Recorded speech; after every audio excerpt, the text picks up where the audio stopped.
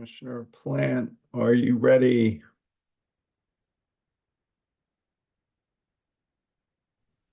Nope, there you are. Sorry. Ms. Boulay, are you ready? I am ready.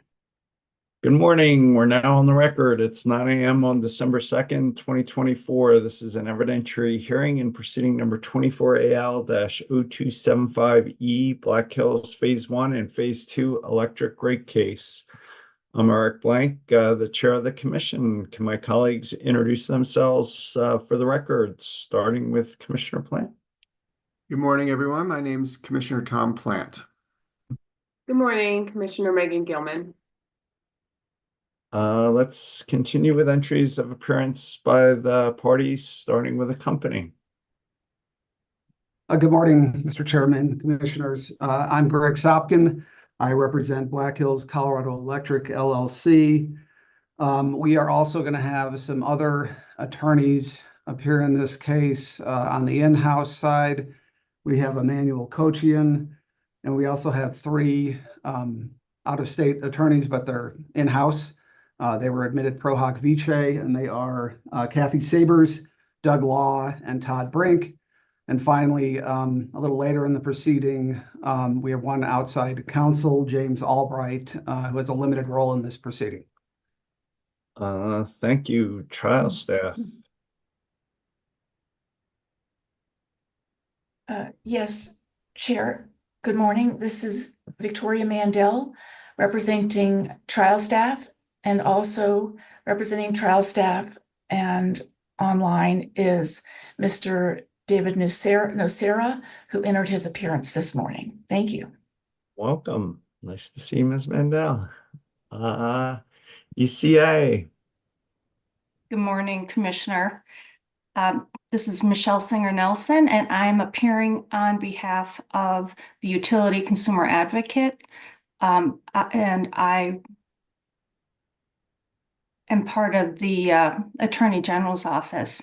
Also entering their appearances today will be Tom Dixon, Greg Bunker, Kate Crampton, and Patrick Wittersheim. Thank you.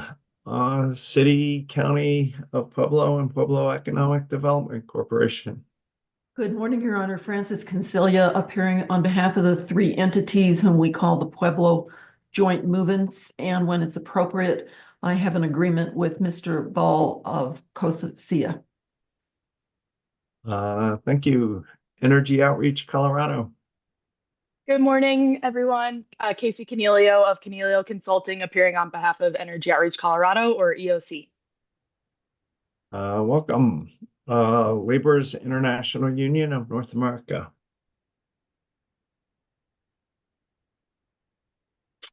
Cosacia, back to you, Ms. Consilia.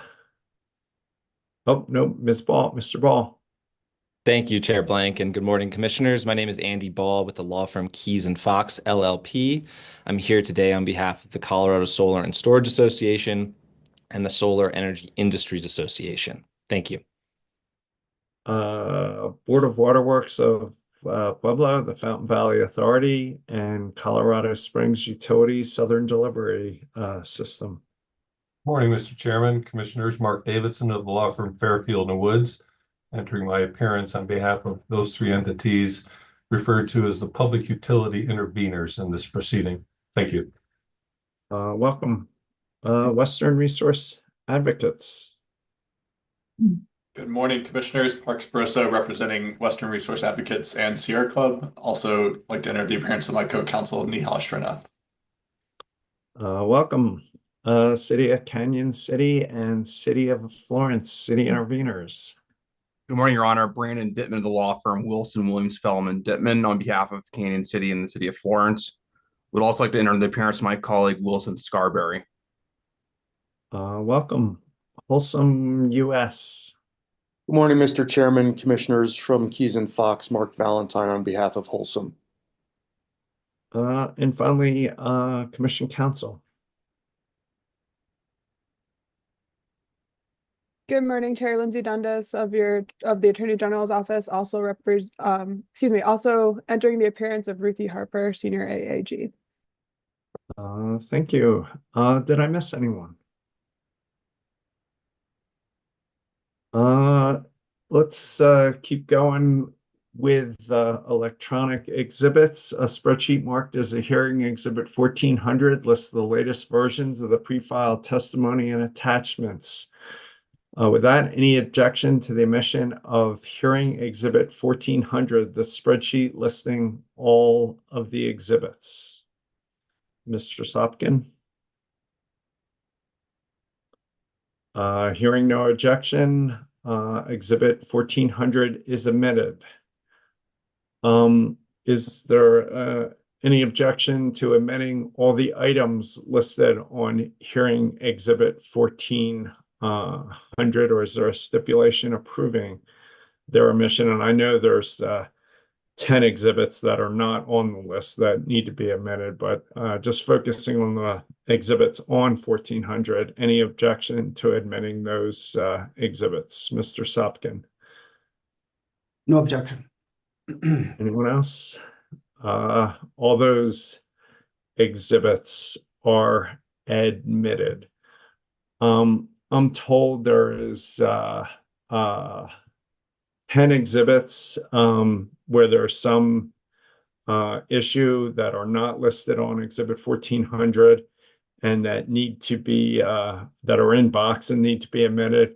And I'm just going to read them really quick. Hearing exhibit 101, attachment MGH4 WP1 and 3.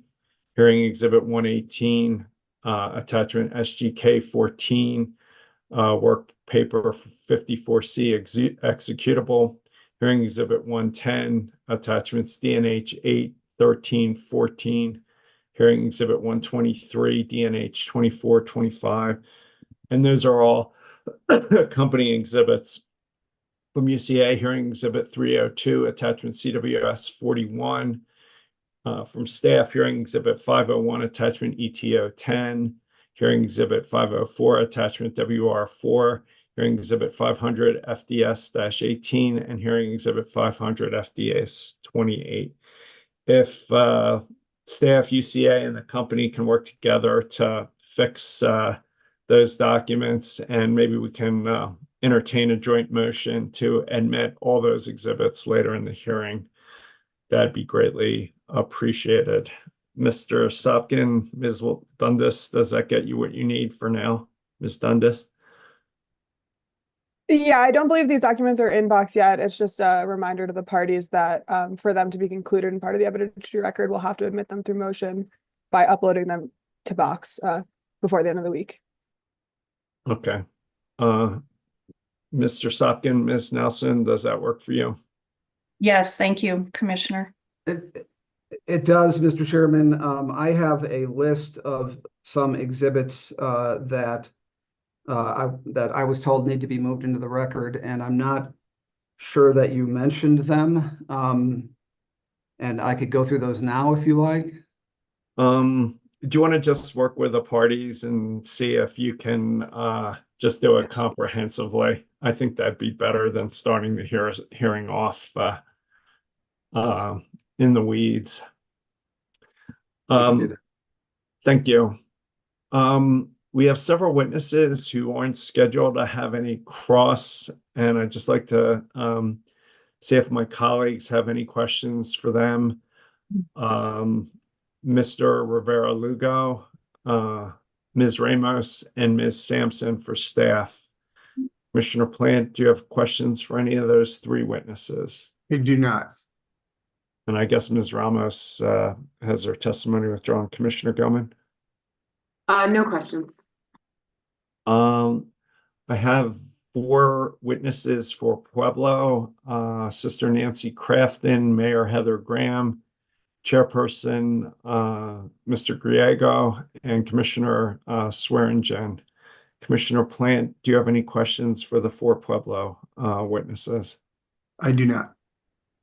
Commissioner Gilman? I also do not. I don't either, as long as Mr. Shaw is available. 2 Canyon City Florence's witnesses, Mr. Hamrock and Mr. Harmon. Commissioner Plant, questions for those two? And Mr. Wolf. I'm sorry, can you say those names again? Hamrock, Harmon, and Wolf. No, I do not. Commissioner Gilman. I do not. Nor do I. And for public utility interveners, Clayton and Church, Commissioner Plant, No. Commissioner Gilman. None. With that, those 7, 10, 12 witnesses may be excused. And I think we've already excused Mr. Jiggershaw from Electrify America. I have a cross-examination matrix. Are there any modifications to that matrix the parties would like to make? Your Honor, two issues. Number one, I wanted to mention that Black Hills will be waiving cross-examination of Eric Nussbaumer for EOC, and we were the only party listing any cross time for Mr. Nussbaumer. Commissioner Plant, any questions for Mr. Nussbaumer? I do not. Commissioner Gilman? Nothing. EOC witness Nussbaumer may be excused. Anything else, Mr. Sopkin? Yeah, the second issue is due to travel schedules. We were gonna suggest swapping the order of two of our witnesses. And those two witnesses are Floyd Wolf and Adrian McKenzie. We would like to call Mr. McKenzie second, and we would like to call Mr. Wolf fifth. So it would swap those two witnesses out. And again, it's due to travel schedules. I think we can accommodate that. Chair Blank, Yes, excuse me. Ms. Mendon. I hate to say this, but switching those witnesses might be an issue for trial staff. We were just now made aware of that. We're not told beforehand. And the level of preparation that I will have for Mr. McKenzie may be less given that switch. So if it's after lunch hour, I should be okay, but I just wanted to let the commission know that I have a mild objection to the switch because I didn't know. Thank you. I think Ms. Mandel, there is no way Ms. McKenzie is going to get on before lunch. So thank you. Thank you. But I apologize, Mr. Scotland. Yeah, thank you. And we can, if it's an issue, we can accommodate you. Maybe you could do your cross last, or they could put another witness on second, or we'll figure something out. Thank you so much. Any other changes to the cross-examination matrix? Yes, Your Honor, on behalf of the Pueblo Joint Movements, Mr. Ball and I have conferred over the weekend, and we are both waiving cross-examination. I'm waiving of Mr. Gale, and he's waiving of Mr. Shaw. Okay. And Chair Blank, if I could, this is Andy Ball on behalf of Costa Cia. I'll just add that with the elimination of the Pueblo Joint Movements cross of Mr. Gell, there are currently no other parties who have reserved time for Mr. Gell. Commissioner Plant, do you have any questions for Mr. Gell? I do not. Commissioner Gilman? I do not. Mr. Gell can be excused. Thank you, Chair Blank. Any other changes to the cross-examination matrix? Yes, Chair Blank, Michelle Singer-Nelson. We've got three company witnesses that we intend to now waive cross of. However, we would like to reserve some of that time for either Ms. Johnson or Mr. Harrington The three witnesses that UCA does not intend to cross are Floyd Wolf, John Spanos, and Stephen Dunn.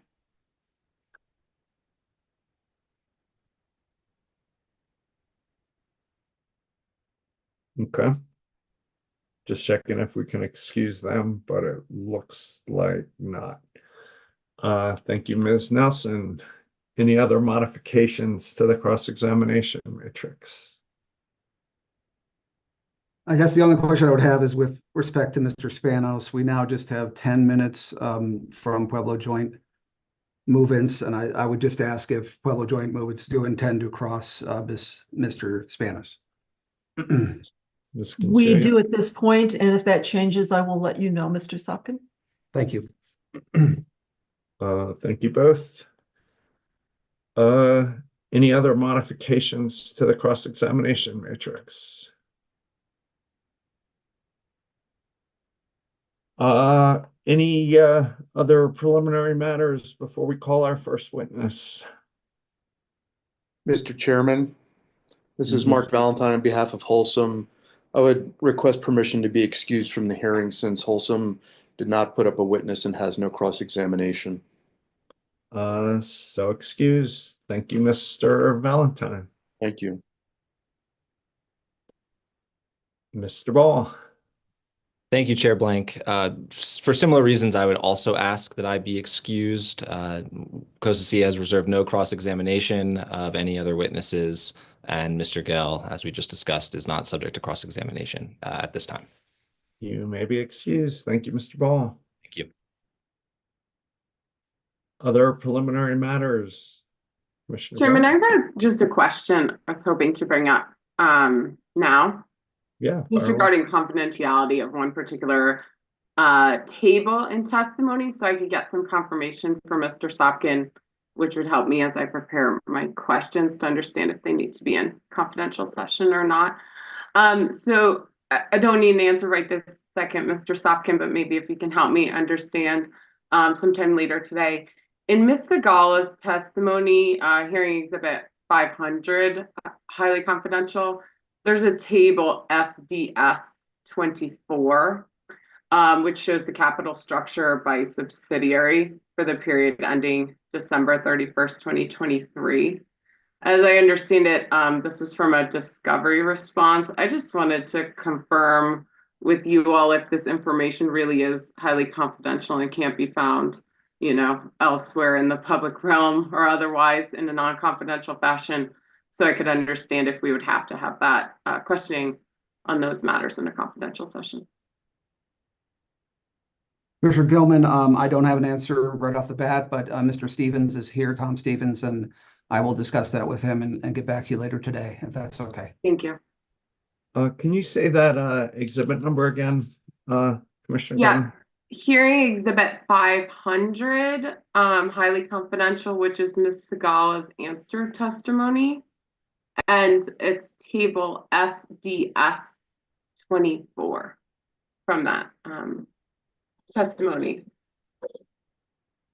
Thank you. It's on page 128 of Rev 1, if that's helpful. Thank you. Other preliminary matters? Chair, I had one, if now's a good time. Yep. On, I believe it was November 22nd, staff in Black Hills filed a notice of withdrawal of staff's enter testimony, and that related to the QSP issues that Ms. Marian Ramos had previously entered testimony on. And attached to that notice is a stipulation from Black Hills and staff. And I was going to suggest to the commissioners to take a vote as to whether that to request Black Hills and staff to file that as a motion, so it's something that could be taken up at deliberations. Mr. Sopkin, are you okay with that? I am certainly okay with that.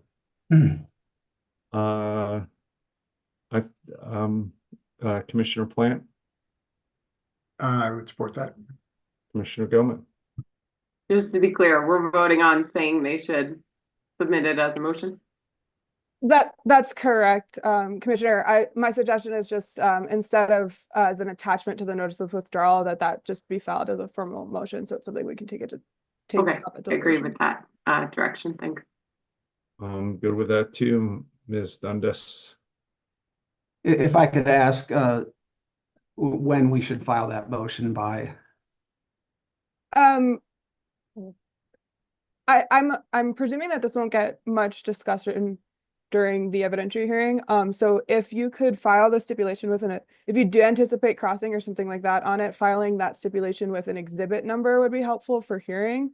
But otherwise, I don't see a rush for the motion to come in. Perhaps by the end of hearing would be appropriate, or let's go with the SOP deadline. How about that, Chair? Okay. Ms. Dundas, if we don't have it by the time we're asking questions and we have any questions on it, is that problematic? No, it's not problematic. You'll just have to be very clear to the legal assistant what you're requesting get pulled up because it's not easily identifiable. Okay. So the ask is twofold. If it sounds like there are questions that will be asked to this, can we get the stipulation filed with a hearing number quickly, and then a written motion following that by the SOP deadline that'll be set at the end of the evidentiary hearing? Will do. Thank you. Okay. Any other preliminary matters before we call our first witness?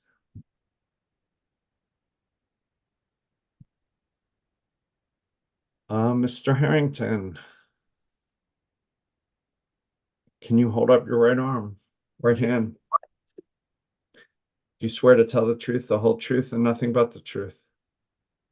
Yes, I do. You can put your hand down. Is anybody with you or communicating with you in any way? No, Chair. I'm in my office here by myself. And if that changes, you'll let us know. Yes, sir. Back to you, Mr. Sopkin. Mr. Harrington, by whom are you employed and in what capacity? Yeah, good morning. I'm employed by Black Hills Service Company, LLC.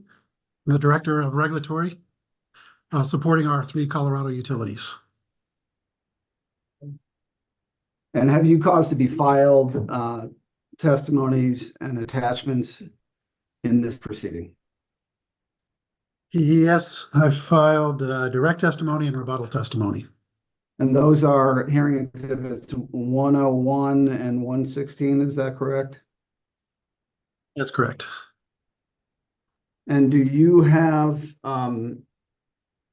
a correction to your rebuttal testimony? Do you have one additional slight correction on my rebuttal testimony? I believe it's on page 31. Yeah, if I may, if I could ask for hearing exhibit 30, I'm sorry, hearing exhibit 126 to be pulled up.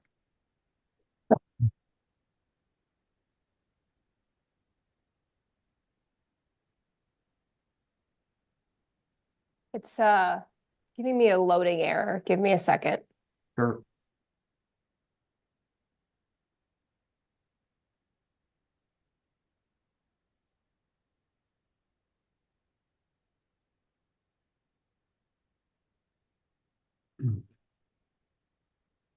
Mr. Harrington, do you see before you hearing exhibit 126?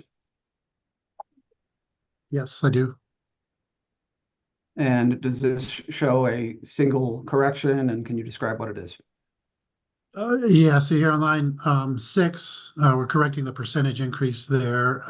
That was a typographical error. And the correct percentage increase should be 28.5 as shown on the screen, not 45%. Thank you. Mr. Chair, I don't believe this has been admitted, this hearing exhibit 126. This is the only correction, and it would be a single page exhibit file to swap out page 31 of Mr. Harrington's corrected rebuttal testimony. Any objections? So admitted. All right, any further corrections, Mr. Harrington? Nope. No, sir. I would tender this witness for cross-examination. Ms. Mandel, I have 90 minutes. Thank you, Chair. Good morning, Mr. Harrington. My name is Vicki Mandel. We've never met. It's nice to see you this morning. Morning. Nice to see you. Thank you. Is it correct that within your job responsibilities as Director of Regulatory and Finance, you are a witness that I can ask about financial activities that affect the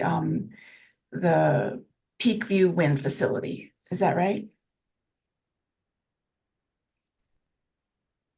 Well, I no longer have responsibility of the financing activities under my current role.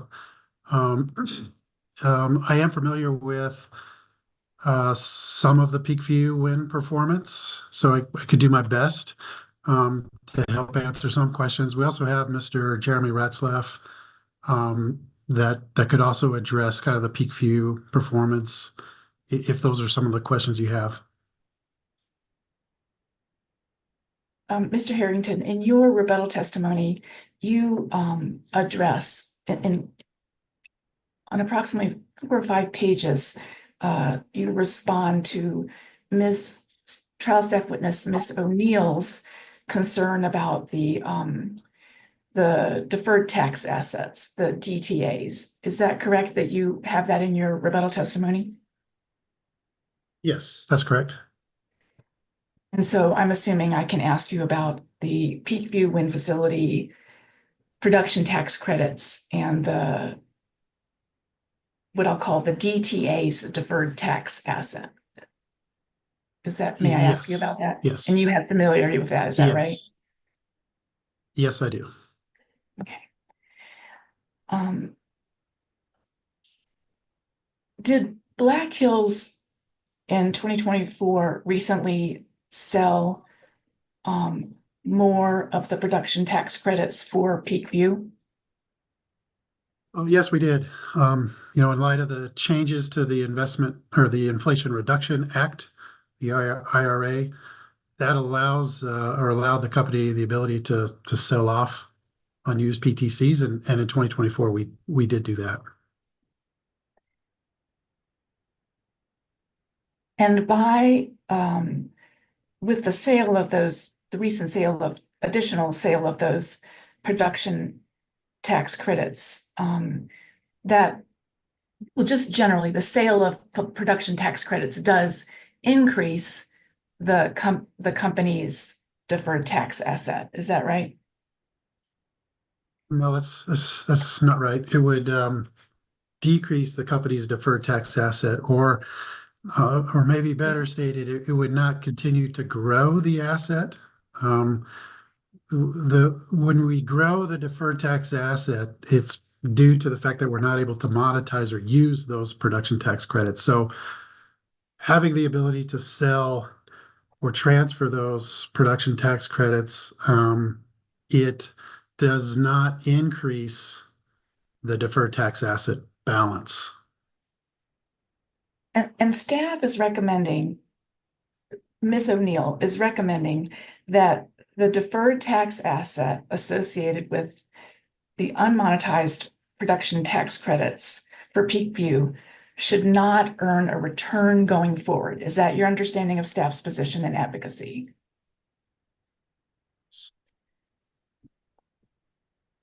I think you just said yes. Is that right? Yes, I did. Sorry. Okay. Can you hear me? Yes, correct. Couldn't quite hear it. Thank you. Now, Sorry, Mr. Harrington, if you could say yes instead of nod, I think it would be clearer for the record. So thank you, sir. Yes. Now, in your testimony, your rebuttal testimony, hearing exhibit 126, you provide 4 objections to staff's proposal. And I'd like to go through those. If you need to go to your rebuttal, it's pages 58 through 62. So let's start with the first objection, where you state that staff has had an opportunity to raise objections to the DTA costs before, the cost to ratepayers before, is that right? Yeah, that's correct. I mean, we've been very clear and transparent. We've included the deferred tax asset ever since it was created in 2018. And staff has reviewed our annual filings and reports ever since we've included them for 6 years now. And is there anything that precludes staff from raising that issue now that you're aware of? I think so. I don't think this is the right proceeding to raise this issue. The recovery of the Peakview Wind Farm was specifically set up through the settlement agreement that approved the acquisition of that facility. And so that settlement agreement states that the recovery of those costs are not included in base rates. And so we've excluded all those costs in this proceeding. So I really don't think this is the right proceeding since we have a settlement agreement that says we shall not recover them in base rates. This really isn't the right proceeding to bring up those issues. Mr. Harrington, isn't it correct that at the time of the settlement agreement, the deferred tax asset was not contemplated and was not specifically addressed in the settlement agreement? Is that right? That's correct. And isn't it accurate that the company, Black Hills, does not have specific authorization from the commission to collect a return on the deferred tax asset? Is that right as well? I don't think I would agree with you on that. Again, we've included the cost in our annual reports ever since it was created. Commission staff reviews our annual res compliance reports. The commission issues a decision approving our compliance with the renewable energy standard.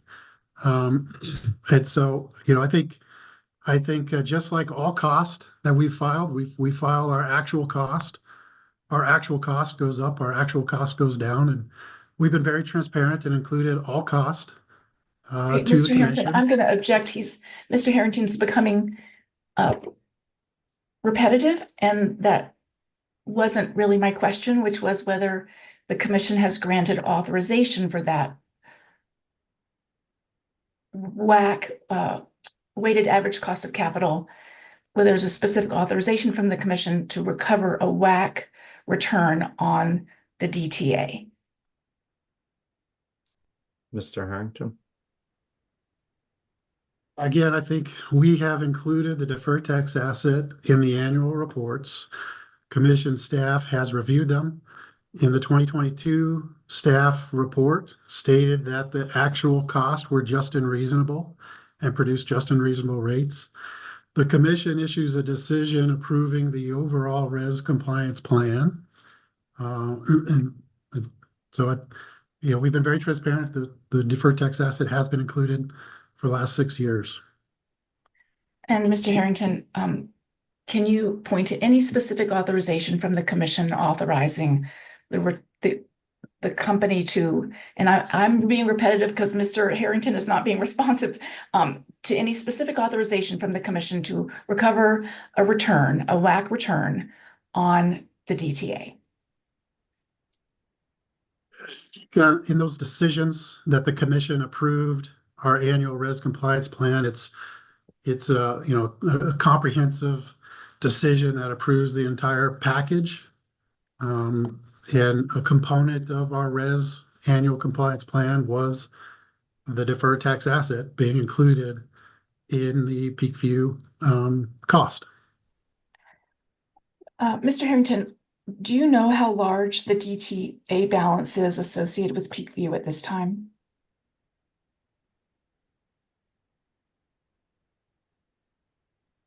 Not seen recent reports on it. I recall the last figure I recall was around $36 million. But I think that was kind of earlier in 2024. I haven't seen any recent data, but I'd give you around $36 million. Okay.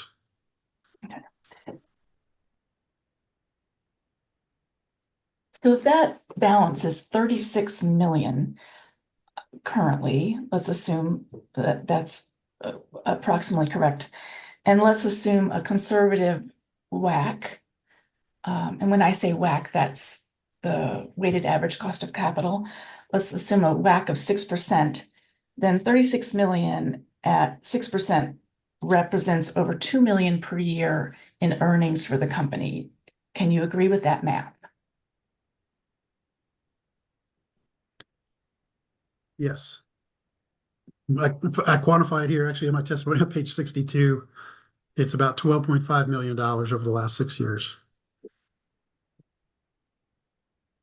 Thank you, Mr. Harrington. And in Ms. O'Neill's answer testimony, hearing exhibit 501, she estimates that Black Hills has charged ratepayers approximately 9.6 million, which is the WACC return on the Peakview DTA to date. Do you also agree that is a reasonable estimate of the cost to ratepayers on that DTA so far? I apologize. I had a fire truck drive by my office. I didn't quite catch all your question. I'm Sorry, happy. could you? Yeah. Sure, of course. Ms. O'Neill's answer testimony, hearing exhibit 501, estimates that Black Hills has charged ratepayers approximately 9.6 million for the return on the Peakview DTA. Do you agree that that is a reasonable estimate of that charge to ratepayers so far? I'm not sure. I don't recall reading that part. Testing her, verifying her testimony. I'm not. So I'm not quite sure. Again, I calculated, that it was a $12.5 million. I'm not sure if she's calculating the equity portion or the full WACC. So I'm not really sure. Maybe if we pull up her testimony, that could help me. Yes, thank you, Mr. Harrington, and thank you. So that's hearing exhibit 501, and we'll go with the public version. And I think that's on approximately page 27, lines 2 through 3. And there it is. She has an estimate of approximately 9.6 million. Do you have any reason to disagree with that? That's so far. Could whoever's driving just scroll back up a little bit? I could catch the.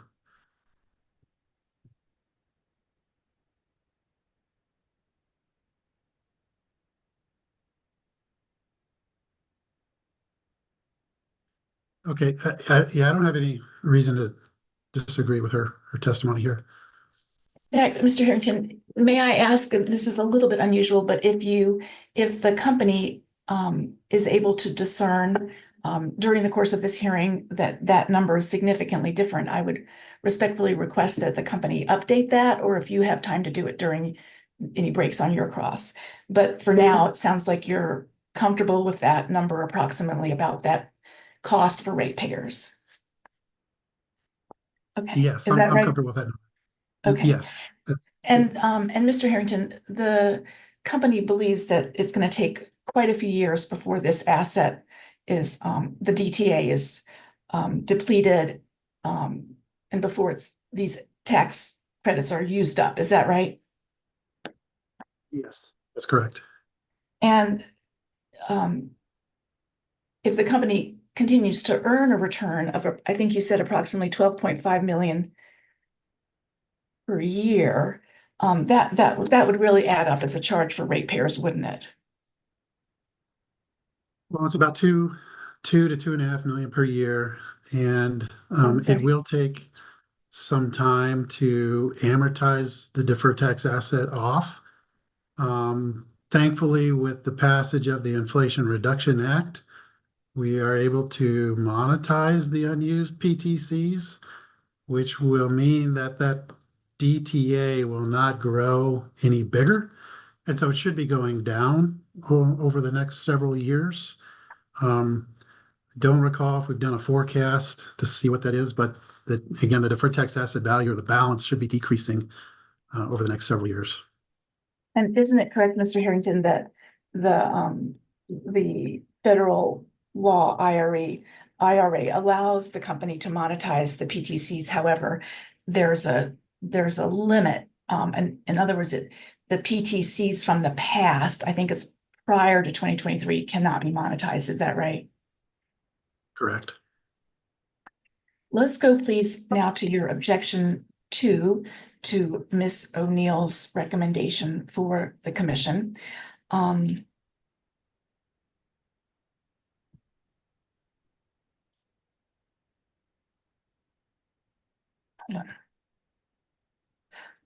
Actually, we went over this already. I think you acknowledged that the original cost estimate for the Peakview Wind facility did not incorporate the creation of a DTA. Is that right? Similar to, like I pointed out in my testimony, just, very similar to cost savings, right? We've had cost savings from getting off of public services flex reserve schedule.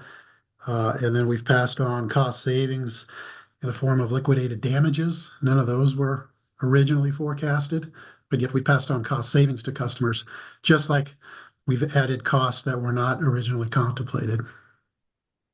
That is a nice segue to your objection number 3, Mr. Harrington. In your rebuttal, you state at page 62, lines 1 through 7, that the company has passed on significant cost savings to customers that were not initially modeled in the CPCN. Can you see that statement that you made? I do. Yes, I see that. Okay. And I'd like to take a moment to discuss your statement that there have been significant cost savings to customers. Let's start with a review of the facility, the Peakview operating performance. May we please pull up page 24 of Ms. O'Neill's answer testimony? That's hearing exhibit 501C, and that would be page 24, and take a look at table ETO1. Sorry, are you asking for the confidential version to be pulled up? I'm sorry, I didn't clarify. Yes, please. Sorry, no, the public version. Thank you. And you said page 24? Yes.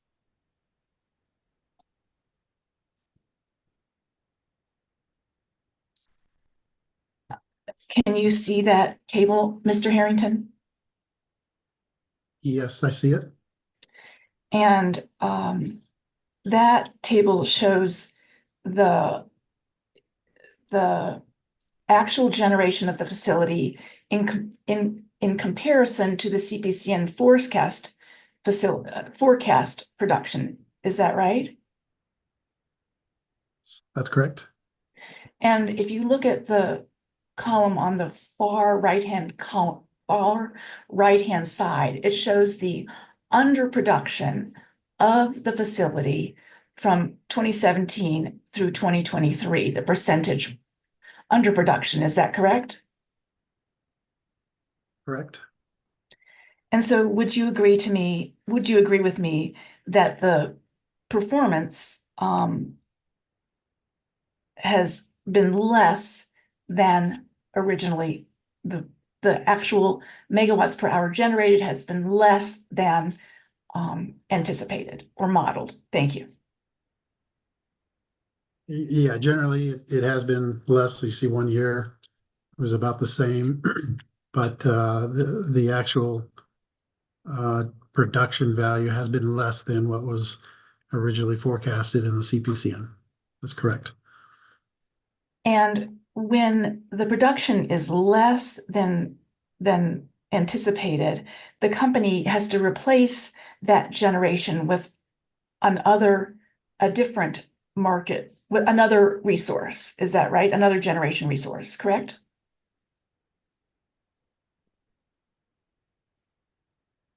I'm not sure. It might be a better question for Mr. Ratzlaff on exactly how the dispatch works. I'm not familiar with all the dispatching of the different facilities. I'll ask it. And again, yeah, yeah, sorry to interrupt you. It kind of depends on, what the load value is at the time, how much customers are, the customer's load, on whether or not we need to replace it or not. There's a lot of variables that would go into that. And I didn't mean to interrupt you, Mr. Harrington. I'll ask the question a little bit differently, and that is, let's say hypothetically that the company needs to replace this underproduction of forecasted megawatts per hour. If the company were to have to purchase other generation resources to take that, to serve load, would that cost ratepayers money? Potentially it would not. It would depend on whatever replacement source the energy is coming from. I mean, it could be the case that we were able to buy energy from our neighboring utilities or through the SPPWs that would come at a cost savings to customers. So it would really depend on kind of the market condition and the prices that we would be able to find at that time.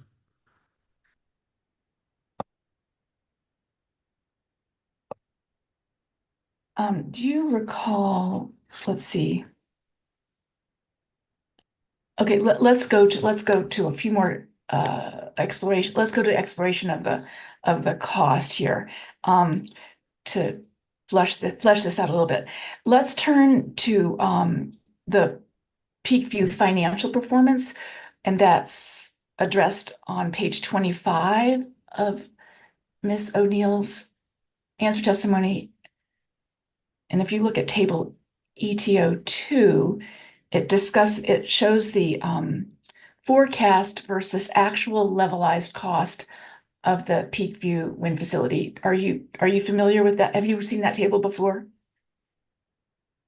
Yeah, but could I ask just to scroll down to see that footnote 20, if you could, please? Oh, maybe a little too far.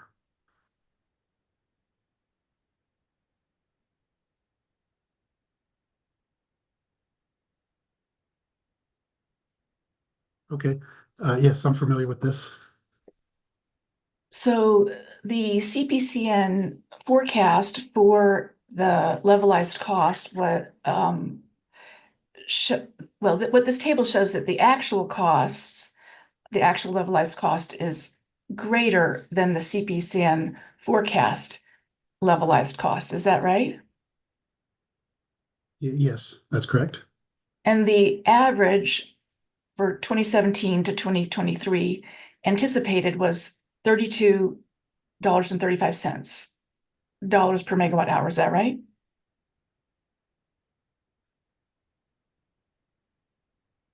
That is supposed to represent well, I'm not sure what the 32.35 represents. I believe it says, I think that's an average for that time period.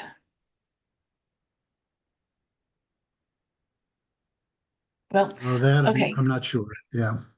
Okay. And then to date, the number on the bottom of the right-hand column shows an average, shows the number of 51.28 for the dollar per megawatt levelized cost. Do you see that? It looks like an average, but I can't quite tell from the chart. So I'm not exactly sure it's an average. Would you be It looks like willing it is, to but agree? I'm not sure. Yeah, subject to check that it is an average? Yes, that's fine. Okay. And would you agree with me that that is a more than 50% increase in the actual cost compared to the CPCN modeled cost estimate?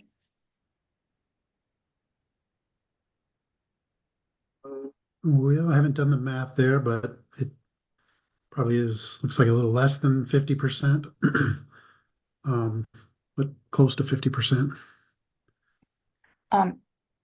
And Mr. Harrington, I'd like to give you time to go back and double check that, but subject to check, the actual levelized cost of 5128 divided by the projected 3235 equals 58.5%, which is more than 50%. And I would like to give you the opportunity to double check that at your convenience. So, and then you can let me know if you agree with that. So going back up to the page above, table ETO1, it shows that the annual generation of about 200,000 megawatts an hour. You see that? And the actual megawatt per hour generated. I see that. So subject to check, I had done a little more math and said that, well, let's go back for a moment. I apologize. So the difference between on table ETO2, the page below where we were just looking at that, the difference between the 5128 and the 3235 is about $19 per megawatt hour. Is that right? I'm going to take a moment to take a look at that. Please do.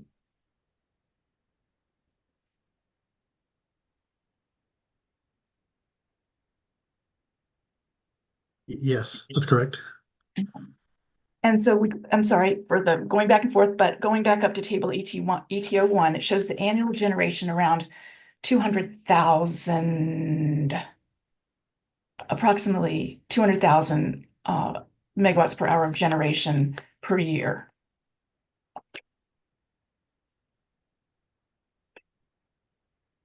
Yeah, I mean, that's a close average. It's about 200,000 megawatt hours is kind of what it generates. Okay.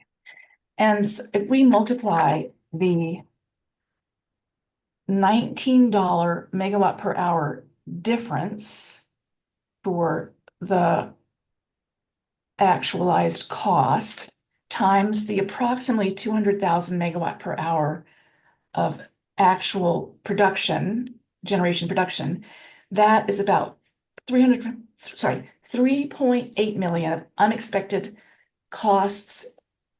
Well, let's say unanticipated costs to ratepayers each year. Can you agree with that math?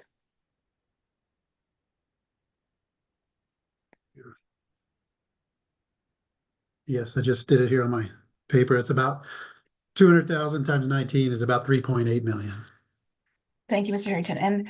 And can you also, is it correct to state that cost increase above the forecast, that does not include the impact of the return on the DTA? Is that right?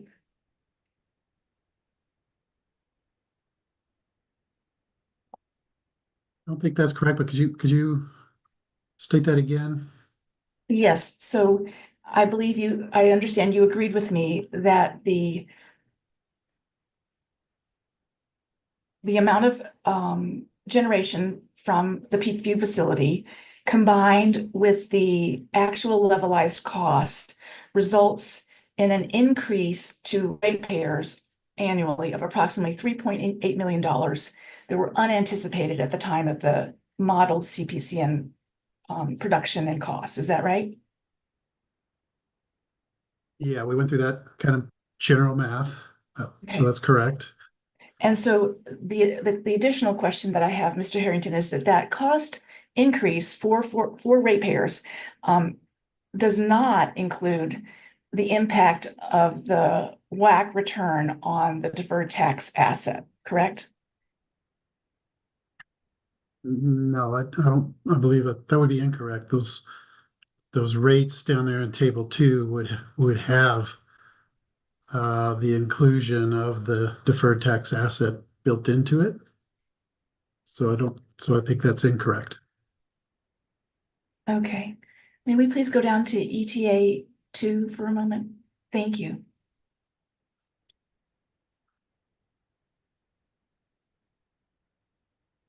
Okay.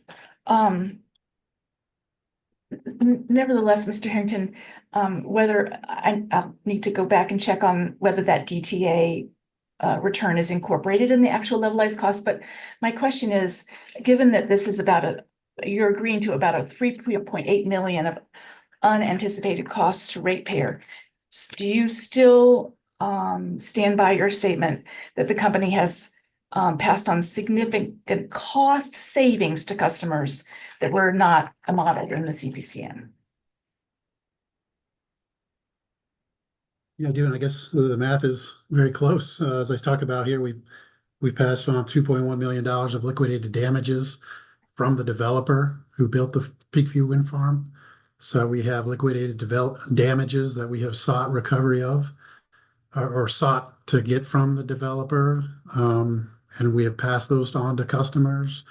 Furthermore, we did our due diligence and provided cost savings to customers by self-supplying flex reserves from Public Service Company of Colorado.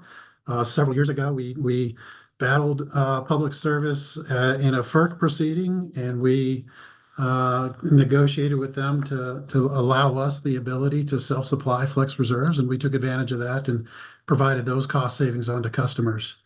And then I guess further, Ms. Mendel, this kind of comparison between the CPCN cost and this actual cost is really not what the commission established for the performance incentive mechanism for this facility. We were not held to the original CPCN cost. The benchmark was comparing to a purchase power agreement cost, a PPA cost. And so this comparison between CPCN cost and actual cost is really not relevant for this facility. The relevant comparison, which was established by the settlement agreement of the commission, was to compare the actual cost to what the PPA price would have been. And so that's the appropriate comparison that we've looked at, and that's the appropriate comparison that we've done every year for this facility. And Mr. Harrington, the focus here is on the return on the DTA at most importantly, and I believe the settlement agreement did not anticipate the deferred tax asset and the company earning a return on that asset. Is that correct? Yeah, similar to the settlement agreement, did not contemplate liquidated damages. So, when we compare or when we calculate the actual revenue requirement, we're comparing actual cost, actual cost savings. Yes, the DTA was not contemplated in the original CPCN, nor were cost savings contemplated in the original CPCN. Which is why the commission has set up the performance incentive mechanism the way it did, is when you look at actual cost, you need to look at all cost, right? Costs that go up, costs that go down. That's the appropriate comparison, not just singling one cost component that went up.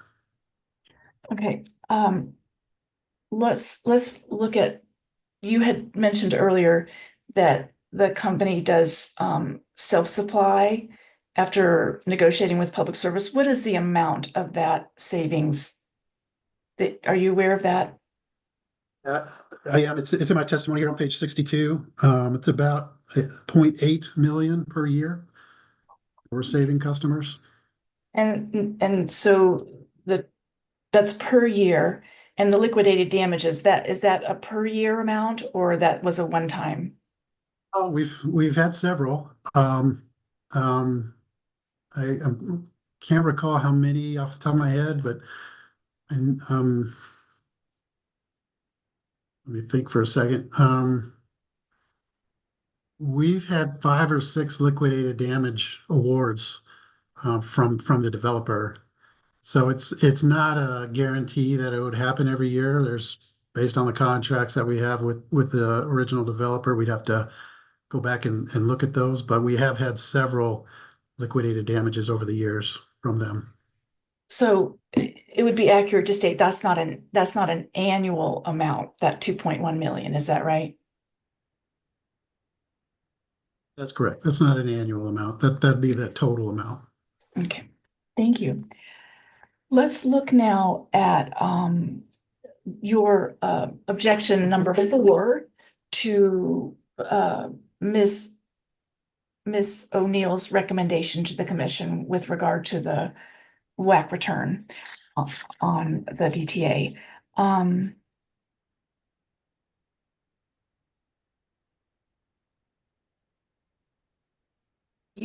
believe you state that the PTCs, the production tax credits, have provided significant value to the customers despite the inclusion of the DTAs. Is that true? Do you need to look at that, Mr. Harrington? That's true. Yep. I've got it here. I've got a copy here at my desk. That is true. Mm-hmm. And the production tax credits were included in the original cost projections for the Peakview wind facility, correct?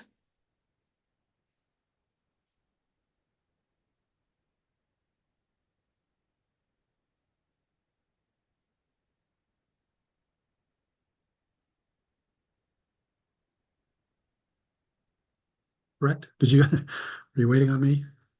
I Rephrase was for a second. asking if those production tax credits were included in the original cost projections for the facility. Is that right?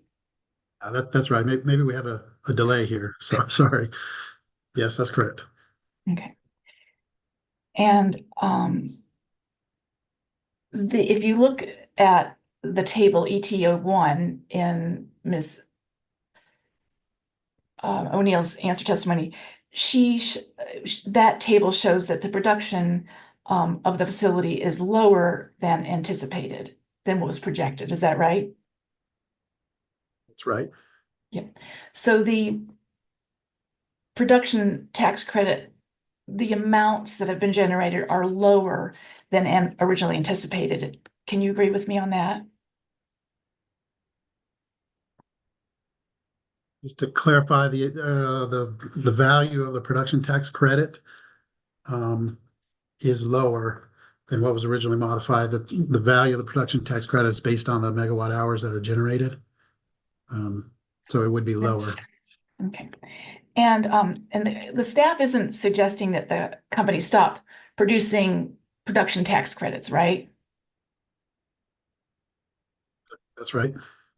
And the staff isn't suggesting any penalty or disallowance associated with the reduction in anticipated generation. Is that correct?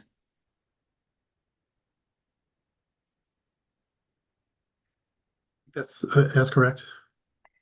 And the staff isn't suggesting any penalty or disallowance associated with the reduced financial performance of this unit, of the facility. The staff is not taking that position. Is that right as well? Well, I'm not sure I'd agree with that one, since staff is recommending to exclude the deferred tax asset. That is a financial issue. So I think the last one, staff is recommending a change to the revenue requirements. And to be clear, staff is only requesting that the company not be able to apply a WAC return to the DTA going forward. Is that also your understanding? Yes.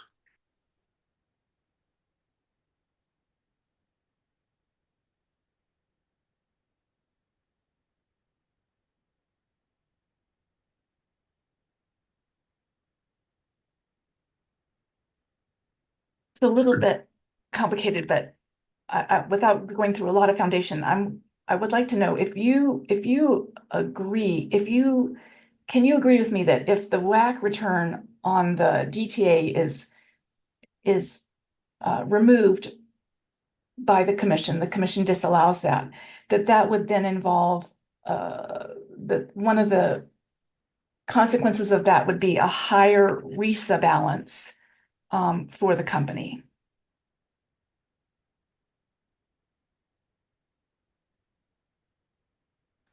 Ooh, There's a lot of factors that go into the RISA balance, so I don't know I could agree with you just on that one issue.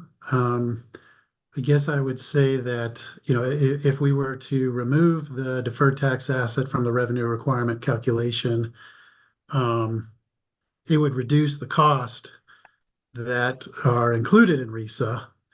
But again, there's a lot of costs that go into RISA, so I'm not sure if it would, what the impact of the RISA balance would have. Thank you, Mr. Harrington. It's a little complicated to go through that on cross, so I wanted to just check and see if you could agree with me. If you have an opportunity to go back and look at that, and are able to confirm that, I would respectfully request that you do, but you're under no obligation to do that. So let's go now to a different topic, which is the company's statements that their costs have gone up, operational costs have gone up, or other costs have gone up. May we please go to Mr. Harrington, your rebuttal testimony, hearing exhibit 126, page 30, and there's a diagram there of a utility pole. Can you see that? Sorry, I'm happy to pull it up on the screen if you want, but 126 was only the corrected page. 116 is the rebuttal testimony. Is that what you want, page 30? Yes, thank you for that clarification. Thank you. So yes, please, if we could pull that up, I think that would be helpful.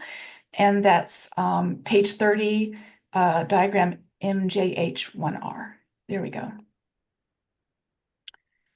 Mr. Harrington, was this figure prepared by you? Yes. And these costs, well, I guess, so has the company used this table in other contexts?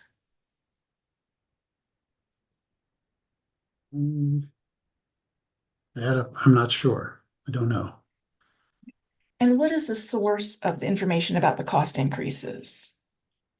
We pulled data from our books and records, from our power plan capital software system, and pulled data from again our books and records, and looked at cost of a typical utility pole, and try to understand how much the cost of that pole was in 2016 versus what the cost is today. Okay. I'd like to have you look at a discovery response.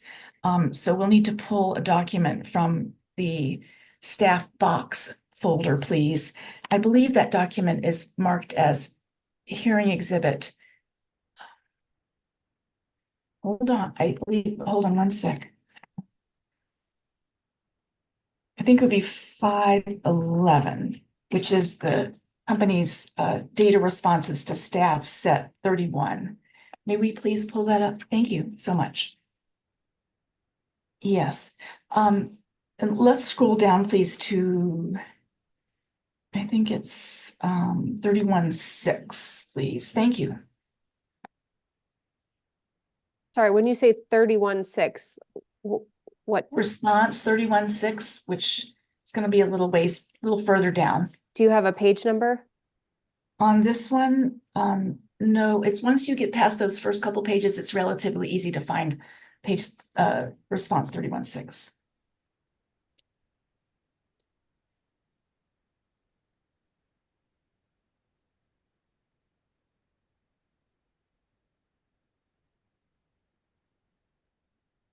And Mr. Harrington, you're the sponsor of this response. Is that right? Yes, that's correct. If you look at the question, it says, please provide documentation for these cost increases. Did you see that?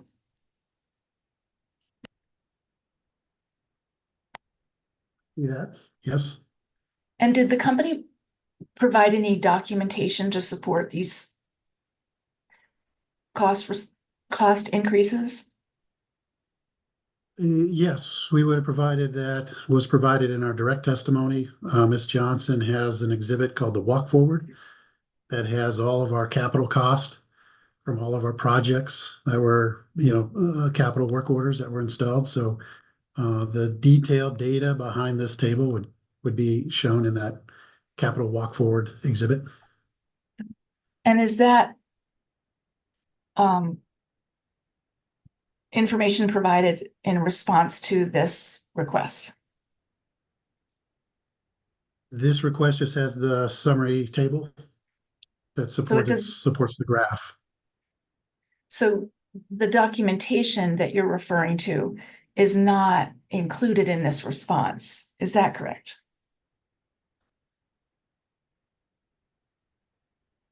I don't see that listed here in the response.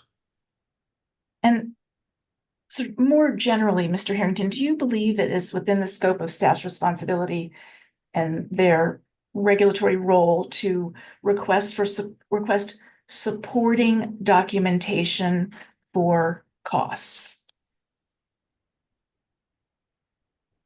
Your Honor, I'm objecting to this line of questioning. Staff had the opportunity to contact us after this discovery response, as it did on other occasions, asking for further information.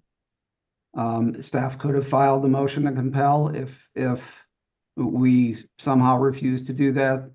There's been 1,500 discovery requests. We tried to answer them as best as we could, but I think this line of questioning is inappropriate when there's been no follow-up. Ms. Mandel? Yes, Chair.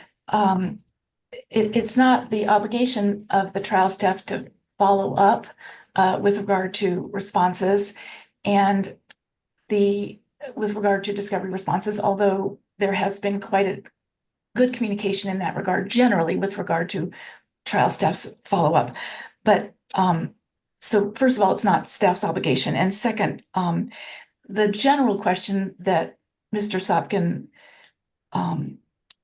objected to that I just asked was a more general question about whether or not Mr. Harrington agreed that it is within the scope of staff's responsibility and regulatory role to request supporting documentation for company costs. The objection's overruled. You can answer that to the best you can. Staff, as Mr. Sopkin alluded to, asked hundreds of data requests in this proceeding. In fact, we've received, as of recently, almost 2,000 data requests, which in my experience has been the most I've ever seen in a rate case that we've worked or that I've worked on. So staff and consumer advocate and the other parties have done a very thorough job of asking questions upon the company. We've done our best to timely respond and provide the information that's been requested.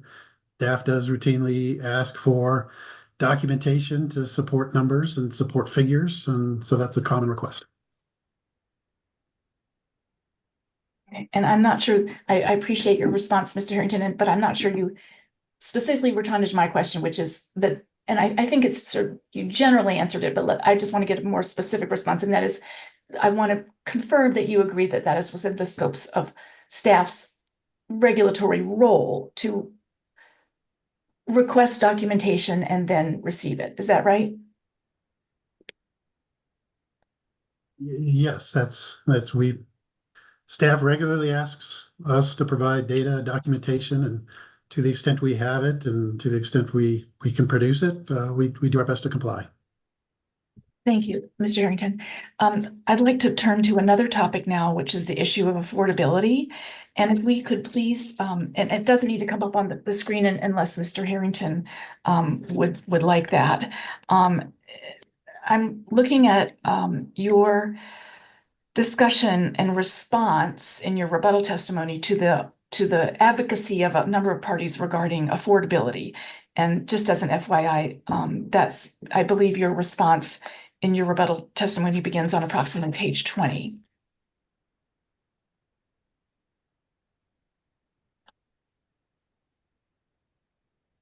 Do you see that, Mr. Harrington? Yes, Yes, okay. with you. And with with regard to your response, you respond to the UCA and you respond to, I think you said, every local government discussed affordability. And I know this is a compound question, but I'm trying to make things move along. And you also respond to the EOC. Is that right?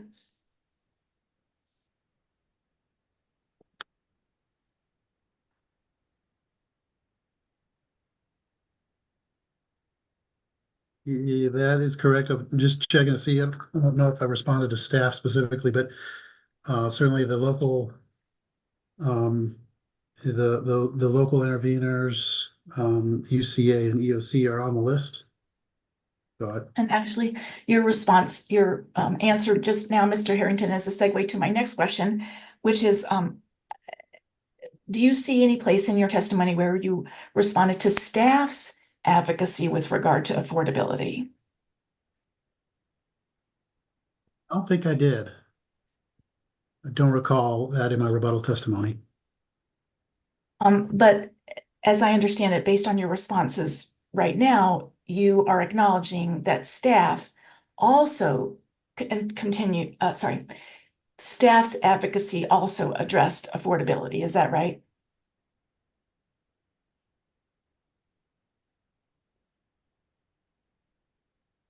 Yeah, I don't recall. I know Ms. Segal and Ms. O'Neill talk a little bit about affordability in their testimonies, but I don't recall what their advocacy positions are. So I'm not sure. Okay, Mr. Harrington, I'd like for you to take a look, please, at Ms. O'Neill's answer testimony. That's hearing exhibit 501, beginning on page 18. And may we please have that on the screen? Thank you very much.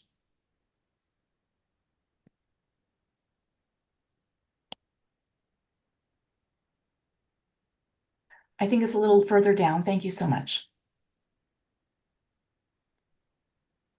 Tell me And when to. yes, Yeah, it's up to, thank you so much. It's up to Mr. Harrington. Let's go at the speed that he is comfortable with in terms of reviewing Ms. O'Neill's testimony regarding affordability. So, Mr. Harrington, I guess let me know when you're ready to scroll. I'm ready for the next page.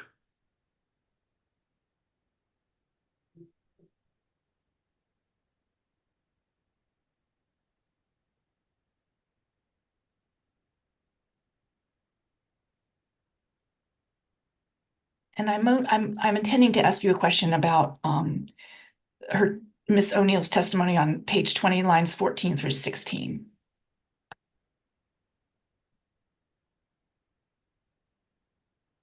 Okay, I'm ready. Do you want me to go to page 20, 14 through 16 now, or keep scrolling here for Mr. Harrington to read? Mr. Harrington, please let us know when you've had an opportunity to review staff's testimony on affordability and when you have gotten to the content that I intend to ask you about on page 20, lines 14 through 16. Thank you. Okay, I'm ready for the next page.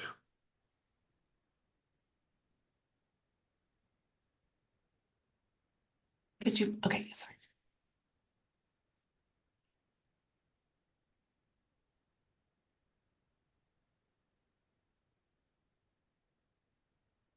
We read down to line 13. And if you look at the sentence on lines 14 through 16, I'll go ahead and read that quickly. Well, not quickly, because that doesn't work, but I'll read it. And then I have a question about it. So it says, staff encourages the commission to carefully consider each decision point in this proceeding, particularly those impacting the overall cost of service with the backdrop of affordability and reasonably priced service. Do you see that? Yeah. And do you remember that testimony now? Yes, I do. And do you recall also that the staff's testimony not only addressed affordability for residential customers, but also for commercial, industrial, and small business customers? Do you recall that being in her testimony as well? Yes, I do. Okay. And it's also accurate that while you responded to the affordability advocacy and other parties' answer testimonies, you did not acknowledge this advocacy on the part of staff. Is that right? That's correct. I don't think I addressed this in my rebuttal testimony.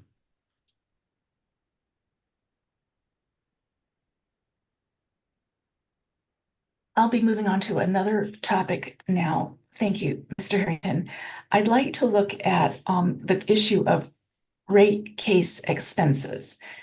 And so let's go please to your rebuttal, page 72, lines 12 through 15.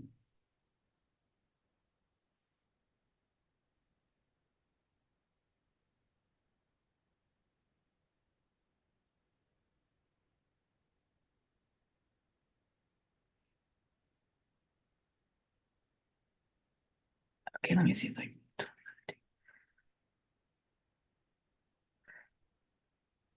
And you're saying that, as I understand it, and let me know if you're not there at this point, but it says, however, staff recommends a total expense recovery from the instant proceeding of only $120,164. Is that right? That's right. Okay, and I'd like to take a look at Ms. Segala's actual recommendation, which is, well, it might take a minute to get there, but I'd appreciate you're taking a look at her actual recommendation, which is in hearing exhibit 500. That's Ms. Segala's answer testimony, page 192, lines 7 through 10.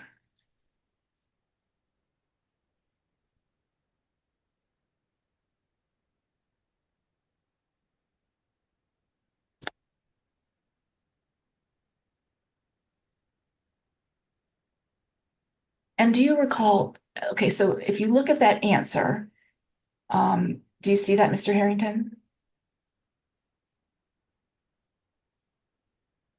Are we on line 9? See the answer on line 9? Is that where we're Yes, at? it's the first sentence. Her answer to the question, Ms. Segala's answer to the question, that first sentence. But before I ask you a question about that, I realized I wanted to ask you a foundation question. With regard to her testimony before that, which I'm assuming you have some familiarity with, but if you don't, let me know, we'll scroll up. But would it be accurate to say that Ms. Segala's testimony, she expresses concern about delays in the production of documentation supporting rate case expenses? Do you recall that? No, I don't recall that testimony.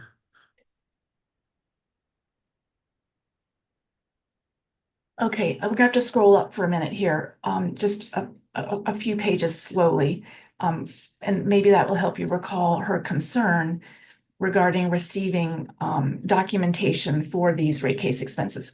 May we please scroll up? I think it might be about a page and a half. Yeah, do you have a starting page or? Maybe it's a little bit further. Okay, here we go. Well, let's start with this. This is this page right now that you're on, where on line 5, where if you look at that, Ms. Segala is talking about that she has identified errors and issues with invoices in the past, and she says on line 13, Ms. Segala says it's important for interveners to review actual receipts. Do you see that? Yes. Okay. Do you recall that, Mr. Harrington? Yeah, I mean, I see it here on the screen. Okay. And let's go up one more page, please. Thank you very much. Okay, so it's the Q&A that starts on line 8. And there, if you'd like to take a moment to look at it, Mr. Harrington, Ms. Segala discusses a delay in providing invoices for the rate case expenses. Do you see that, Mr. Harrington?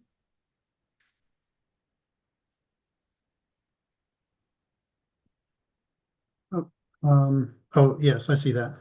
Okay, Yes. so let's go back down to the sentence that I wanted to ask the fundamental question about, which is Ms. Segala's advocacy with regard to the rate case expenses, which is on page 192, lines 7 through 10. And I'd like to, just for clarification, Mr. Harrington, in terms of staff's position, isn't it accurate that that sentence is saying, based on the invoices provided to date, Ms. Segala is recommending the recovery of $124,127. That's the statement that she's actually, that's what she says. Is that right?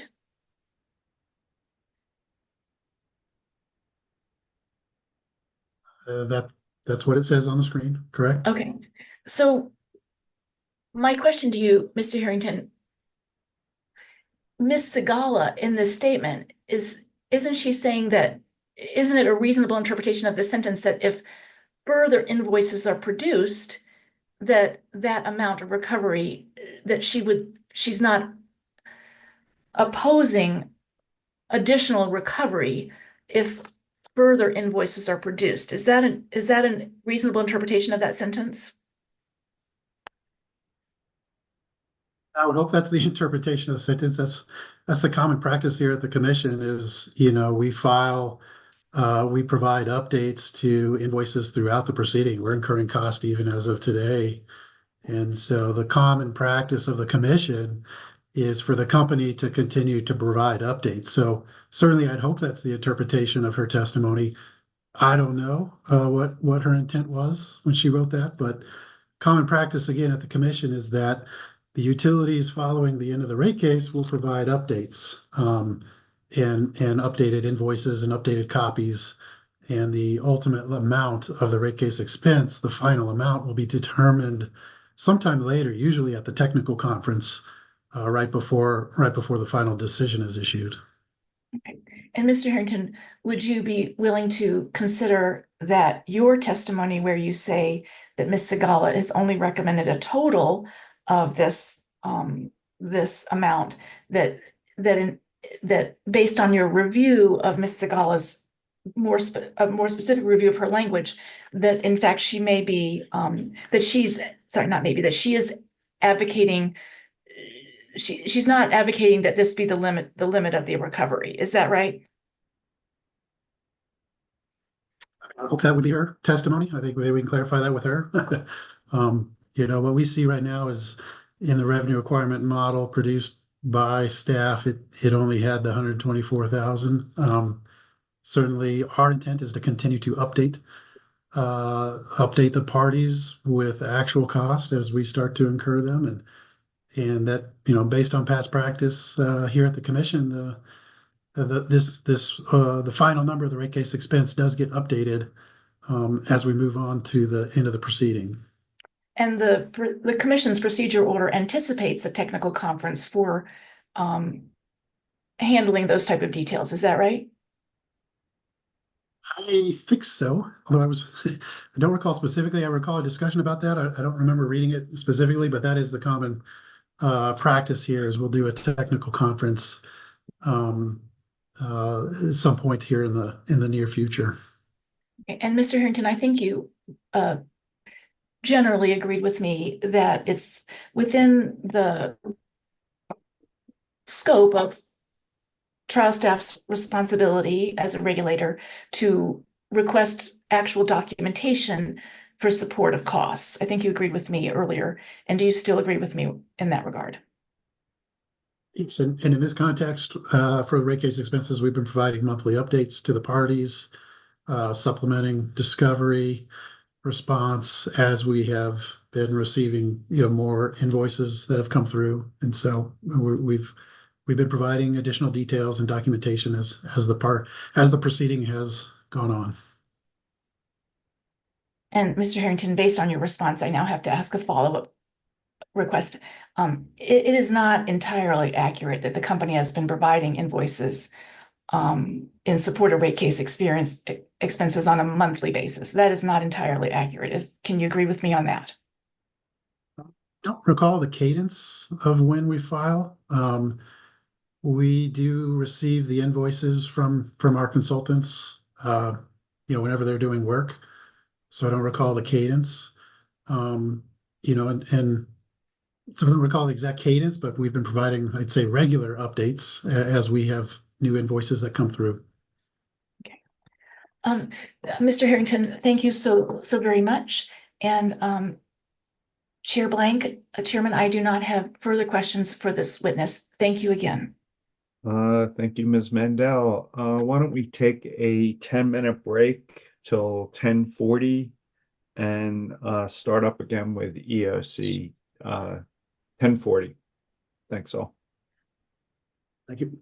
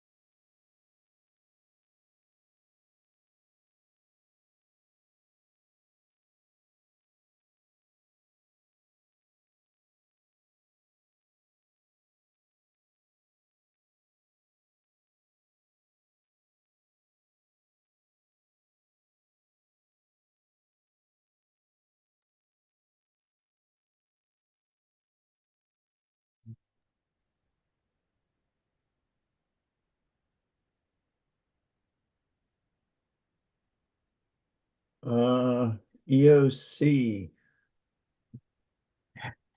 Chairman, this is Victoria Mandel speaking. I apologize.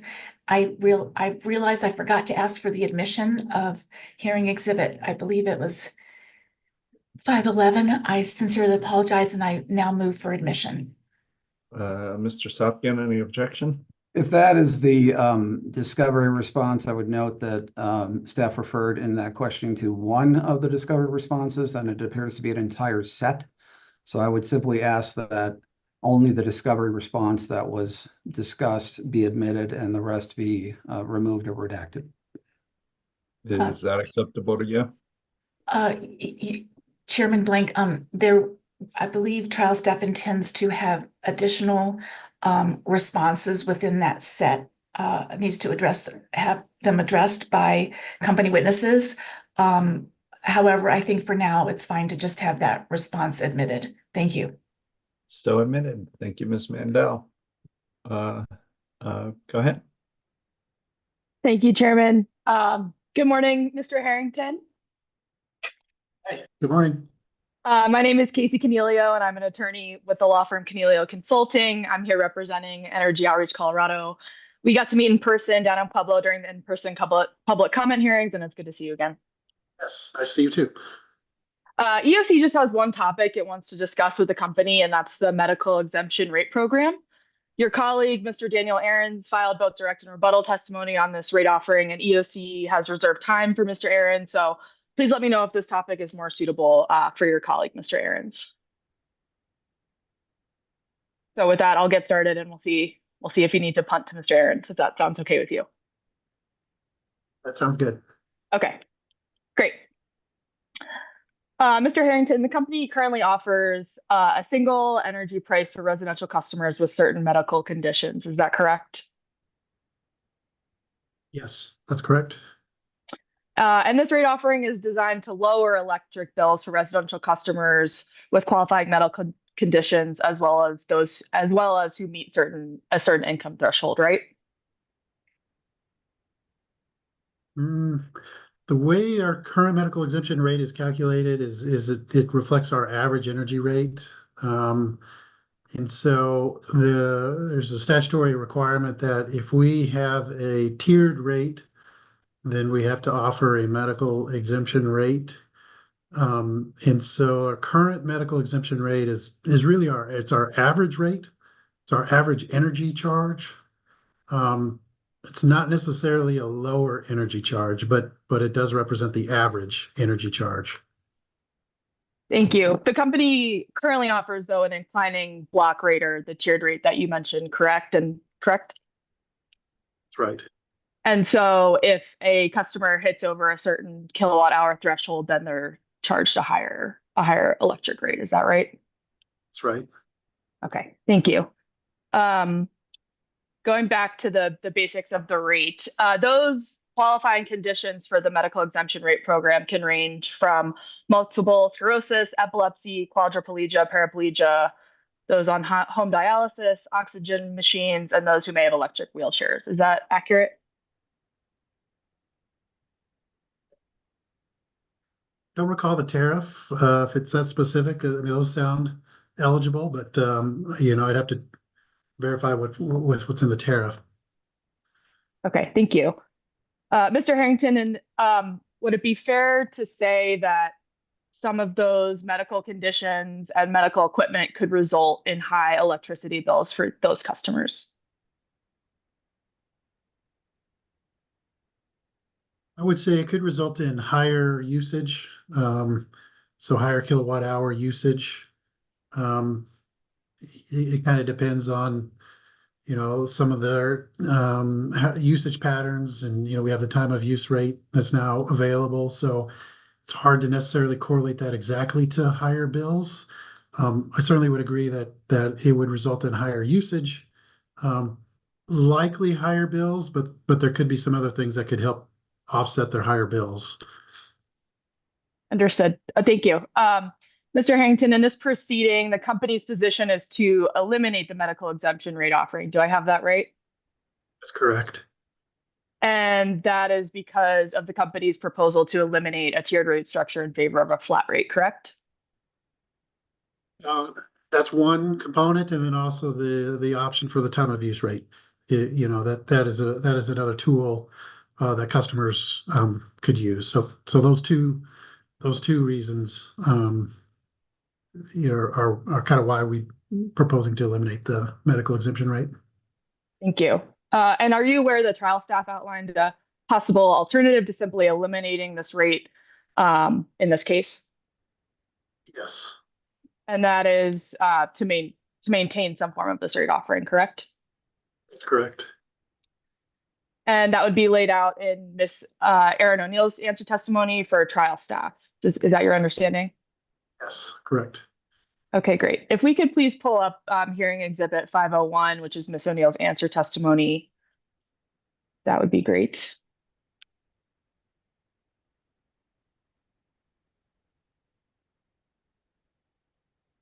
And then if we could turn to page 42, starting at line, or sorry, I'm sorry, page 41, starting at line 6. Okay, great. So Mr. Harrington, Ms. O'Neill, do you see here that Ms. O'Neill notes that Xcel Energy has adopted an MEP specific rate for its medical exemption customers?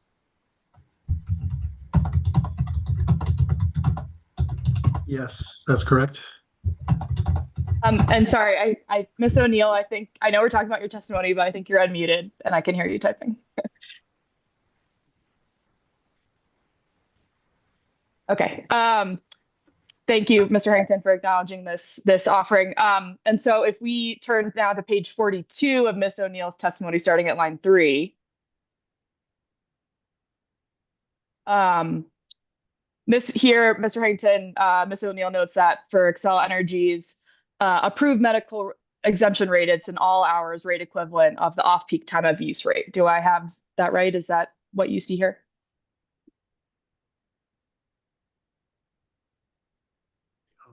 Yes, I see that. Okay, great. And then on line 13 of the same page 42, Ms. O'Neill makes a recommendation that Black Hills could similarly add a medical exemption program to its proposed optional residential time of use rate in order to provide a discount to customers relying on medical devices. Do you see that? Yes. Thank you. And you're aware that EOC's position, as laid out in Mr. Andrew Bennett's cross-answer testimony, is to maintain a medical exemption program rate offering, right? Yes, that's correct. Okay, thank you. And as we stand here today, do you know the number of currently enrolled residential customers in the medical exemption rate program? I do not, but I believe Mr. Ahrens does have that information. Would it be helpful? I think it's a pretty low. Yeah. It would, if it'd be Sorry, I helpful. think it's a low number, but I'm not sure of the exact. Okay. If we could actually Sorry. stay on, no, it's okay. If we could stay on Ms. O'Neill's testimony, actually just go up to page 40, just above line 1. And Mr. Harrington, do you see this table at the top of Ms. O'Neill's answer testimony on this page that lists program participants as of September 30th, 2023? Yes, that number looks right. The number, I was thinking of around 100 customers, so that number looks right. Okay, thank you. And if we could now turn to hearing exhibit 501, attachment ETO 11.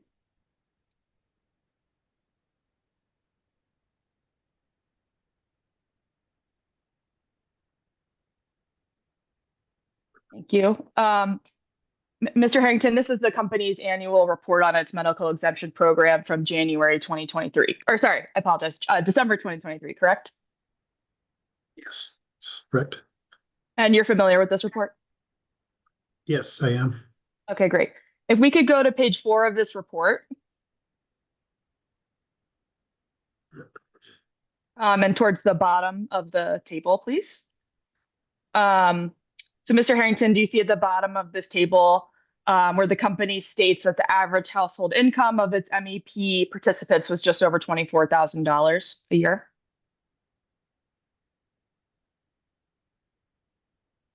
Yes, that's correct. Thank you. Just a few final questions. Would you agree with me that, and we could take this down, thank you. Would you agree with me that that medical exemption customers are unable to conserve or modify their energy usage in the same way as other customers without potentially impacting their chronic health conditions?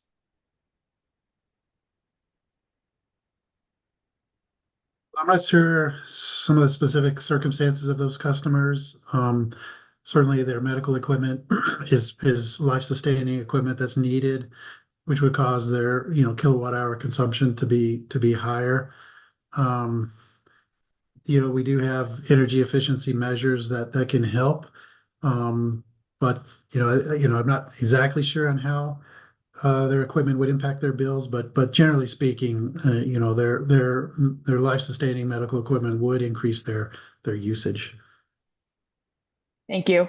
Do you know the current number of Black Hills customers on the Black Hills Energy Affordability Program waitlist? Waitlist, I do not know the current waitlist number, no. Okay. If we could just pull up one last exhibit, and that is hearing exhibit 600, the answer testimony of Andrew Bennett for EOC.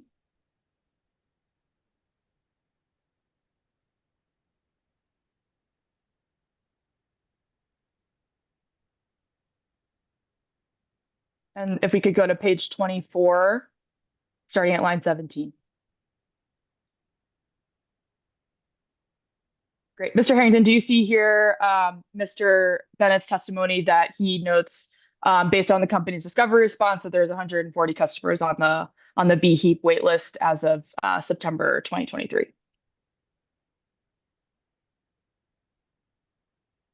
I don't see the date anywhere, but I'll give you it's September. Okay. Looks like it's the information we provided in discovery, so that looks right. Okay.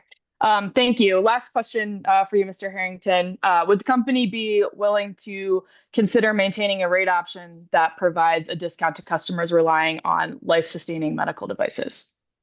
Yeah, absolutely. I mean, we're not opposed to continuing the medical exemption rate. Mr. Ahrens kind of talks about some of the challenges that we have and the cost of it, and some of the administration. But if there's options or better ways of helping these customers, we're certainly open to it. And open find ways to help support these customers. Thank you, Mr. Harrington. No further questions for this witness. Thank you. Ms. Consilia, 2 hours and 20 minutes. Thank you, Your Honor. Mr. Harrington, nice to see you. Have not seen you since you were at the public comment hearing in Pueblo. Yes, hello, how are you? I am good. I hope you got a nice Thanksgiving with your family. I did. Thank you. And I think we can begin by being collegial and agreeing that we should both thank the commission for not starting this hearing Monday of Thanksgiving week, so we got some family time. Can we agree on that, Mr. Harrington? We can stipulate and agree to that. Okay. I'm happy to approve that motion if you'd like to take a vote. Thank you, but don't get counting on it, because we're going to have some contentious areas for the next couple of hours. Mr. Harrington, I was looking at Appendix A to your direct testimony, where you have your statement of qualifications, and the last entry says that in November 20th, you were promoted to Director of Regulatory and Finance. Is that the position that you still have today? No, today it's just a regulatory director, so I no longer have responsibility of the finance functions. All right, and then when did you stop having responsibility for the finance instruction issues? I think it was about a year ago. I don't recall the exact date, but it was about a year ago. Okay, but the description that you give on the appendix is that at least up until a year ago, you were responsible for managing all aspects of the regulatory and financial process for Black Hills Natural Gas Local Distribution Company, interstate natural gas transmission pipeline and its electric utility in Colorado. Do you still have those responsibilities other than for the financial? Yeah, without the financial component, and really what we're talking about with that financial component is I used to have our budgeting group and responsibility for the budgeting group, and I don't have that responsibility anymore. Okay. Now you work for the service company, correct? That's correct. Okay. And do you then work at all for Black Hills Colorado Electric? I'm technically not an employee of Black Hills Colorado Electric, but through the service company and through our cost allocation manual, I support Black Hills Colorado Electric, just like the other three utilities in Colorado. Okay.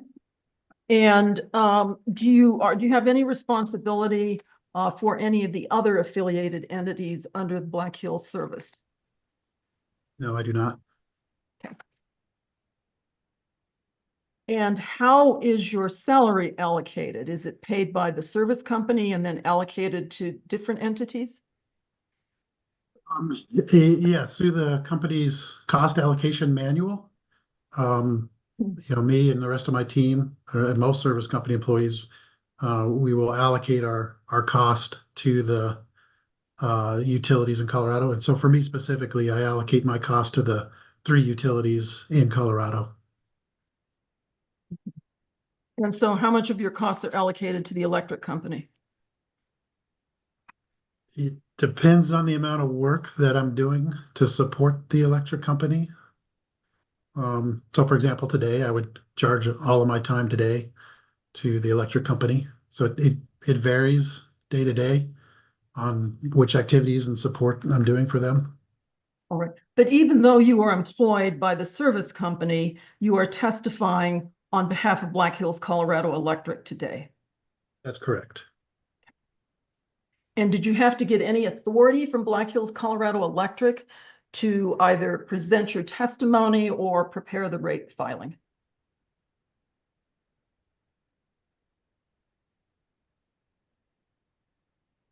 Not specifically for this case. It's kind of part of my general duties and job responsibilities to provide testimony and support for Colorado Electric.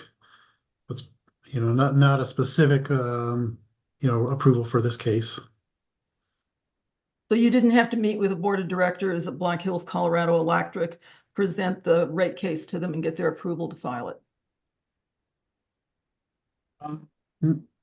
No, but well, we think about that.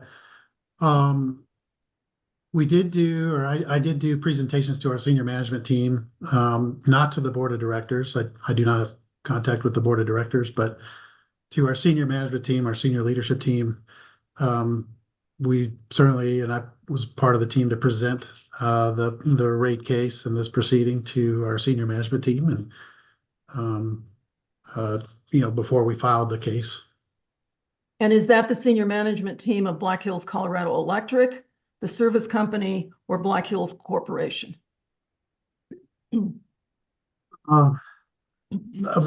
Both or all of it. I would say we have a leadership team for Colorado Electric.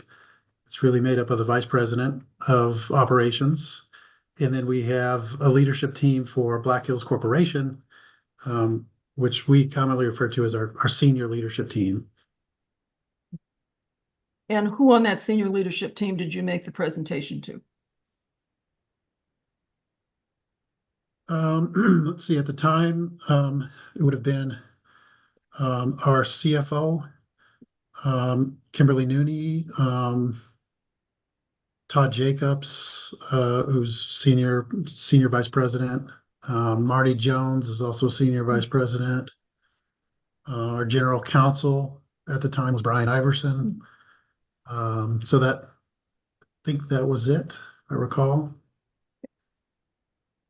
And in the testimony, Mr. Hyatt and Mr. Ahrens are both identified as managers of regulatory. Do they report to you? I do not. Does anyone report to you? Yes, I have a team of 6 professionals that report to me. And who are they? I've got 2 managers. One is Mr. Aarons reports to me. Dan Aarons, he's a witness in the case. I've got another manager named Jennifer Bass. She reports to me. And then I have 3 analysts, regulatory analysts. Nathan Larkin, Mason Harrison, Nathan Barry, and Lindsay Jones. So I have four regulatory analysts that report up to me. And to whom do you report? I report up to the Vice President of Regulatory. His name is Nick Wagner.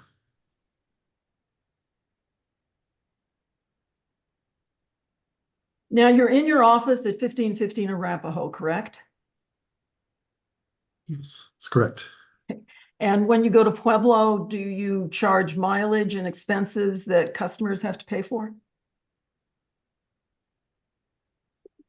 Depends on the trip. Usually we have company vehicles that I'll take to travel down to Pueblo, and depends on the trip as to what cost I'm incurring there. Most of the time it's no cost at all. I usually just go down for the day and come back. And at 1515 Arapahoe, Black Hills, some entity under Black Hills occupies the whole floor, correct? Our whole floor is various service company departments here in our Denver office. We have various personnel from different offices, from GIS mapping system, audit. We've got some folks from IT. So we have various departments and personnel here from various groups. And so how many employees are housed at 1515 Arapahoe? I think currently we have about 70 employees here in the office. And do all of those 70 work in whole or in part for Black Hills, Colorado Electric? Some of them do, some of them do not. So it kind of depends on the nature of their job. For example, we have our gas purchasing team, so they generally don't work on Colorado Electric, so they would not charge their time to Colorado Electric. But some of the departments do support Colorado Electric, so some would charge their cost to Colorado Electric. Now, am I correct that you've worked in the energy regulatory field since about 2008 when you began working for Atmos? That's correct. And then you went to work for Excel and then Source Gas in 2014, correct? That's correct. So were you at Source Gas when Black Hills, Colorado acquired Source Gas in 2016, I think?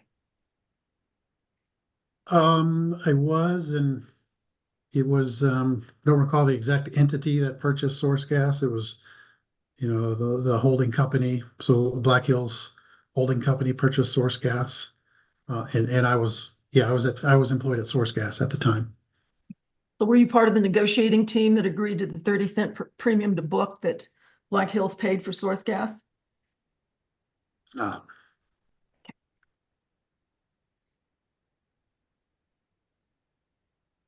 Does Miss Thomas report to you? She's listed as a manager of business development. No, she does not. Do you know who she reports to? She reports, I believe, to Director of Business Development. Her name is Sarah Bockelman. I want to follow up some questions that other folks asked Ms. Mandel about the legal expenses that you are going to seek in this case. And so currently you have 3 in-house lawyers, Sabers Law, and who was the third one working on this? As well as Mr. Sopkin and Mr. Kosian, so it's 5, but there's a fourth one I didn't get his or her name. Mr. Brink, Todd Brink. Todd Brink, okay. And is there an hourly rate that the company charges for them that we will see in this rate expense case or application? No. So those in-house counsel attorneys will, charge their labor costs to Colorado Electric. It's not a part of the rate case expenses. It's kind of a part of our normal service company cost that's used to support Colorado Electric.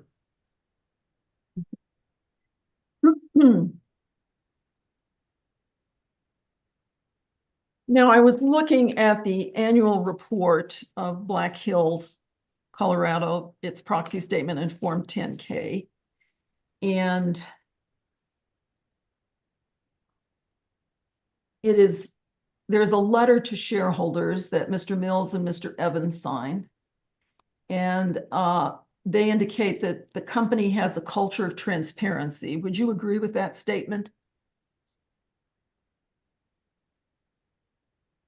Yeah, I don't recall the document, but I would agree with that statement. Well, can you and I then try and define what transparent means to you as you're testifying in this case? And I will throw out for you the Merriam-Webster definition of free from pretense or deceit, readily understood, characterized by visibility or accessibility of information, especially concerning business practices. Is that a definition of transparency that you and I can agree on as we discuss some other things in this cross-examination? Yeah, yes, I agree with you on that definition. Okay. Yeah, hard to disagree with Merriam-Webster, right? So the other thing that is indicated by Mr. Evans and Mr. Mills is that our culture of transparency and proactive communication builds long-term trust and education about our goals, demonstrates the prudency of the decisions we are making for our customers. And is that a goal that you have aspired to in this rate application?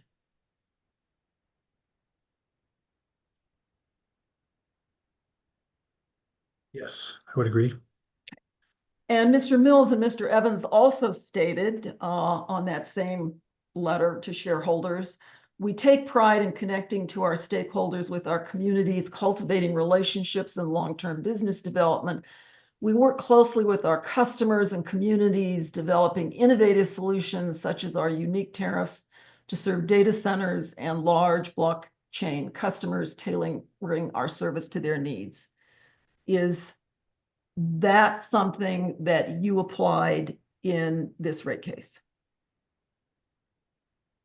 We don't have a specific request for the, an economic development rate in this proceeding, but I would acknowledge or agree that, we made several rate design proposals that are aimed at helping customers simplify their bills, providing customers options. And so a lot of our proposals that we made on the rate design are really trying to help customers, make their bill easier and provide customer options. But the company, Black Hills Colorado Electric, has not been successful in bringing any data centers to the service territory or large blockchain customers to its service territory in Colorado. Can we agree on that? That's correct. Okay. And in fact, you made, or not you, I will say, the company made one application for an economic development tariff, which was granted back in 2019, and then it fell apart, correct? Correct. That was Alexandria von Hell, right? The cryptocurrency maven. Is that a yes? Correct. Yes, that's correct.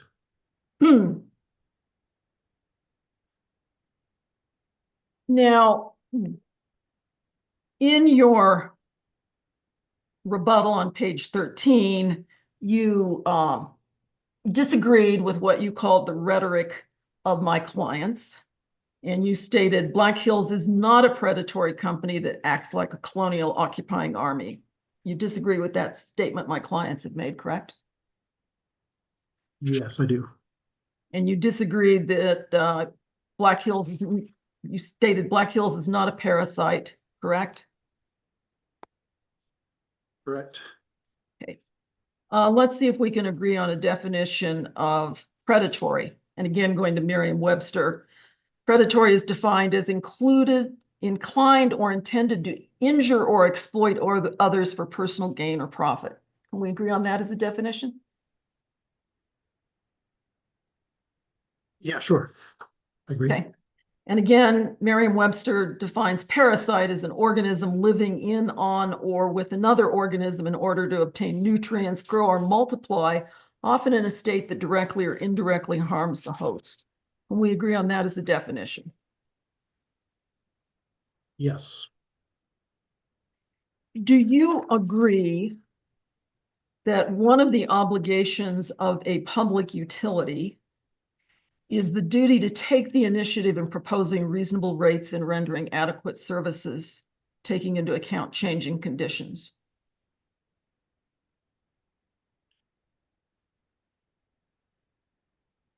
Yeah, I didn't quite catch all your question. Can you repeat that for me, please? Certainly. One of the important duties of a public utility inherent in its franchise to serve the public is the duty to take the initiative in proposing reasonable rates and rendering adequate services. I mean, I think that's certainly a duty of the commission, as the commission is the one that approves our rates, and the commission, views the service and the cost before it decides just and reasonable rates. So as part of the regulatory compact and the regulatory framework, commission looks at a lot of factors and deciding just and reasonable rates. Well, I want to discuss with you what the utility's responsibility is, not what the commission's responsibility is, because can we agree that the commission does not have the responsibility to manage the utility's business? Yes, I would agree with that. The day-to-day operations of the company are managed by the company and not necessarily by the commission. If we look at your direct case, can you point me to one specific area where the company uses the term and attempts to ensure that the rates are affordable for the service territory? Because I can't find it. Yeah, we do a lot to protect our customers from rising rates. That's not my question. My question is, did you use the criteria or the guideline of affordability for customers in your service territory any place in the rate application? We do not use affordability as some of the parties have advocated when we decide our cost of service. When we are managing the company, we look at our cost of service and attempt to keep our cost as low as possible. We also have an obligation to serve our customers, and we have an obligation to repair aging infrastructure, and so we try to manage our cost the best that we can and keeping our cost low. We don't look at affordability as has been advocated by some of the parties here, but certainly we do our best to keep our cost as low as possible, which is why we've been able to stay out of a rate case for 8 years, unlike a lot of the other utilities in the state. Well, I'm not ready to pat you on the back for that, because as we go through this, I think we're going to find a number of areas where, in my opinion, you've been predatory or parasitic holding on revenue streams for the company, but we'll get to that later. That's my opinion. I'm gonna object to testimony being provided by the questioner. I'm just giving him a heads up as to what's coming. Ms. Concelia. Yes. Keep going. Okay. Now,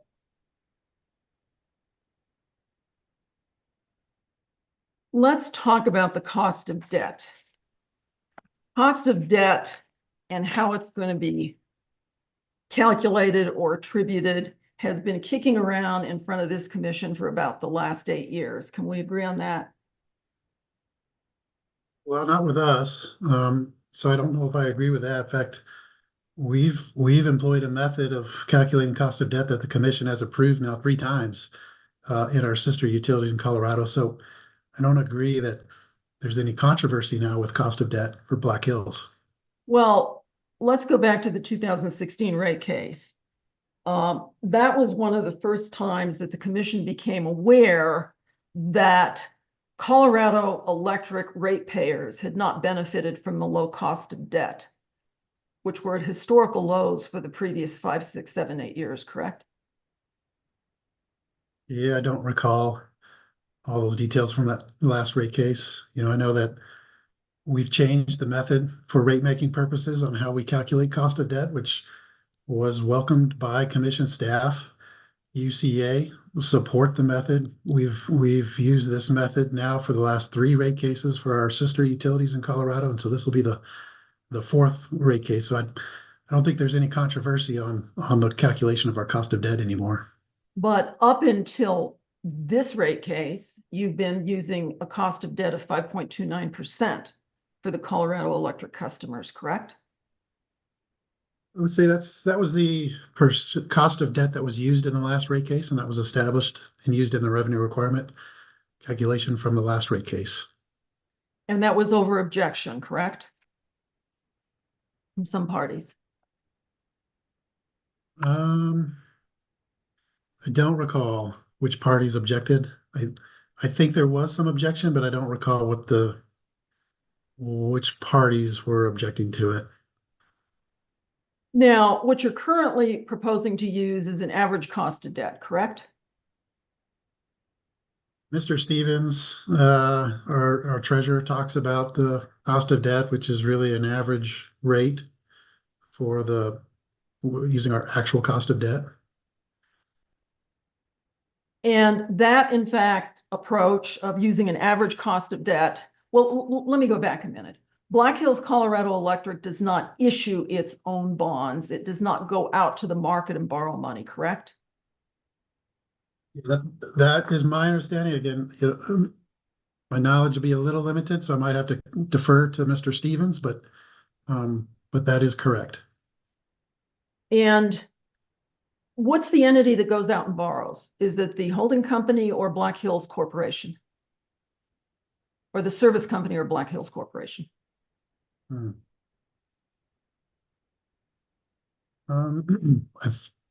not sure, actually. I think we need to ask Mr. Stevens. Okay. So you're not involved in the decision about how to calculate the average cost of debt. It's Mr. Stevens. Yeah, Mr. Stevens. He's our treasurer. He calculates the cost of debt. So even though up until a year ago, you were responsible for all aspects of the regulatory and financial process for Black Hills Electric, you didn't get involved in calculating the cost of debt. Did not. No. Now, you could have made the rates more affordable for customers if you had used the average cost of debt 3 years ago, correct? No, I don't recall what the cost of debt was at that time, but our cost of service, a few years ago, would likely have resulted in rates going up as well as we have now. So, when we calculate our cost of service, we look at all of our cost components, cost of debt, our labor cost. So all of that goes into the equation to determine our cost of service. Well, I thought you didn't know how the cost of debt was calculated. Now you're telling me all these other components go into it. A lot of components go into the calculation of the cost of service.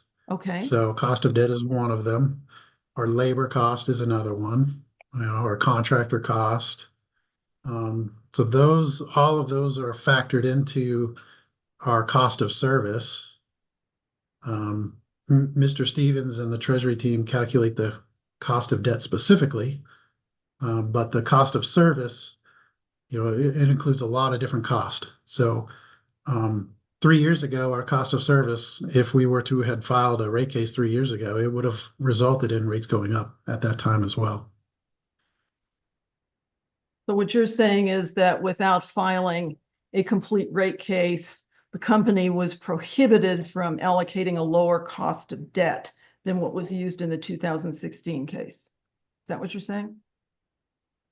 Generally, Commission has a practice here against single issue rate making. So when you're looking at changing base rates, we look at all the components that go into the calculation of the base rates. Cost of debt is one of them.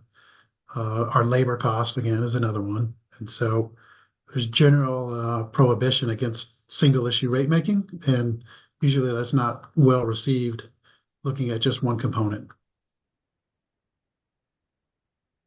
All right. You've referred to the 2016 rate case. I'm assuming you read the commission's decision. Yes, I have. Can you bring up Exhibit 407 for me out of my box?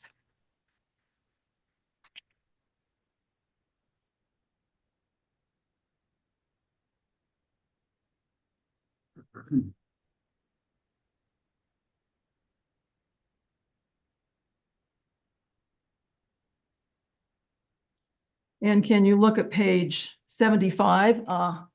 This is my partial concurrence and partial dissent. And I want to ask you some questions about some of the information that's in this.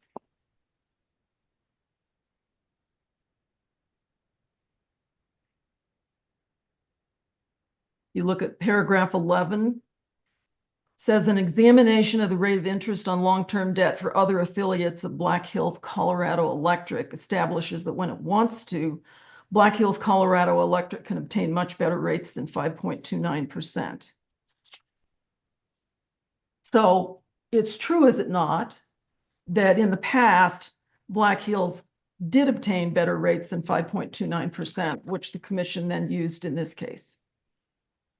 Mr. Chairman, I would object to this line of inquiry on the basis of scope, on the basis of relevance, on the basis that Ms. Concelia is quoting from apparently part of the decision that was not adopted by the other two commissioners. I do not see the relevance of this. Mr. Harrington has already indicated that Mr. Stevens is the appropriate person to ask about the cost of debt. But whatever happened in the 2016 rate case and was decided by the commission, there's been no relevance established as to this case with regard to cost of debt. So I object. Ms. Concelia? Your Honor, I believe it goes to credibility and intent. Mr. Harrington denied that the issue of the cost of debt has been kicking around in front of the commission for over 8 years now. And this is my effort to show that he is incorrect. I don't know if it's intentional or negligent, but that this is an issue that has been raised a number of times, and it continues to be raised because it has damaged ratepayers in Colorado. The objection as to scope and relevance is overruled, and we'll see if Mr. Harrington is the right witness to engage this conversation, which maybe he's not. So Mr. Harrington, thank you. Okay. Mr. Harrington, do you know whether or not Black Hills Colorado Electric has in the past 8 years been able to obtain better rates on a cost of debt better than 5.29%? Don't know specifics, so Mr. Stevens would have specifics. I would say that in the last 8 years, there have been different refinancing activities that have occurred over the last 8 years and with different interest rates. Some I know the interest rates have been lower than 5.29%, but I'm not sure exactly how many, and Mr. Stevens would be better for that question. Now, the rate study that we refer to numerous times and all parties have, one of the recommendations that staff made was that the cost of debt should be reduced, and that was back in February of 2021. Can you agree with me that that's in the rate study? Yes, I agree with you. And in fact, the company did not take any efforts to implement that recommendation until it filed this rate case in June of this year, correct?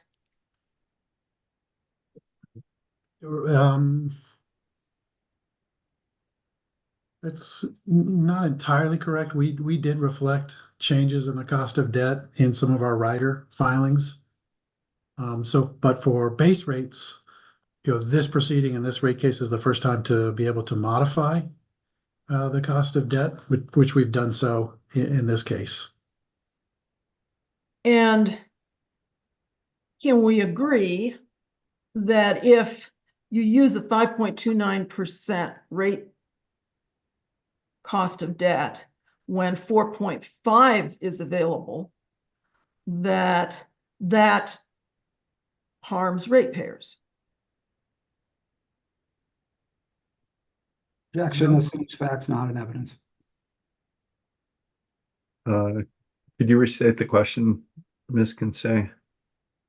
Can we agree that if a utility such as Black Hills uses a 5.29% cost of debt when it's actually borrowing at 4.5 or 4.6%, that damages customers? Same objection as to the 4.6%. Overruled. I think that's a hypothetical. No, it doesn't damage customers. Again, the rate making process involves a calculation of our total cost of service. So 5.29% was used and approved by the commission in the last proceeding. However, there's had been multiple costs in the calculation of the cost of service that have gone up. We have a union workforce in Southern Colorado that we support, and our cost of service has gone up in other areas. And so, no, just because this one aspect has now gone down does not mean that that is somehow harmful to ratepayers at all. The commission approved our rates at the last time as being just and reasonable, and it has not harmed customers. So it's the company's position, and you're speaking on behalf of Black Hills, Colorado, that Black Hills, Colorado, does not have to take the initiative with respect to cost of debt, lowering it to benefit customers. We have reflected our current cost of debt, as in this proceeding, which is lower. But again, I think you're referring to single issue rate making. And as when we look at the costs that go into our base rates, there's a lot of costs that go up, there's costs that go down. And, it's really not appropriate to look at one single cost. A lot of parties in this case talk about regulatory lag and how that is a good thing. And this is just one of those aspects of the regulatory process where cost can go up or can go down after the rates are established. Now, even though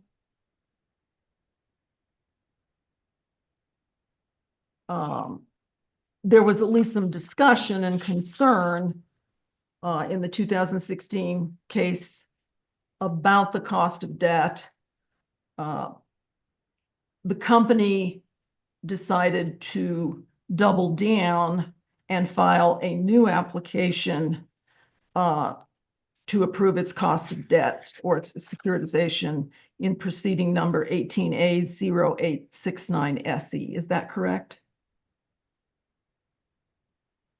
Don't know, I agree with your characterizations of double down, but we did file a security filing after the 2016 rate case.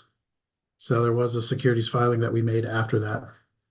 And were you involved in that Yes, I was. filing? Yes, I was.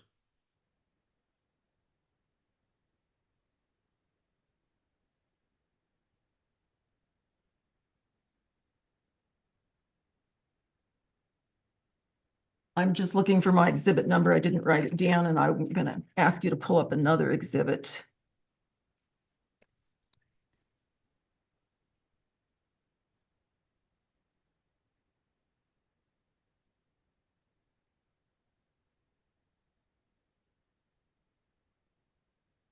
Not finding my numbers here, just a minute.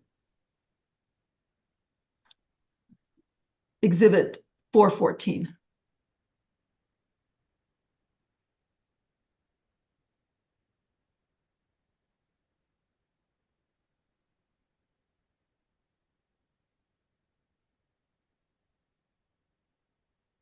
And that was the securitization request you and I were just discussing and the commission decision about it, correct?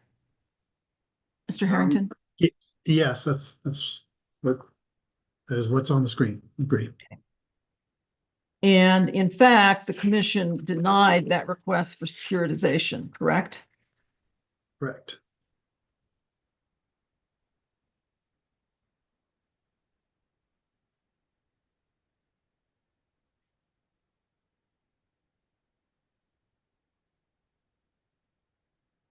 I'm sorry, Mr. Harrington, I didn't hear your answer.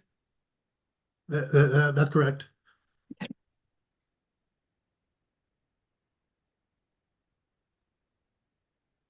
And in fact, in that case,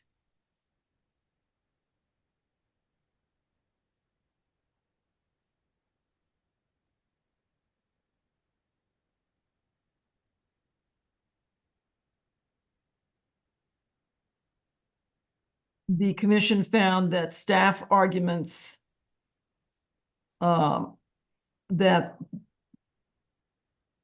Black Hills has given more favorable debt assignments to an unregulated subsidiaries than Black Hills compelling at paragraph 36 of that decision, correct?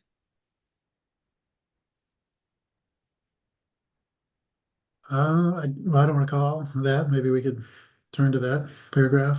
We can look at paragraph 36 on page 13.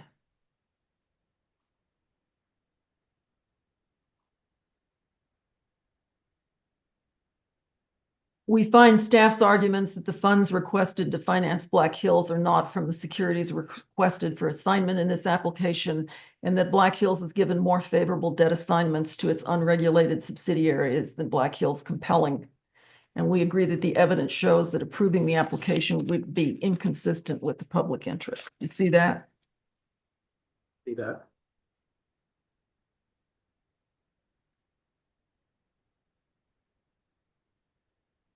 And in fact, in that case, there was also evidence that from commission staff that indicated that the chief regulatory officer of Black Hills, Fred Stoffel, misrepresented material facts to the commission, asserting there was a $60 million prepayment penalty that prevented Black Hills from refinancing some of this higher price debt, when in fact there was no prepayment penalty. And further, an unregulated affiliate was allowed to pay off some of the higher price debt issue with no prepayment penalty. Would you agree with Objection, me? incredibly long compound question. Well, let's look at paragraph 6 of, Yeah, can you rephrase, Ms. Consilia? of my concurrence.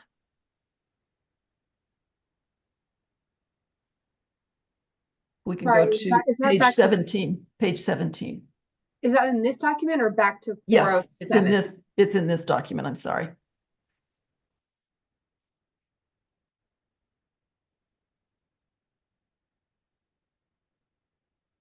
You see that there was an indication that a company witness misrepresented material facts to the commission. Objection. This is a single commissioner's opinion. This is not fact. This was not adopted by the commission.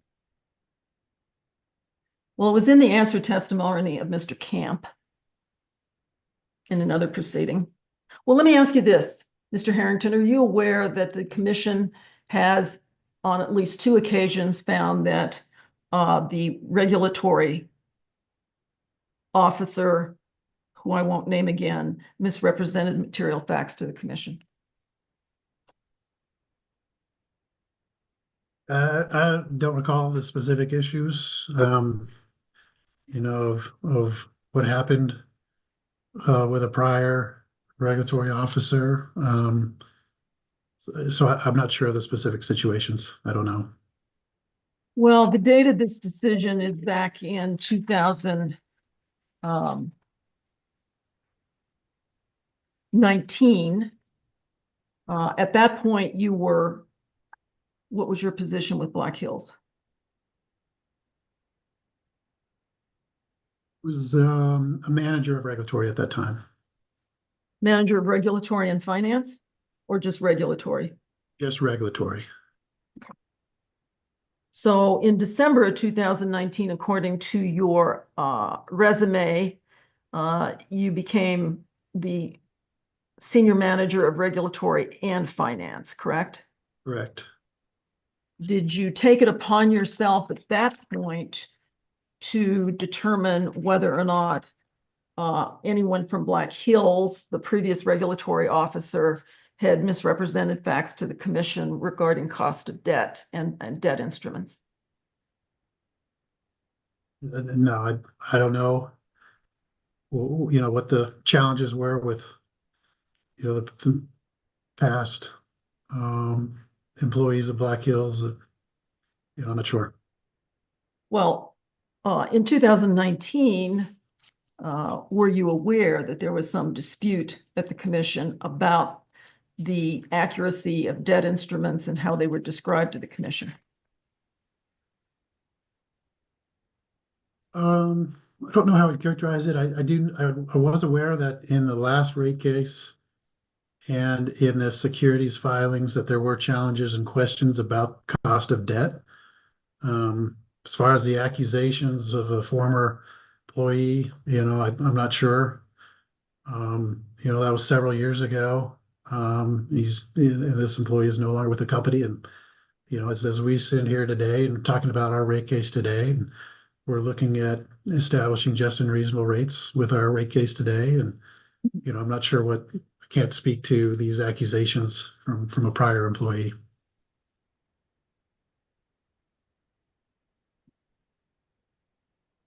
So you didn't think when you took over as the manager of regulatory and finance, you had any obligation to determine what had occurred and whether or not there might be misrepresentations that you should clarify or explain to the commission?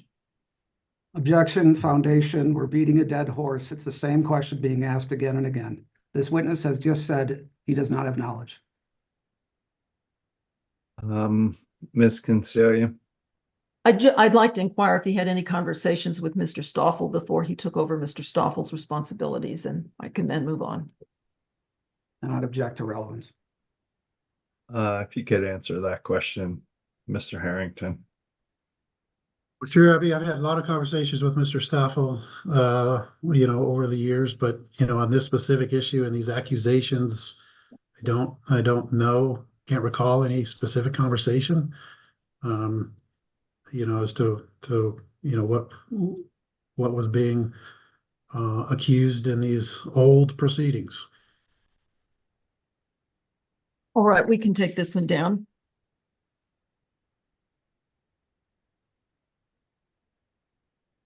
One of the things that you testified to in your direct on page 93 is that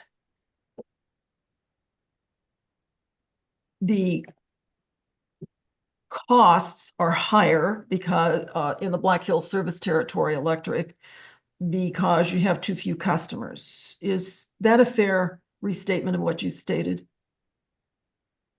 No. Here in my testimony, I'm talking about a comparison between Black Hills cost of service and Public Service Company of Colorado's cost of service, and trying to understand why the rates are particularly higher. And here I provide a comparison that shows that while public service has a cost of service that's approximately 10 times greater than Black Hills cost of service, public service has, on a relative basis, much greater customers and sales than Black Hills. So that leads to what we call the divisor challenge. If the number of customers and the energy sales were equivalent, then our rates would be identical to public service. But they're because not. we have fewer Correct. customers on a relative, right, yeah, because we have fewer customers on a relative basis, and a fewer kilowatt hour sales on a relative basis, it really leads to our rates being higher. And that's what you referred to in your testimony as the denominator challenge. Correct? That's correct. And at the Correct. same time that you've got fewer customers, you also have less energy sales, and the Black Hills Service Territory is not experiencing the growth the Public Service Territory has, correct?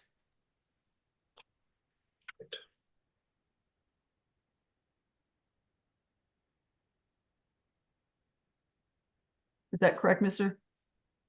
Yeah, I'm sorry, Harrington? there must be a delay or something. Yes, that's correct. Okay. But Black Hills has shown no interest in selling to a larger electric utility, have they? Objection, relevance. Overall. I'm not a part of those direct conversations. If they have occurred, I'm not sure.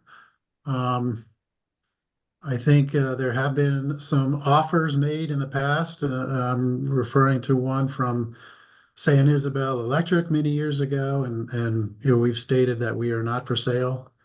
As part of my job duties and responsibilities, I would not really be a part of those conversations, even if they were to occur. So who would be part of those conversations? Most likely it'd be up at our senior leaders or senior management team level. They would be a part of those conversations. Well, have you ever recommended to senior management level that the company should sell or acquire another utility so that the per unit costs go down for customers? I've recommended that we look at some other acquisitions in the area. I've recommended we look at acquiring San Isabel and some of the other utilities around to help with the denominator challenge. But again, that would not be part of the responsibility to follow up and to work on that. Can we pull up Exhibit 404 from my folder?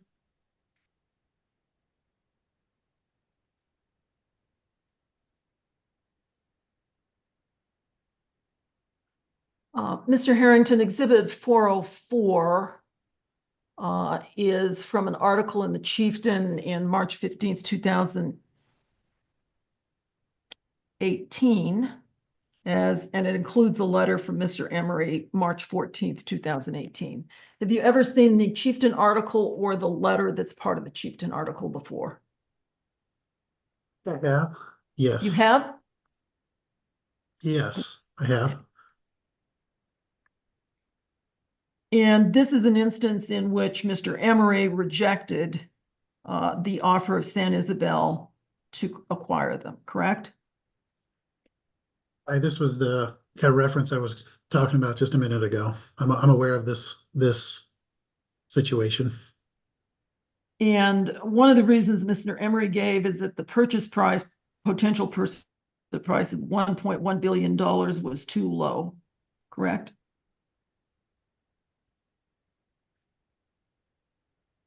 I'm not sure. I'd have to refresh my memory on the letter. Paragraph. If we can pull up the third paragraph of the letter, starting the second major concern. With your letter of interest relates to the relatively low valuation you assign to our assets, and then a lack of evidence in your ability to finance.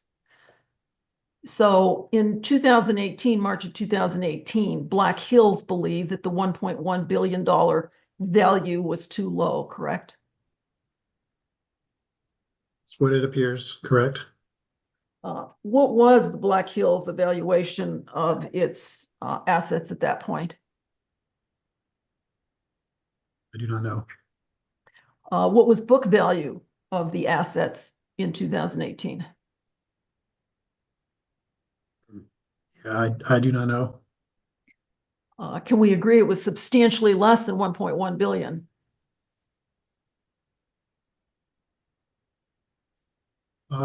I don't know substantially. I would agree it was less than the 1.1 billion, but I don't know what magnitude. What's the book value of the assets of the company today? Um,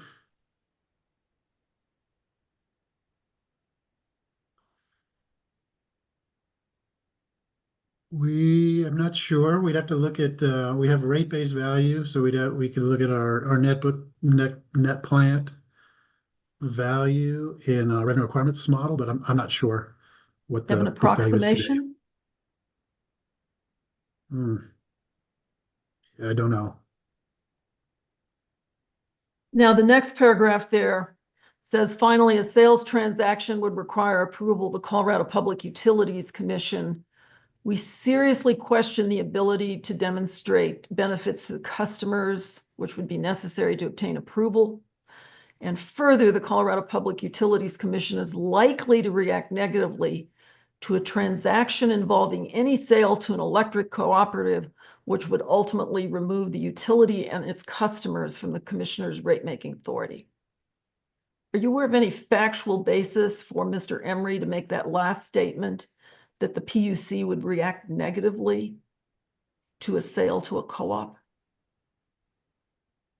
I don't know. This was issued 8 years ago, and I'm not sure. Well, I think it was issued 6 years ago. Well, let me ask you today, do you think that the commission would react negatively to a sale to a co-op of the Black Hills Colorado Electric? To speculate on that, I mean, there's a lot of situations, a lot of issues that would go in. The commission may react negatively to that. I don't know. I mean, it would be speculating on a whole lot of what ifs in that situation.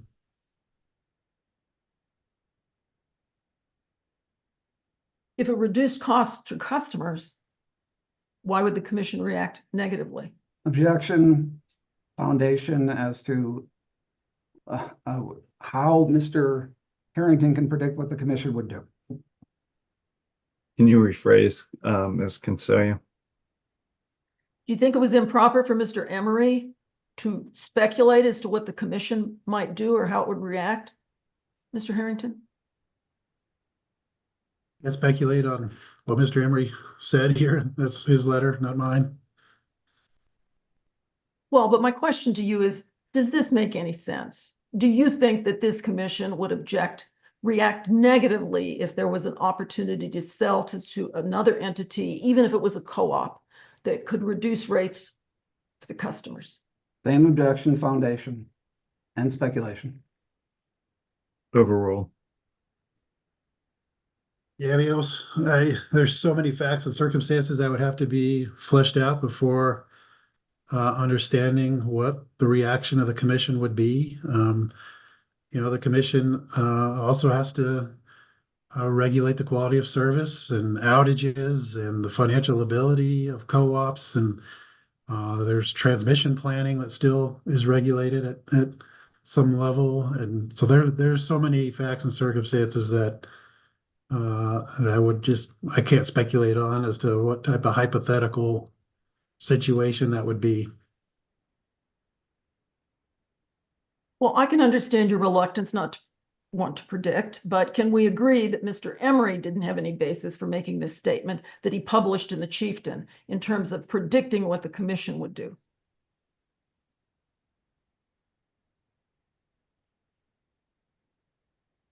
I don't know what was going through Mr. Emery's head when he wrote this letter in 2018, 6 years ago.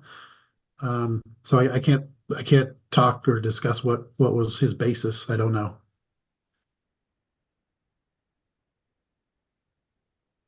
But sitting here today, you have no ability to make a prediction as to whether or not the commission would react negatively to a potential sale, do you? And I can't speculate on a hypothetical sale. One doesn't exist today. There's so many factors that would go into whether or not the commission would approve a sale, and I can't speculate on what that would look like. All I'm asking you is to admit, Mr. Harrington, that you have no factual basis today to make the statement that the commission would react negatively to a potential sale? That's all I'm asking. Can you answer that yes or no? No, I can't. I can't speculate on a hypothetical sale that doesn't exist today. You want to call Mr. Emery up and tell him he shouldn't have speculated either? Or he's your boss, right? Objection, is that a real question? Sustained. What's the reporting relationship between you and Mr. Emery? Any? Mr. Emery no longer works for the company. Mr. Emery at the time was our chief executive officer, but he no longer works for the company. Do you believe, Mr. Harrington, that the company has been transparent in this rate application? I think we've provided testimony of hundreds of pages of testimony. We've provided work papers that support our numbers. We've provided responses to almost 2,000 data requests.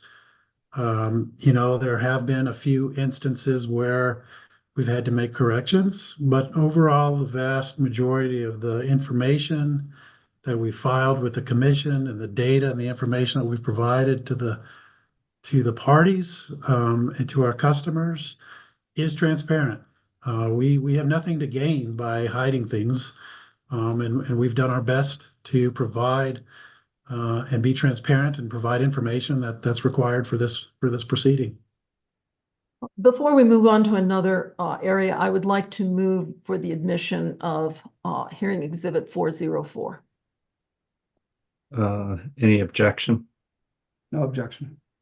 So moved. Now, the company has taken the position that some information is supplied on a highly confidential basis, correct? Yes, correct. And the form of highly confidential order that was entered in this case at the request of Black Hills establishes that only trial staff or UCA and their counsel can have access to the highly confidential information, correct?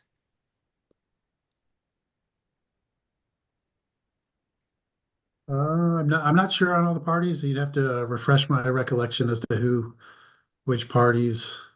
I don't recall which parties we limit it to.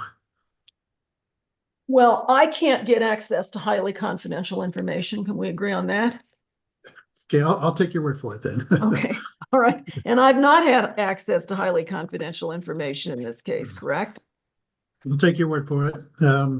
Yeah, we typically do limit the parties who do have access to highly confidential information.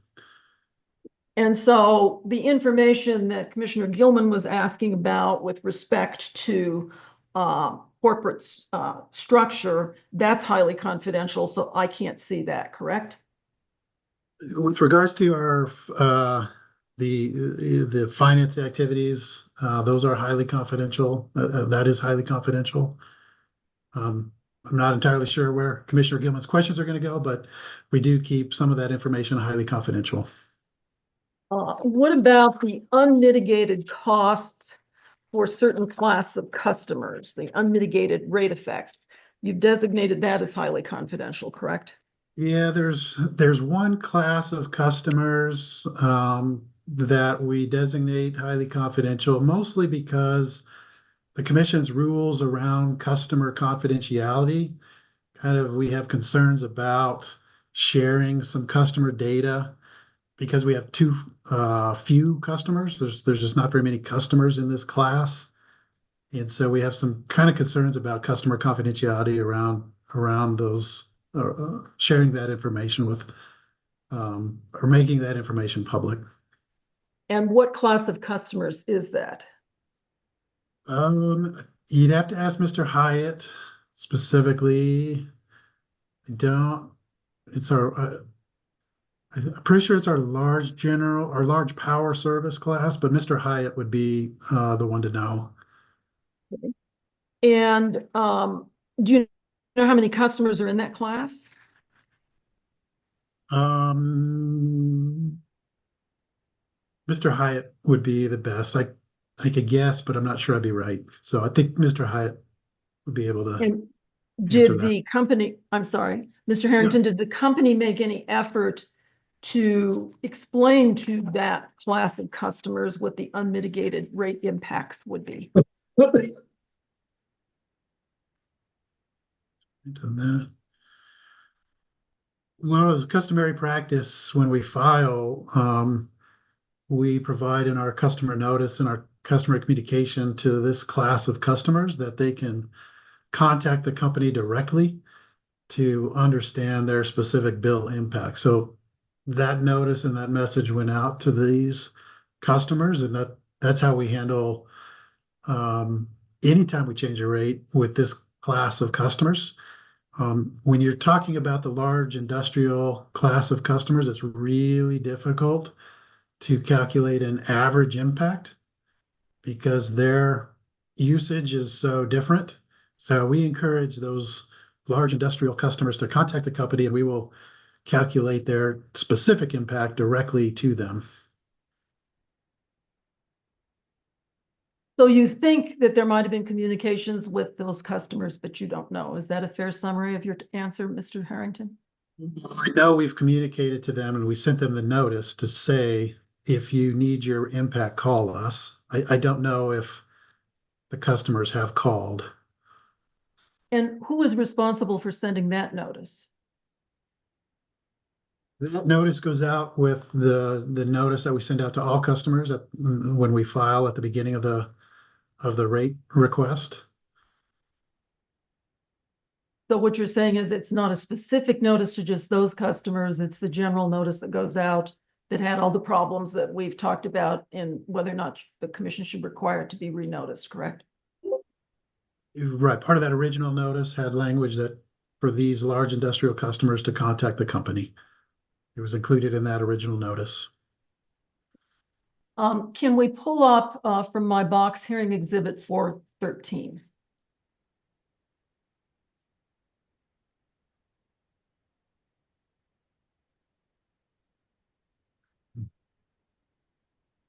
And Mr. Harrington, exhibit 413, I've labeled as a Pueblo exhibit, but this comes from the FERC filings that the company provided to me, and I believe you were the proffering witness on the FERC filings in the discovery. Do you see that? I don't. Okay, you want to look at it there? It's up on the screen, sir. Is there a page I should be scrolling? Not just yet. Okay. I mean, I take it from the header, if you scroll back up, that this is a copy of our FERC 566 filings, but I'm not sure. Okay. So my question to you is, are any of the customers that you claim have confidential information and cannot be disclosed on the unmitigated rate impacts, are any of those included in your FERC filings? Well, we make a lot of FERC filings. In this, I'm sorry, in this FERC filing that you make of your 20 largest customers every couple of years? Yes, some of them would be. And one of those customers is a party in this case, Wholesome. Some of the other customers in this filing would also be in that large power class. So even though you disclose the identity of these customers to FERC, you don't believe that you can provide access to all of us in this case, the effects of an unmitigated bill impact. That has to remain highly confidential. Right, because falls under the commission's rules about customer confidentiality of their data. Just simply identifying the customers is not an issue. It's talking about It's publicly identifying the specific customer's usage, their demand patterns. That is what's kept confidential, and we don't disclose specific individual customers' usage. We got to protect that data the best that we can. Because the commission might issue penalties against you? Well, I'm not sure what the commission might do, but it is a commission rule that we protect our customer data. So why couldn't the Black Hills Colorado Electric designate the information as confidential as opposed to highly confidential, sir? I'm not sure. Probably a legal question to, understand the differences. I'm not sure. Can you tell me who was responsible for making the highly confidential designations in this proceeding? Your Honor, I'm going to object. Number one, it calls for a legal conclusion. Number two, these were motions filed by the company that were granted by the commission that Ms. Concelia could have opposed. Skincelia. Well, the company has a duty to be transparent. It's one of the goals in their annual filings and statements to shareholders. And what I'm trying to get at is why they couldn't have designated this as confidential as opposed to highly confidential.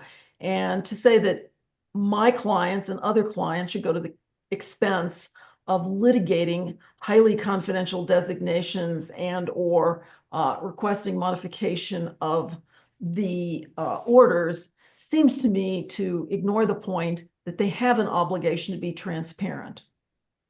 What's your response to the fact that Mr. Harrington isn't a lawyer and that the proper forum for this would have been the motions designating individual things confidential and highly confidential? Well, I object to Mr. Sopkin's approach that he wants to make the litigation even more expensive by having us litigate this in front of an ALJ. Mr. Harrington, throughout his testimony, has analyzed case law. He seems to be the person responsible for this whole rate filing. And my question to him is, who made the decision to designate as highly confidential? If he wants to say it's the lawyers and blame his lawyers, fine. If he wants to blame the commission and its orders, fine. But I think I have a right to ask him who made the designation. Objection overruled. You can answer that question, Mr. Harrington. Yeah, I would say, in consultation with our attorneys on understanding the commission rules and keeping our customer data confidential and protecting our customer data. Our attorneys made the decision to file highly confidential motions. Mr. Chairman, I notice we're at 12:03. I'm going to go into a different section. I don't know if you want to take a break for lunch, and I frankly was not keeping track of my time. So if you could give me an... Yeah, so you're at about an hour and 15 minutes, an hour and 10 minutes. Okay. So you got about halfway through. Why don't we take a break till 12:45? You can take down this exhibit. Any matters before we break for lunch? Mr. Sopkin? I know that I was asked to get something admitted via box by COSA, and we could start when we begin again, and I could get that admitted. Yeah, if you could just check with COSA offline, that'd be great. Will do. All right, let's break till 12:45. We'll reconvene at 12:40. Yeah, go ahead. Sorry, I just wanted to do this before lunch. Casey Canelio for Energy Outreach Colorado. EOC will waive its reserved 10 minutes of cross for company witness Daniel Ahrens. Thank you. Thank you. All right, 12:45. Thanks, everyone. Thank you.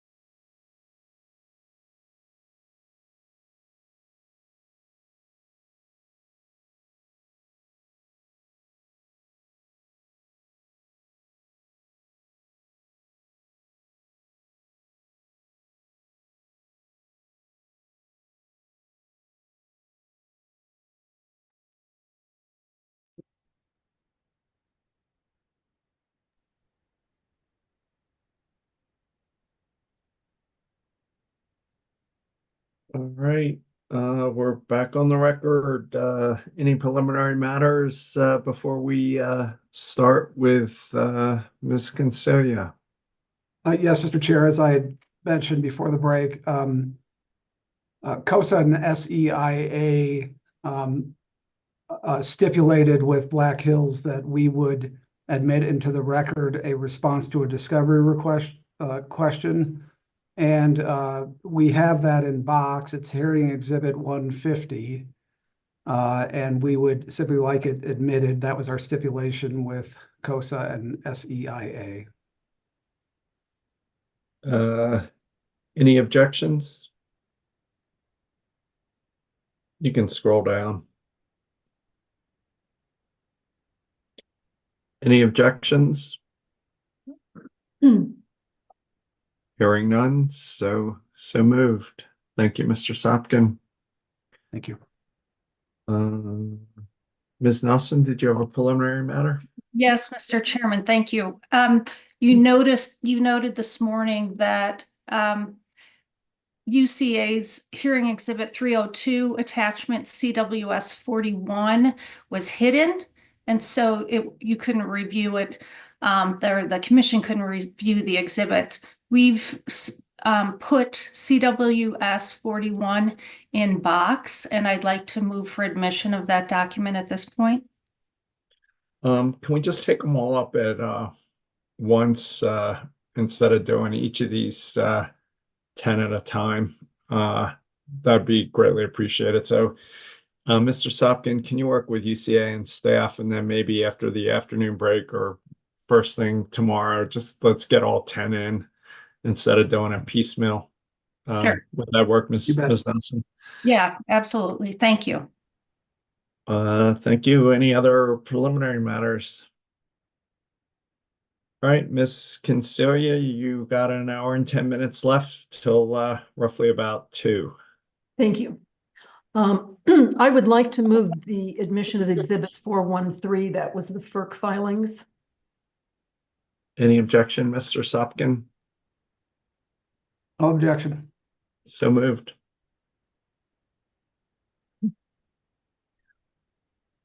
Mr. Harrington, not too much time for a good lunch, huh?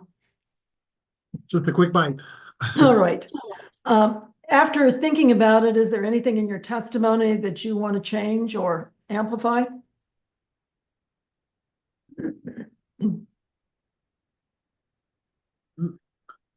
I guess interesting question. I think we've already corrected my testimony, the corrections that I know. I guess nothing really comes to the top of my mind right now. Okay, thank you. I'm going to ask to have hearing exhibit 417, page 11 up on the screen as I ask Mr. Harrington some questions. Mr. Harrington, you became the manager of regulatory for Black Hills Utility Holdings in 2016. Is my reading of your resume correct? That's correct. Yeah, when Black Hills acquired Source Gas, became the manager of regulatory at that time. Okay. And then in 2019, you became the senior manager of regulatory and finance, correct? That's correct.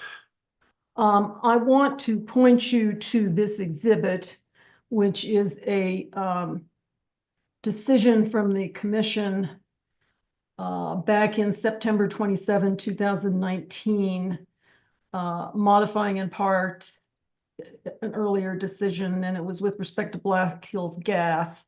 But the relevant piece is on paragraph 25 and 26.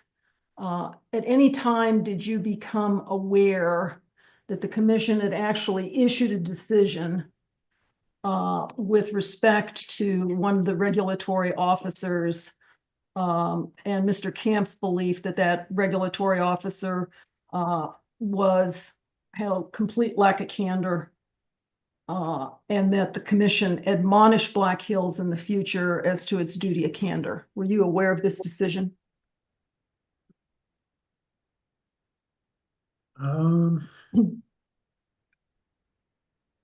don't recall this decision specifically, but I do recall some issues here with in this other proceeding. I believe this is a quality of service plan or a QSP proceeding. Correct. That there was some debate between a former staff member and a former employee of Black Hills. Yes. So you weren't aware of it other than generally? And let me ask you, since you have become the director of regulatory, have you taken any steps to ensure that the company abides by its duty of candor to the tribunal, to the commission? Yeah, I mean, certainly as as I've kind of stepped into the director role and have been responsible for the proceedings here at the commission, I do our best, and my team does its best work to be open, transparent with the commission. We are open and honest with our parties. We have good relationships with our parties. And to my knowledge, we haven't had any of these types of accusations levied upon the commission or levied upon the company at least since I've been in this role. And certainly, yeah, I try hard to make sure we have an open and honest communication with the commission and all the parties involved. Okay. Let's go back to the LM 6000 and have some additional discussion about that. It is my understanding that the company is taking the position that it should retain and not give ratepayers any benefit of the $3.7 million of overcollected tax, of what I believe are overcollected federal taxes as a result of the Tax Cut and Jobs Act. Is that the position of the company? Well, there's no overcollection of taxes, as I kind of talk about in my rebuttal testimony.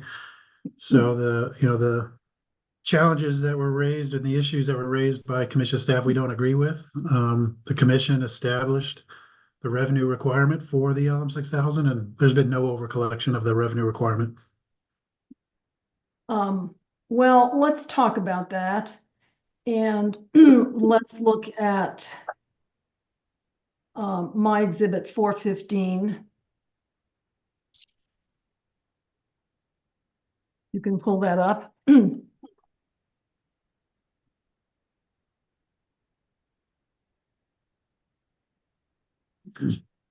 Okay. This is the proceeding in which the commission opened on its own authority consideration of the Federal Tax Cuts and Jobs Act of 2017. I'm assuming you are aware of this decision and this proceeding. Yes, I am. And in fact, President Trump, then President Trump, at the end of December of 2017, had signed into law the Tax Cut and Jobs Act, correct? That's correct. And commissions around the country, including the Colorado PUC, were very concerned that this could be a windfall to the utilities. And is that correct? I don't know. I would characterize it as a windfall. I know that the Colorado PUC opened up this proceeding to discuss, the impacts that the Tax Cuts and Jobs Act would have and mechanisms by way customers could, see those cost savings. Yes, and it was a relatively complex proceeding because on the one hand, there was a concern that there not be a windfall to the utilities to the detriment of ratepayers. On the other hand, ordering an immediate repayment was going to present cash flow problems to the utilities. Is that a fair summary of what was a top of mind of the Colorado Public Utilities Commission when it issued this order? Again, I don't know that there was ever really concern about windfalls to utilities. At least from our perspective, there was not that perception. But I know that the commission opened up this proceeding to facilitate that conversation about what the impacts the Tax Cuts and Jobs Act had and how that could go to benefit customers. And in paragraph 2 of that decision on page 2, the commission directed all the utilities to record and track as a deferred regulatory liability the difference in the tax liabilities caused by the enactment of the TCGA as compared to the federal tax amounts used to establish rates currently in effect. You see that? Yes, I do. Okay. And in fact, the commission also ordered mandatory interventions of all utilities, including Black Hills Colorado Electric, correct?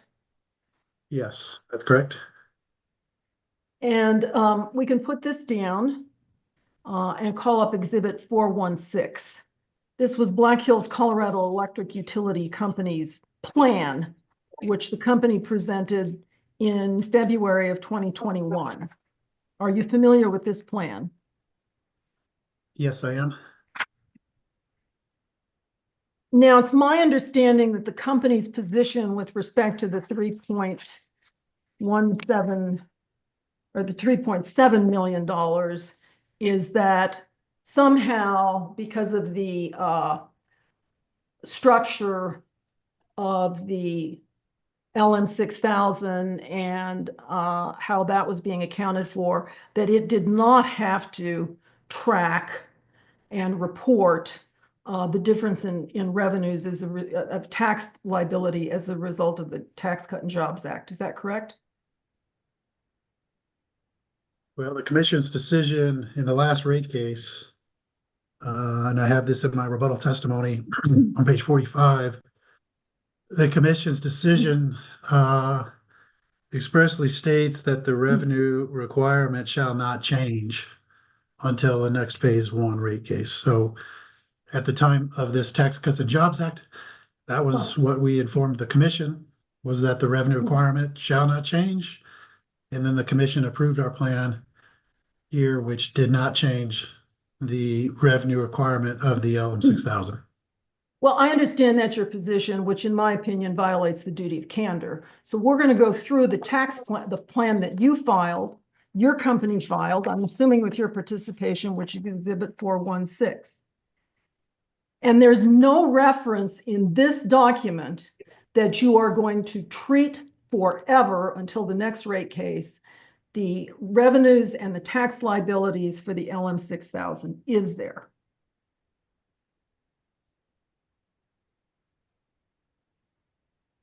I don't understand the question about treat revenues.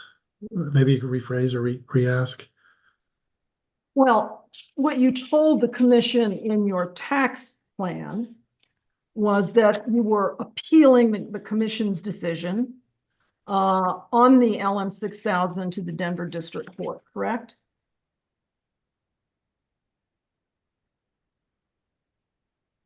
That's correct. We, in the tax plan here, we told the commission that we did not think that the LM 6000 was subject to this commission's decision because the commission expressly stated in a prior decision that the revenue requirement shall not change.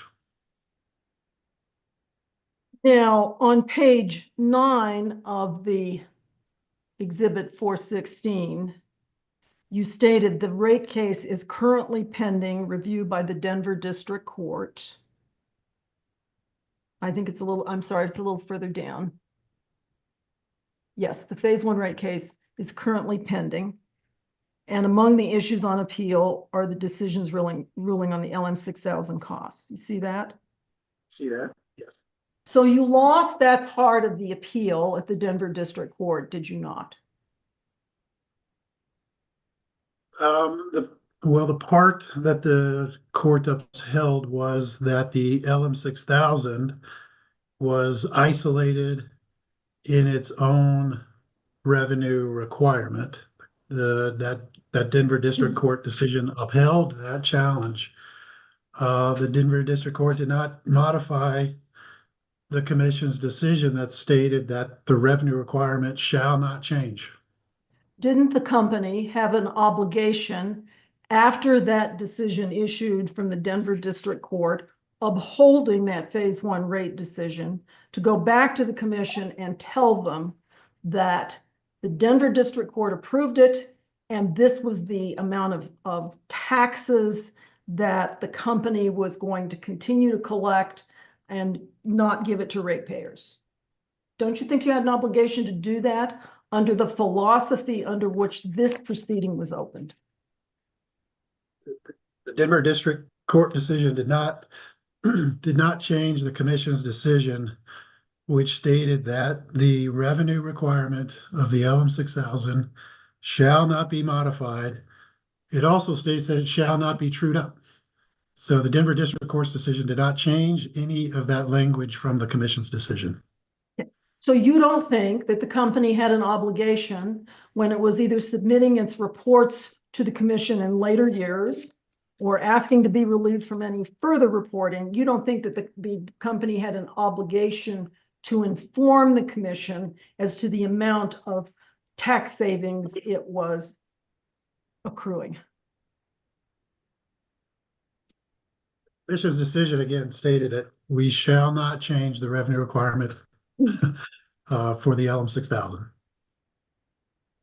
Well, when the decision was issued on the LM 6000, there was not even a glint in anyone's eye that there could be a tax cut and jobs statute passed a year and a half later, was there? I don't know. Well, that was a change in circumstance when then President Trump got that statute passed. Wouldn't you agree? I would agree that the Tax Cuts and Jobs Act was passed after the 2016 rate case, but I think a lot of things change. When we talk about tax rates, we have property tax rates change, expenses change, and I think all those things are well understood. And in that 2016 rate case, again, the commission stated that the Clean Air, Clean Jobs Act revenue requirement shall not change.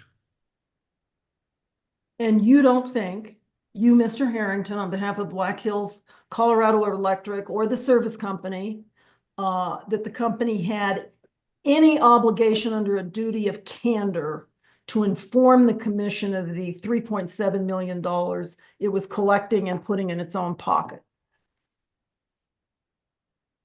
With you on the 3.7 million, but I think with regards to the treatment of the LM 6000, we were very open and direct with the commission as to what we were doing.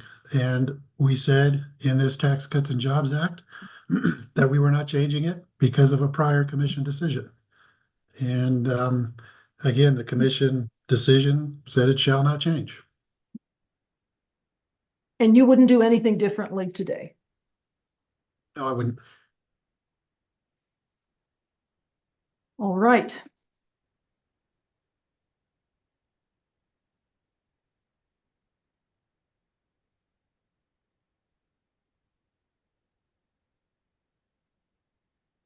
Let's discuss for a few moments, but not too long, Puebloplex.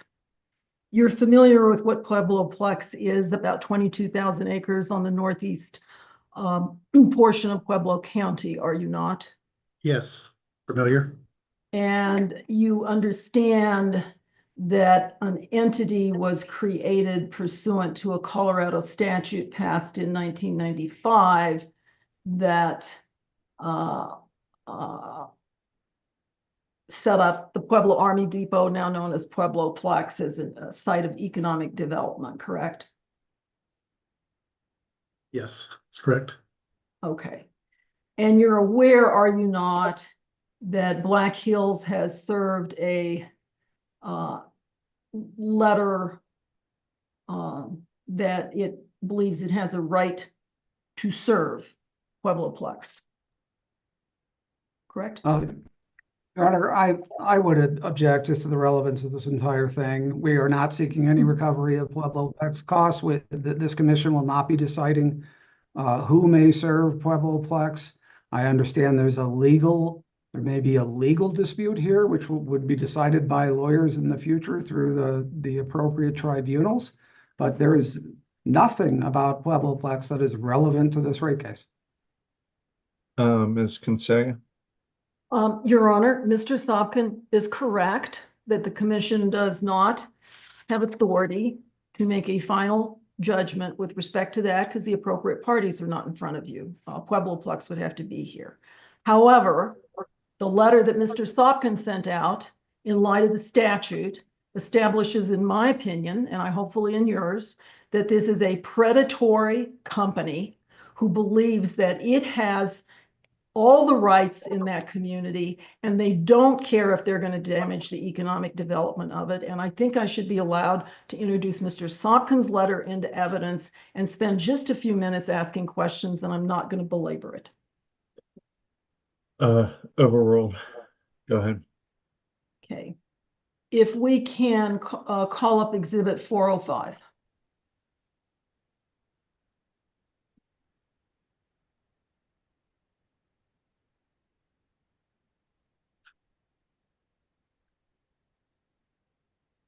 Mr. Harrington, Exhibit 405 is a letter from Mr. Sopkin to the U.S. Army, and it copies numerous people. I'm assuming you have seen this document before.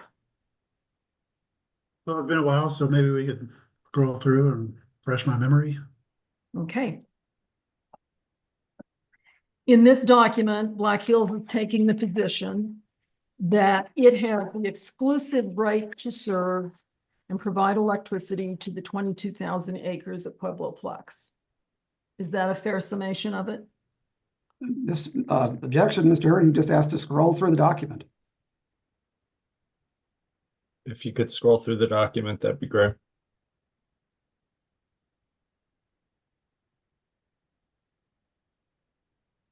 That's a little too fast. Yeah, I'd Sorry. like to read it too.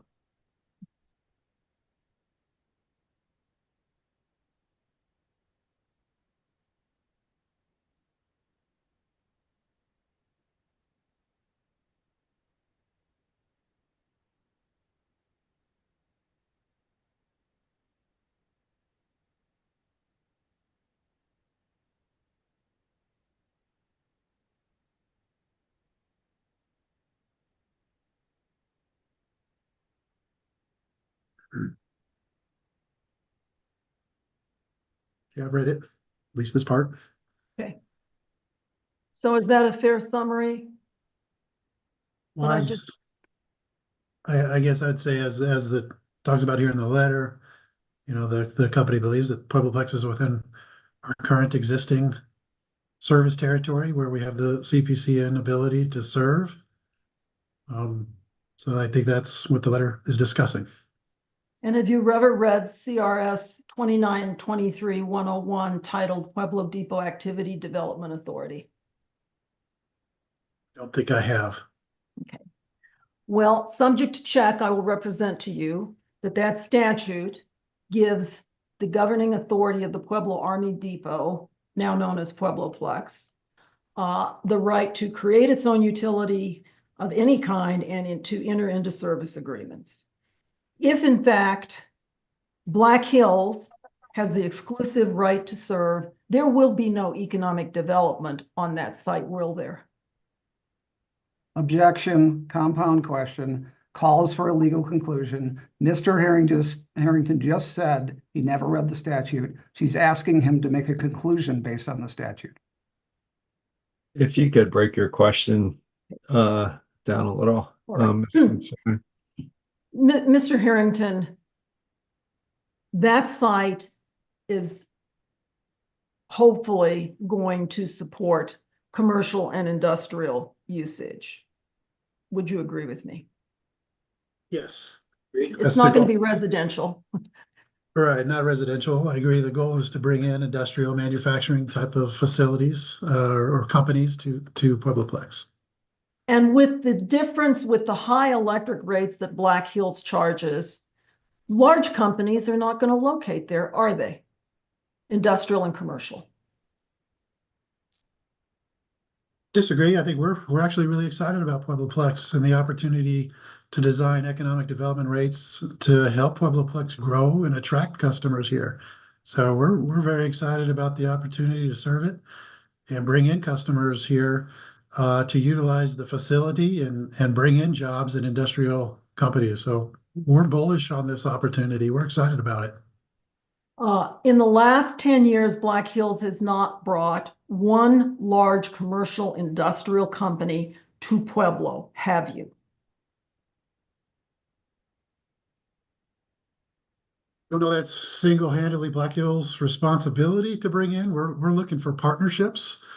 We need to partner with Pedco. We need to partner with Puebloplex. We're looking for those partnerships. But I'm not aware of a single large, industrial customer coming in. I know we have some of our existing customers are expanding their operations. We're excited about those opportunities. Well, there's two customers that might expand. One is Wholesome and the other is CS Wind, correct? Those are two current customers we've been in discussions with, correct? You want to bet me whether or not CS Wind is going to expand? Objection. I'll withdraw the question. But other than CS Wind and Wholesome, there have been no large commercial and industrial customers who have either been brought into Pueblo in the last 10 years or who have expanded. Isn't that true? Don't know about expanded. I know we've had some existing customers go through some expansions. But I do know that we've not had any new large industrial customers, at least in the last 8 years. So your track record is not good for assisting the community in bringing in large commercial industrial customers. Can we agree on that? No. The Black Hills is very aggressive, trying to bring in economic development. We partner with Pedco, and Ms. Thomas files testimony talking about our efforts. Economic development is tough. Economic development is tough in Southern Colorado, but we've worked really hard to try and attract customers. And just because there has not been one does not mean we have not made significant efforts to attract and bring customers and bring industrial customers to Southern Colorado. Well, the only economic development tariff that you filed was for cryptocurrency, Alexandria von Held, correct? That's correct. We had a data center prospect a few years ago, and it unfortunately did not work out. Well, that was really a joke, wasn't it, Mr. Harrington? Objection to the word joke, ambiguous. Okay, let me establish the factual predicate. Ms. von Held had no track record in developing cryptocurrency, did she?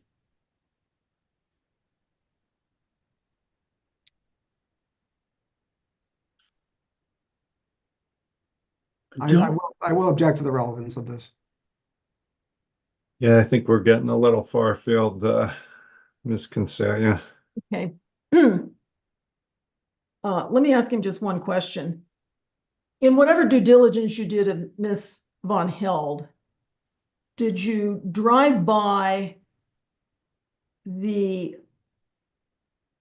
location of where she claimed she was the registered agent for the company at, which was a residence in Lowry? Did you take that step on due diligence, Mr. Harrington? Did not drive by her house. Okay. Now, Black Hills does not have the low. I'm sorry. I didn't quite hear. He didn't drive by her house? Is that what you said? Yes, that's what I said. Thank you. Black Hills does not have the load to serve a data center, do you? I believe you mean capacity, not load. It depends on the size of the data center. Some data centers are very large, some are smaller. So it really depends on the size of the data center. What's the amount of capacity that you believe you could dedicate to serving a data center without asking the commission for authority to build new generation? Trying to recall, I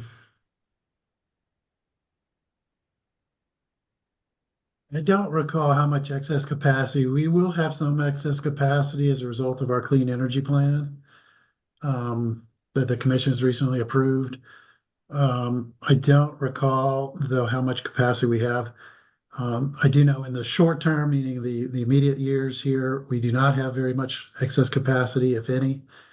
But when we acquire the new resources through our clean energy plan, there will be some capacity that would be available to serve. I just don't recall the exact amount.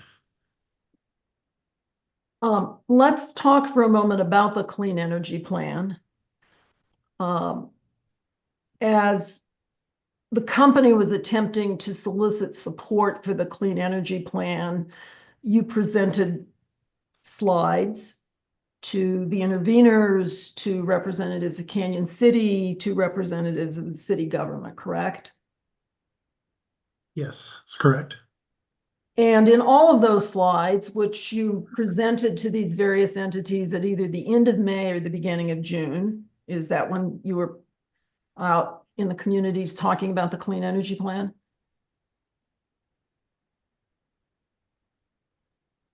Yeah, I don't recall exact days, but it was sometime in May, June, when we made kind of a round of presentations to the communities, sometime in May, June timeframe. And in all of those presentations, you indicated that you believed, or Black Hills believed, that rates would stay flat for the community for a period of years if the clean energy plan was adopted.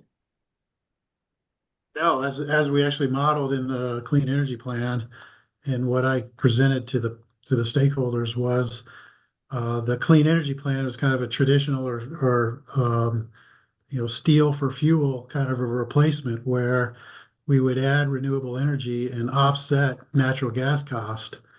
And we did some modeling that showed, based on just that, based upon just the impacts of the clean energy plan, that it would have reductions in customer bills.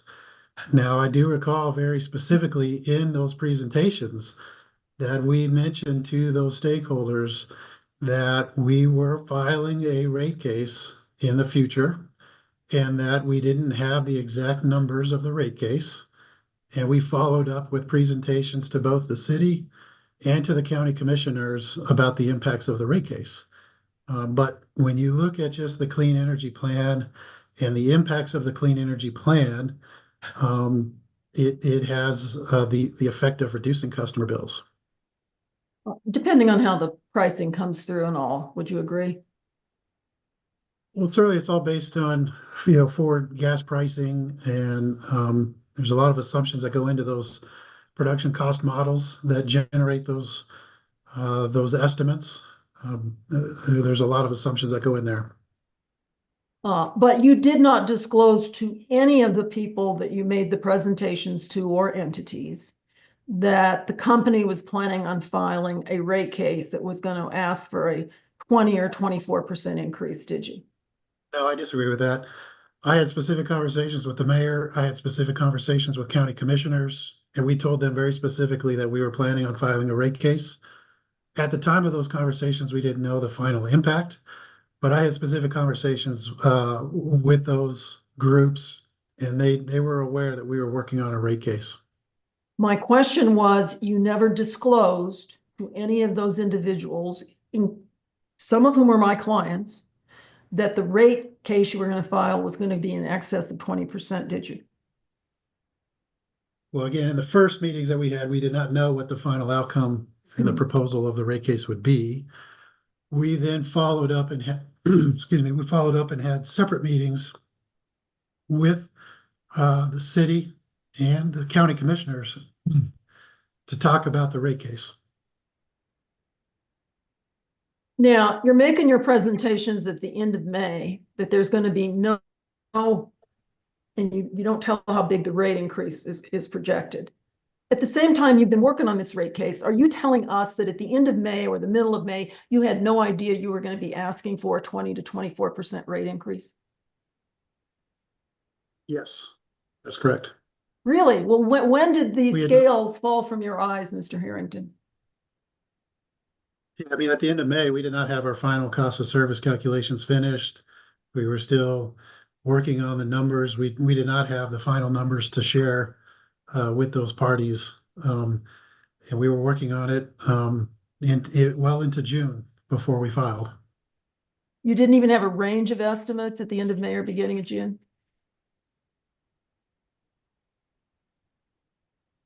I think I probably had some ideas, but again, we were still working on the numbers and we weren't ready to share exactly what the proposals were going to be.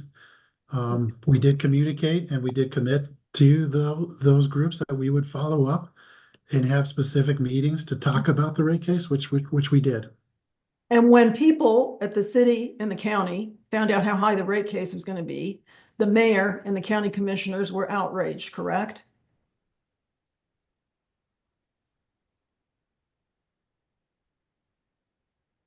Is that a yes or a no, Mr. Harrington? Objection foundation as to how he would know the state of mind of various other people than himself. Want to rephrase, Ms. Kinsella? They were not enthusiastic, Mr. Harrington, were they? They were not supportive of the 18% rate increase.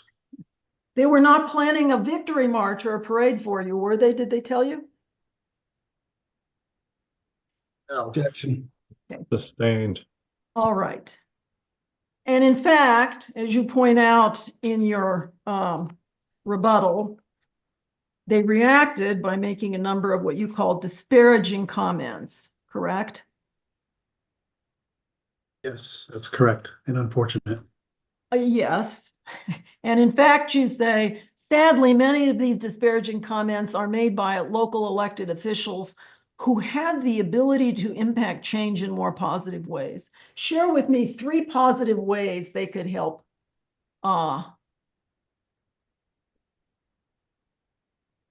Abby, we're committed to serving our customers in Southern Colorado.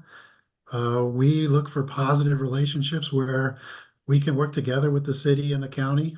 Economic development is a great avenue where if the city and the county are willing partners, we can come up with some great ideas and some proposals to help attract businesses. But we need willing partners and we need willing participants to help us. And we're committed to it. We're committed to our customers. We're committed to serving our customers. And we are more than happy to partner with the city and the county to find positive solutions. Give me 3 positive solutions you would suggest. Well, we've been in negotiations for years about the potential redevelopment of Pueblo 5 and 6 and that property right downtown. We would love to be able to work with the city and partner with a meaningful redevelopment. Economic development rates are another great opportunity where we can partner with. And then from the local side, with our local operations, Mr. Floyd Wolf, regularly works with the city on various operational issues from, outages and that sort of thing. And so we need partnerships and positive partnerships with all of our community. Let's talk about 5 and 6 since you brought that up. I've seen the $350,000 study, brownfield study with the EPA talking about a massive new development there. It would probably cost what, $400–500 million? Well, sure. I don't know exactly what you're referencing. I know that over the years, there's been several ideas that have been brought up on that potential property, but nothing has really come to fruition yet. Is Black Hills corporate going to invest anything in the community, come up with 50 or 100, $150 million to develop that property? Objection, assumed facts and evidence. She is throwing numbers around without any basis. Sustained. Is Black Hills corporate shareholders going to come in and invest any money in the redevelopment? I don't know yet. I mean, like I said, there's been numerous discussions about redevelopment, from a baseball field to a pavilion to a hotel to gondolas over the Riverwalk. There's been, countless ideas here that have been thrown around. we're really looking for the city to help us and provide some direction as to what they would like. And so, I can't really speculate on, what we will or won't do until we have some meaningful partnerships that we can work on, redevelopment of this property. Mr. Harrington, the company does not have good relationships down there because the rates are so high and you've stifled economic development. What the community wants is to have you sell to a larger utility. Are you willing to consider that? Objection, compound question. If you could break it in pieces, Ms. Concelia. Is the company willing to sell to a larger utility? I think from my understanding, the company's certainly willing to listen to offers if there are any offers. I'm not aware that there has been in recent years, but if there's an offer on the table, certainly I think the company would consider it. But I'm not aware of any real activity that's happened in that regard. Because Mr. Emery's letter is out there still indicating that the company is not a willing seller, correct? Yeah, Mr. Emery retired many, many years ago. I can't speak to what his letter had, but I know the leadership of our company regularly talks to other utilities around, and to my knowledge, there hasn't been any further discussion about any kind of acquisitions. So you think the community, and let's talk just about Pueblo, is supportive of Black Hills Corporation and wants you to still provide electricity in that community. Is that your sworn testimony today? I think, we provided some testimony that talks about some of the customer feedback and the customer metrics that we track. I think in this case, we've received a lot of public comment about rates. But we've also received several positive comments about the quality of service that our team provides, the interactions that our customers have with our employees. And so I think certainly customers have expressed concern about rates. But again, there's also a lot of other good things that the company does to support our customers and serve our customers. Mr. Harrington, if the commission were to deny and dismiss this application on the basis that the company has not taken into account affordability at all, how would the company refile its next application if it was instructed to take into account affordability? Objection, speculation.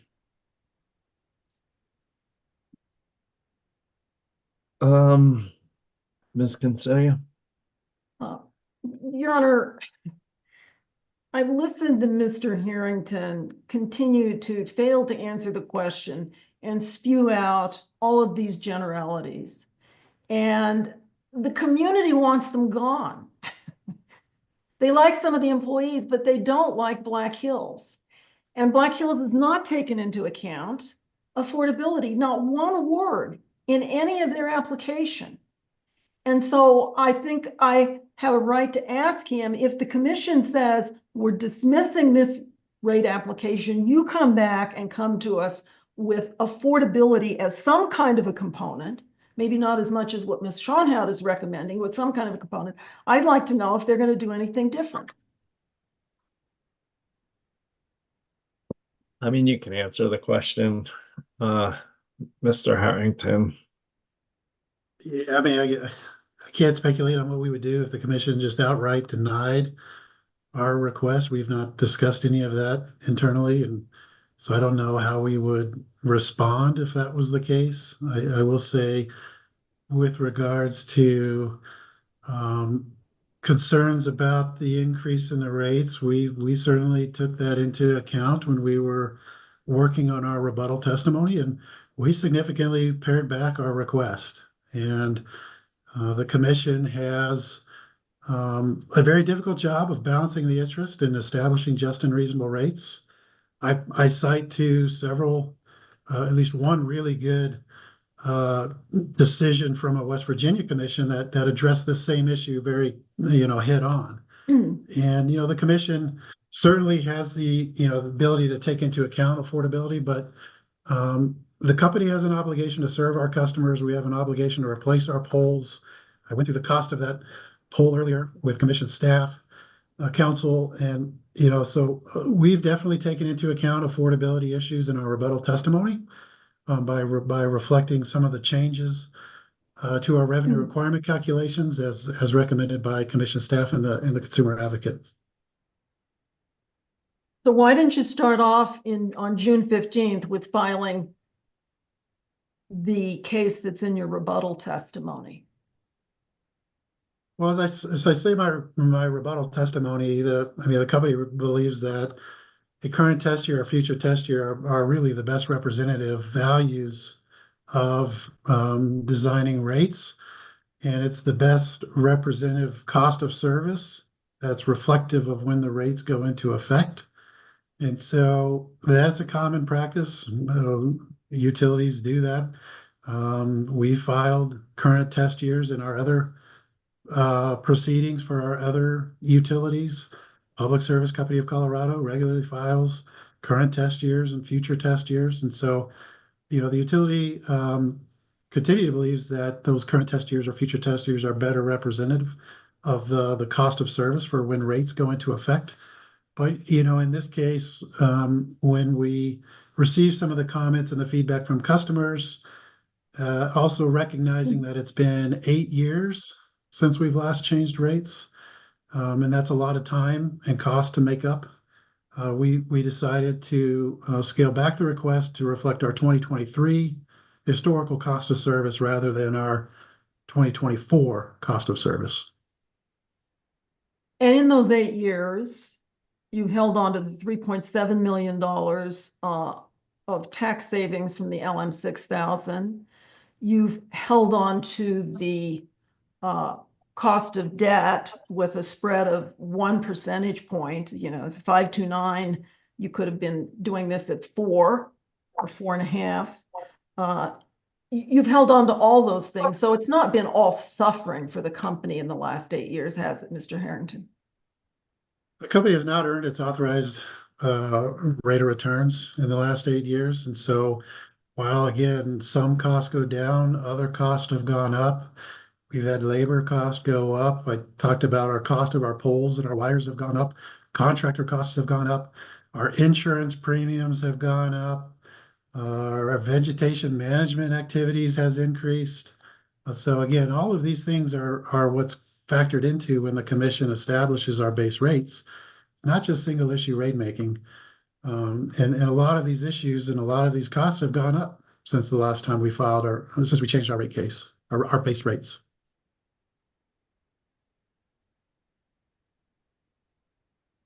So if you're ordered to file a case that takes into account affordability, what, if any, changes would you make? Speculate. Think of any? I don't. Well, again, I don't know I don't know how we would do that. I couldn't speculate on what the commission would decide and how the company would respond. We haven't really talked about that. Within our company, so I don't know. Going back to the clean energy plan, the company did not have to file a clean energy plan. They were exempted out under the statute, correct? Disagree. In fact, House Bill 1261 encouraged the company to file a clean energy plan. But you were not required to because you had too few customers, correct? Again, there's two statutes, Senate Bill 19236 had the 500,000 customer threshold. However, House Bill 1261 encouraged the company to file a clean energy plan. Were you worried that if customers knew that you were going to be asking for a 20 to 24% rate increase, they would have objected to you filing and not supported the clean energy plan? Was Black Hills concerned about that? I don't know. That's speculation on my part on how the customers would have responded. I don't know. We were highly encouraged to file a clean energy plan. Our clean energy plan provides millions of dollars of economic development benefit to Southern Colorado. We're offsetting the cost of fuel. We're reducing cost for fuel. We're cleaning up our air. We're going to achieve an 80% emission reductions. The company should be proud, and customers should be very happy about the outcome of the clean energy plan. We're certainly proud of it. We're happy with the outcome, and we look forward to building out these facilities. The prices that came in for the clean energy plan were much higher than public service prices, correct?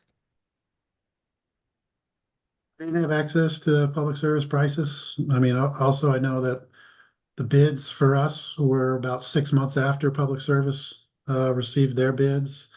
I also know public services had challenges with developers signing contracts for their pricing. So I don't know the magnitude. So you have no information as to how much higher the Black Hills bids were than the public service bids? Yeah, I don't have access to those highly confidential documents from public service. I don't know what the specific bid prices they received.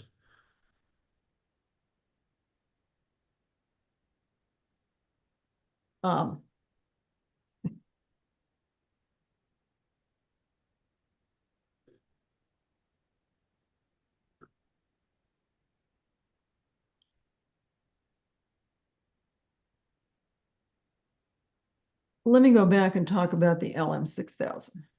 Because there were some few questions there. The company back in 2010, 2011, 2012 made several attempts to get commission approval to build the LM 6000 or its predecessor, the LMS 100. Are you aware of that? Your Honor, I object to this line of questioning. The commission approved the LM 6000 and the CPCN. Why we are relitigating cases that are 14 years old, I don't know. They don't appear to be relevant. Ms. Concealia? Your Honor, what I want to establish is that the Black Hills made 3 different attempts to get a commission approval to build the LM 6000. At one point, their general counsel, Wendy Mosier, who then went on to serve on the commission, threatened to sue the commission. And when the commission finally, in 2013, issued its decision, or actually it was 2015, it was the proceeding number 24AL-0275E, they had cost controls on it. And it is those cost controls that were then brought into the 2016 proceeding, and that is one of the reasons that this different allocation for debt and equity was included.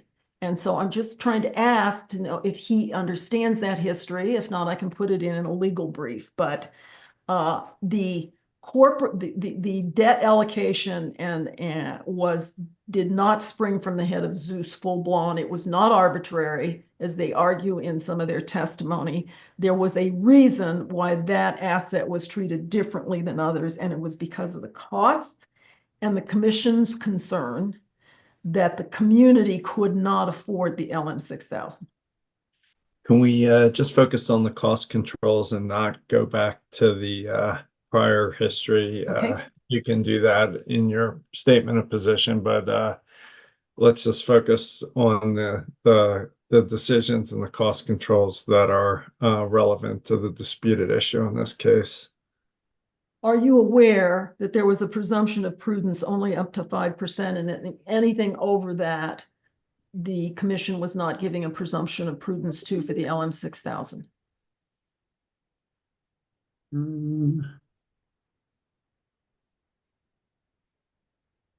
Yeah, I don't recall that. That was, before my time. I started with the company in 2016. I don't recall the specifics of the approval of the CPCN or that approval of the Elm 6000. I don't recall. Okay. Well, just for your edification, and I will move on, read the footnotes in my concurring and dissenting opinion in the 2016 case where I go through the games the company played to meet the revenue requirement. Your Honor, I object to this continual testimony from Ms. Concealia. It is inappropriate. If she wants to ask questions, she can, but her interjection of various things that she claims are facts are not established, and it's not appropriate for an attorney to do that. Sustained. I will move on. Sustained. If you can move on, that'd be great.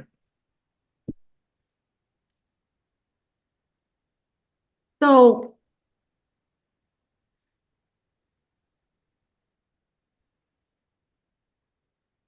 Mr. Harrington, we were talking about 5 and 6.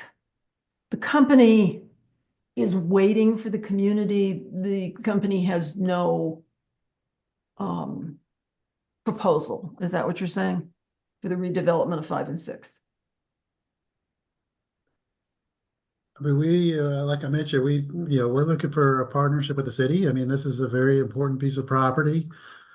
And there has a lot of potential and for the redevelopment of this property. And I think we really look for guidance from the city and from our local leaders as to what's the best use of this property going forward. We want to be a good partner and steward with this property, with our community, and so we're looking for those partnerships to find out how we can redevelop this property for the benefit of our community. Did you think the gondola from 5 and 6 over I-25 to Runyon Field was a good opportunity for development?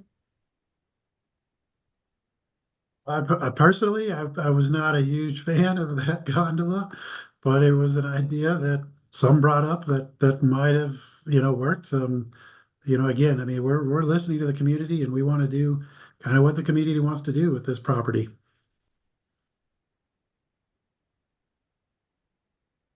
Did you think that CDOT would have given permission to run a gondola over I-25 to get over to Runyon Field? I have no idea. I don't know.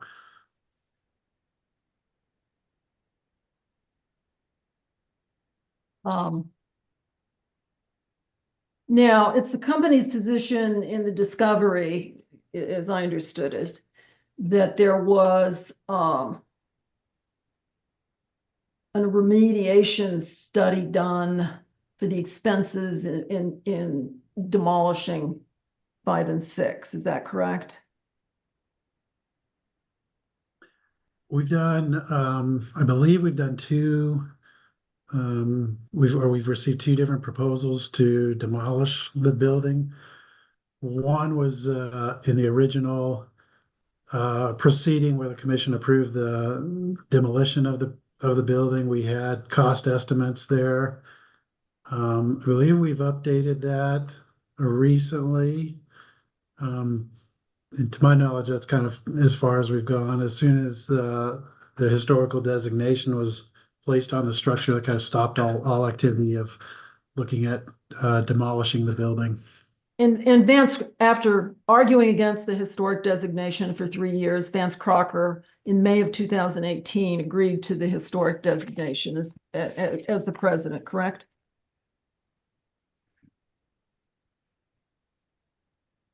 I think it's a little bit of a question about whether or not it was even up to our say, if whether or not we agreed or not. The city, placed the designation on it. I think at the time, Mr. Crocker, agreed with the decision. And again, in a spirit of partnership and trying to work with the city to find a solution, we agreed with that decision. But I don't know that it was really our decision to make. Well, the city attorney then, Dan Kogosik, said that he advised against the historic designation unless Black Hills agreed to it. Isn't that correct?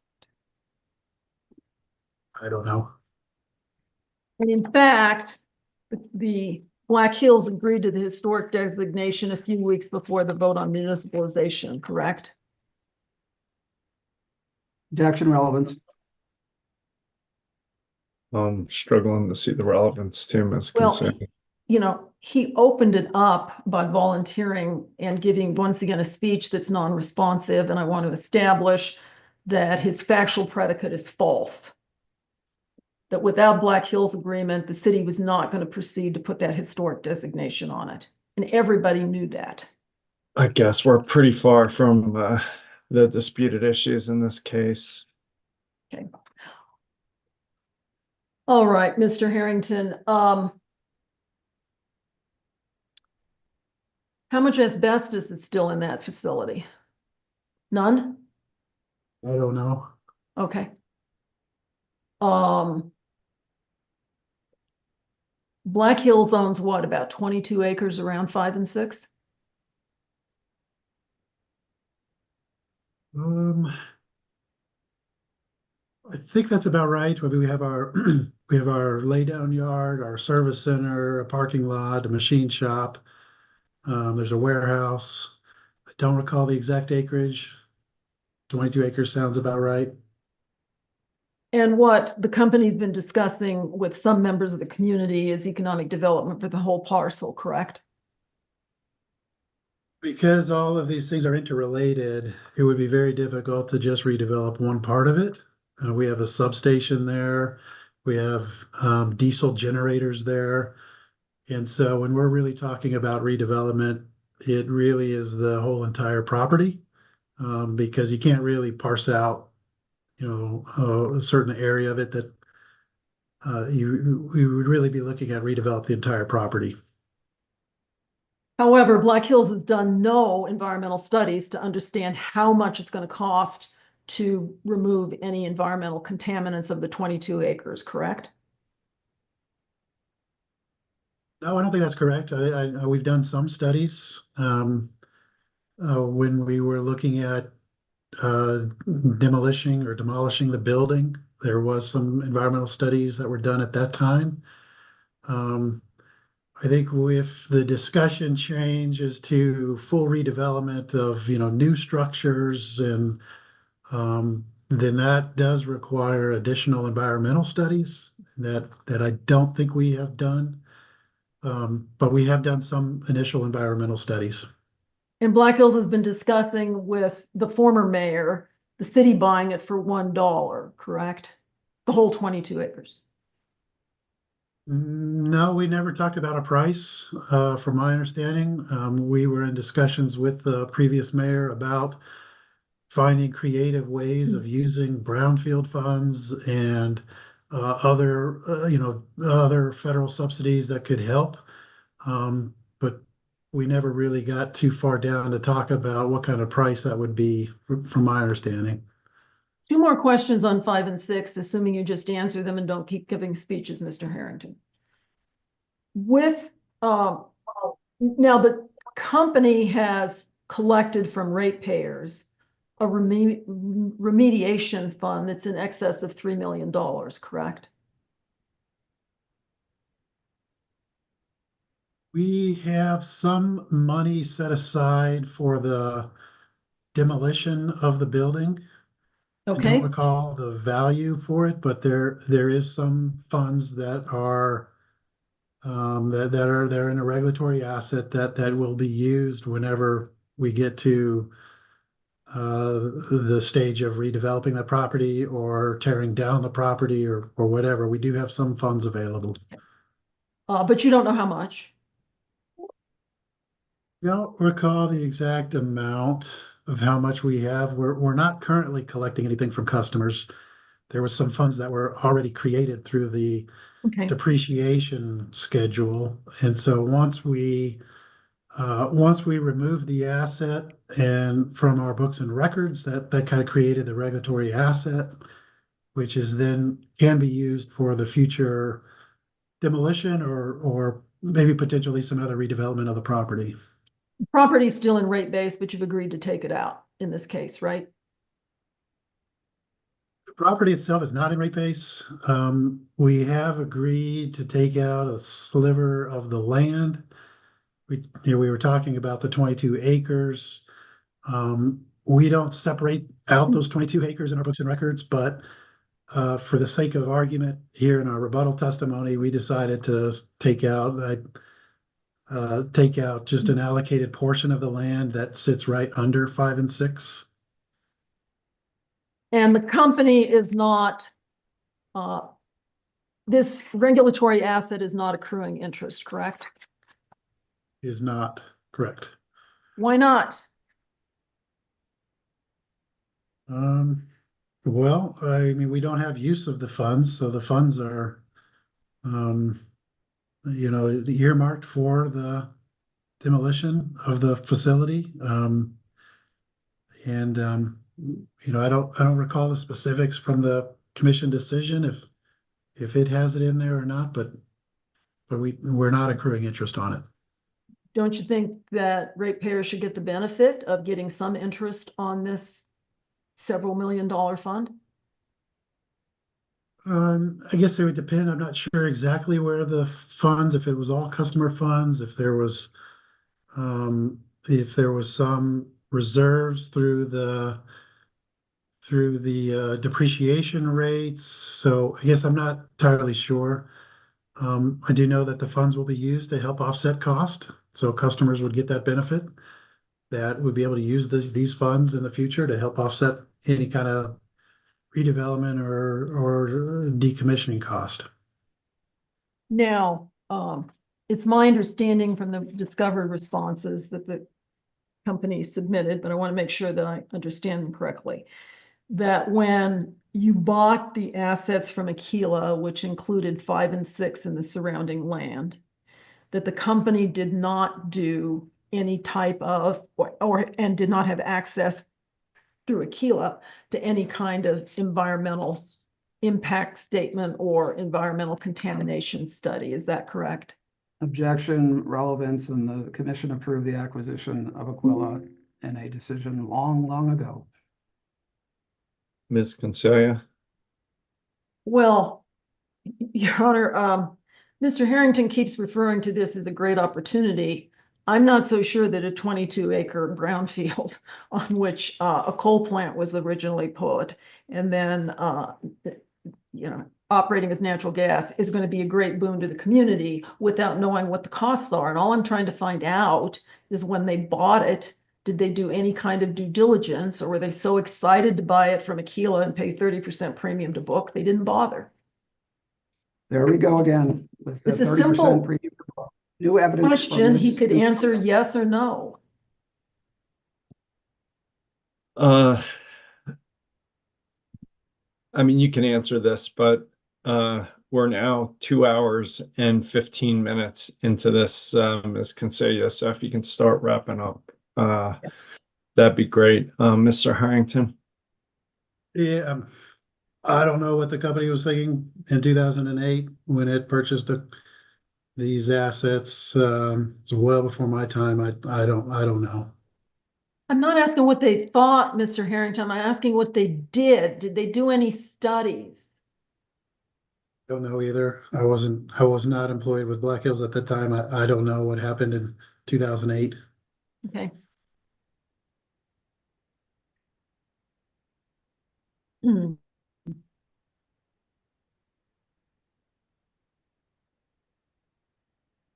So summing up, it is my understanding from your testimony, Mr. Harrington, that Black Hills is not at this point interested in selling. They believe they can continue to work with the community and you want to stay there. Is that right?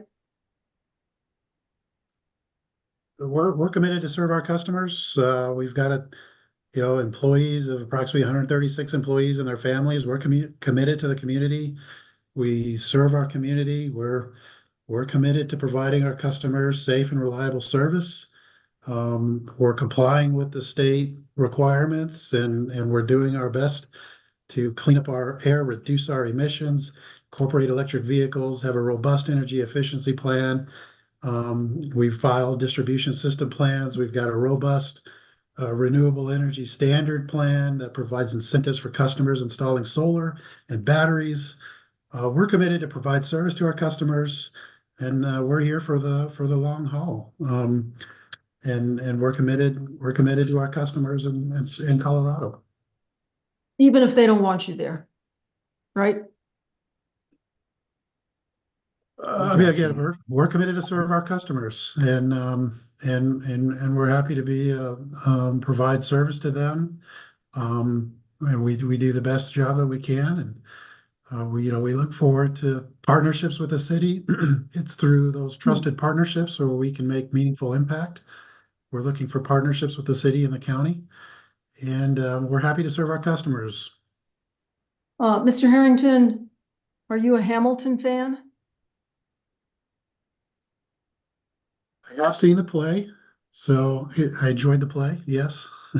Well, I'm a fan. I've seen it 4 times, most recently weekend before. And I was reminded of King George when he said to the colonies, "You are mine forever and ever and ever." No further questions. City cross-examination. I have 20 minutes.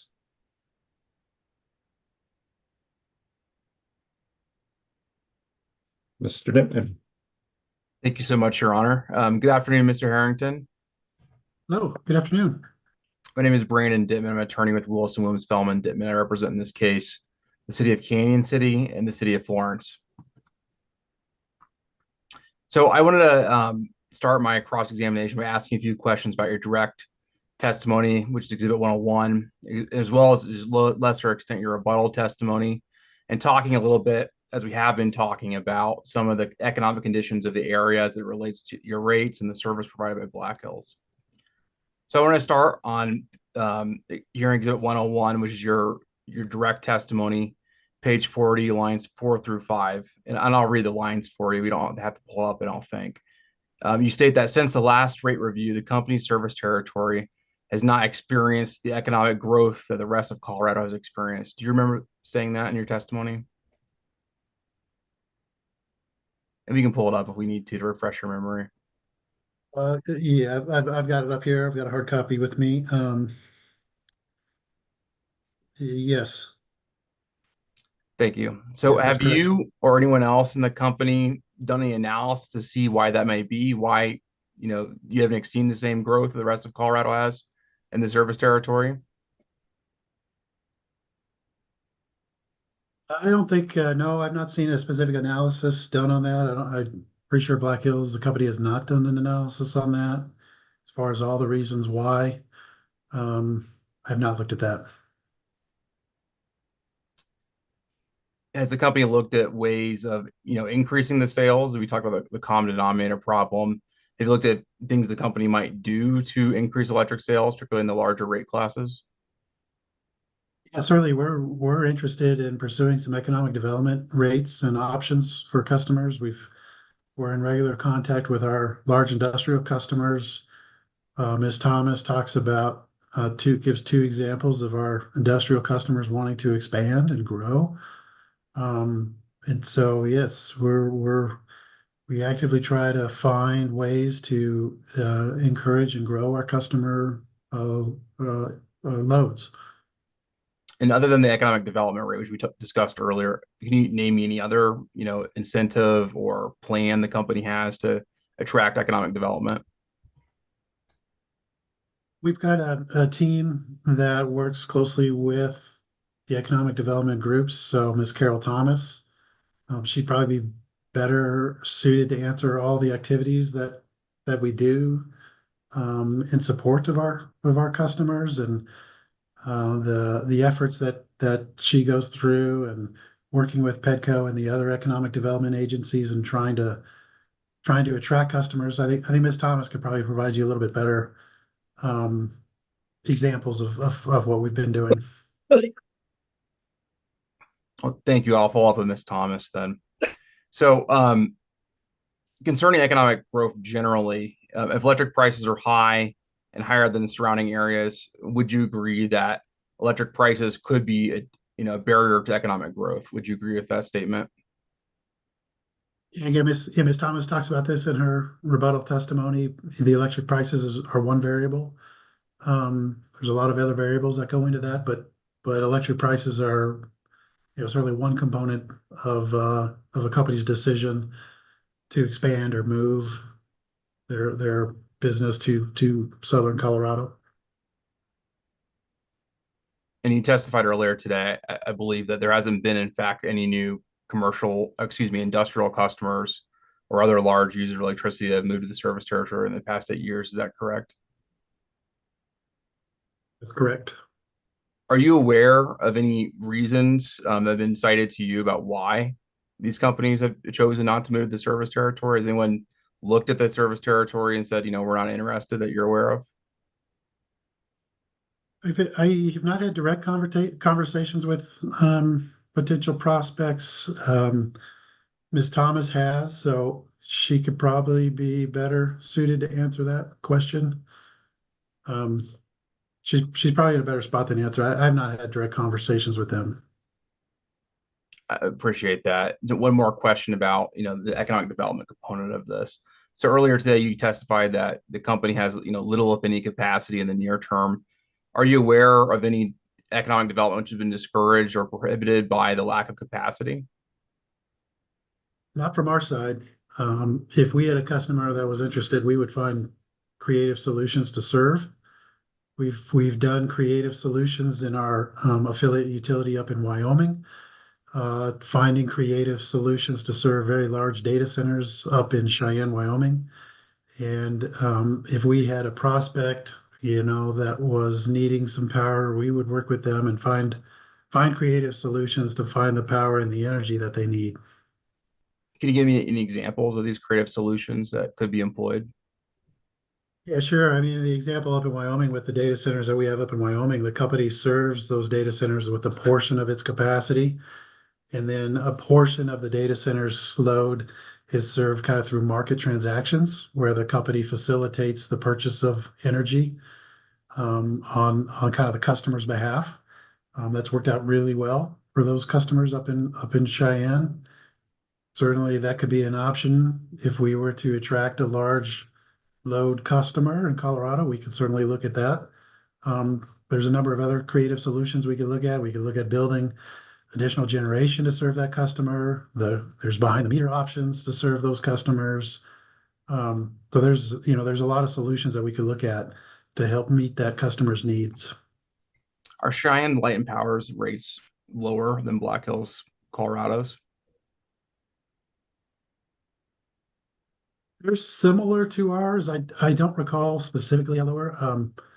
I do know that they are very similar to our rates, but I don't know the specifics. And one of the potential options you just mentioned was building generation. Would that require commission approval of this for a CPCN to do that? Usually it would.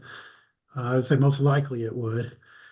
There's some caveats and commission rules about the size, but if we're talking about a large load customer, most likely it would require commission approval for that type of generation. And the company would own the asset, right? And then seek to recover it through rate base, I would assume. Is that right? There's multiple options. The company could own it. There could be a third-party developer that owns it. It kind of depends on, different lease cost options. So there's different options. But to be clear, to kind of wrap this up, none of those options have been employed to date, right? There's no example of the company doing this in the service territory right now. That's correct. We've not had kind of a recent customer that's kind of interested in going through that. But certainly if we had one, we'd be very willing and able and happy to work with that customer to come up with a creative solution for them. Thank you. So now I want to talk a little about revenue mitigation and affordability. I know the last set of cross-examination talked a lot about affordability, but I want to delve a little bit deeper into it. In your direct testimony, specifically pages 52 through 54, you generally speak to the process of setting rates under the phase 2 portion of the case. As part of that testimony, you speak to the revenue mitigation and the mitigated cost of service study that was done. Do you generally recall that testimony about what was done to develop the rates? Yes, yes, recall. And so you're in your own words, why did the company consider doing rate mitigation in this case and not just employing a straight cost of service study? Yeah, I mean, rate mitigation is a common principle that's used when designing rates. It's one of the factors that we look at that to determine just and reasonable rates. I'd say that the foundation of rates really should be set on the cost-based rates or the class cost of service rates. That's kind of the foundation of what we do.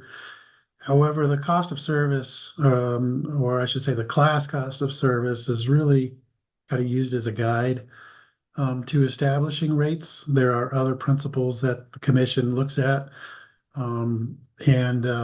mitigating rate increases is one of a principle that has been used in the past in designing rates.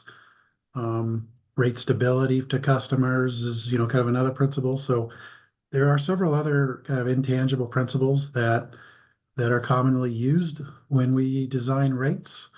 And so in this case, when we decided or when we finished our class cost of service study, and then we decided that a revenue mitigation was appropriate. And so we proposed a revenue mitigation method to mitigate the impacts of the classes of customers. So in this case, understand that the principles at play generally in this specific instance, why was mitigation employed, especially at the level that it was in this case? I mean, What it's was been the 8 company's years. decision making to do that? Yeah, sure. So it's been 8 years since we've changed rates. And so when you go that long a period of time between adjusting your rates, it's common and reasonable to see some pretty large variance between the different classes of customers. And so as a way of helping to mitigate and to gradually change the rates, that's kind of what led us to that decision to mitigate the revenue impact. So would you consider, as originally thought in your case, at least a 22% residential rate increase be a gradual change? And realizing that you have, a rebuttal case which is lower now. Yeah, I mean, when we were comparing it to the full cost of service rates, which was much higher, mitigating to the kind of class average we felt was appropriate. The same in the rebuttal testimony. We've mitigated it. We've mitigated the revenue increase down to the class average. And so mitigation is just kind of shifting the costs around among the various rate classes. Is that right? It shifts some of the cost responsibility between the classes. I would agree. Was there any thought ever given to reducing the revenue ask? And I realize you've done so to some extent in the rebuttal case as another form of mitigation. Exactly. I think that's exactly kind of what we looked at when we filed our rebuttal case, was trying to help mitigate some of that impact. And so we made several changes in the rebuttal case and, reduced our request by a little over $11 million that kind of helped mitigate some of that bill impact to customers. Thank you for that. So I hear that you are looking at in the rebuttal case, impacts on customers. Earlier, I heard you testify today that affordability was not a consideration given in the development of this rate case. Is that still your testimony, or is that different now?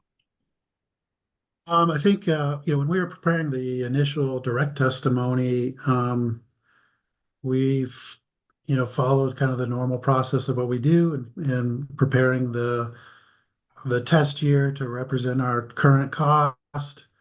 In our rebuttal testimony, we've made a number of concessions and agreed to reduce the request to reflect our historical cost rather than our current cost.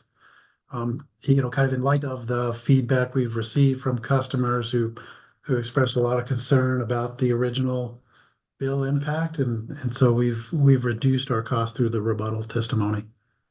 And so would you agree that affordability is a valid one of the valid principles in rate making? It's certainly one of the factors the commission considers when it decides just and reasonable rates, but it is not the only factor that the commission looks at when deciding just and reasonable rates. And so denying a rate increase entirely on affordability concerns is really not appropriate, nor is it lawful, in our opinion. But sorry, that's not I the question think I ask. I'm asking, is it one of the valid principles of rate setting? it is something the commission takes into account when it decides just and reasonable rates. But again, it's not the only thing the commission takes into account. Understood.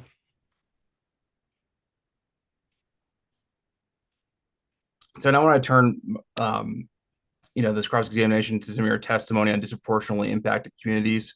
And I realize that some of these questions are probably better answered by Ms. Rodriguez, so feel free to punt to her if you don't know.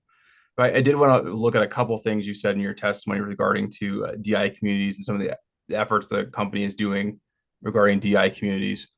And so on page 33, line 21 and 22 of your rebuttal testimony, you state, we have created a new team focused on IQ, which is income qualified customers, and disproportionately impacted communities. When was that team created? Um,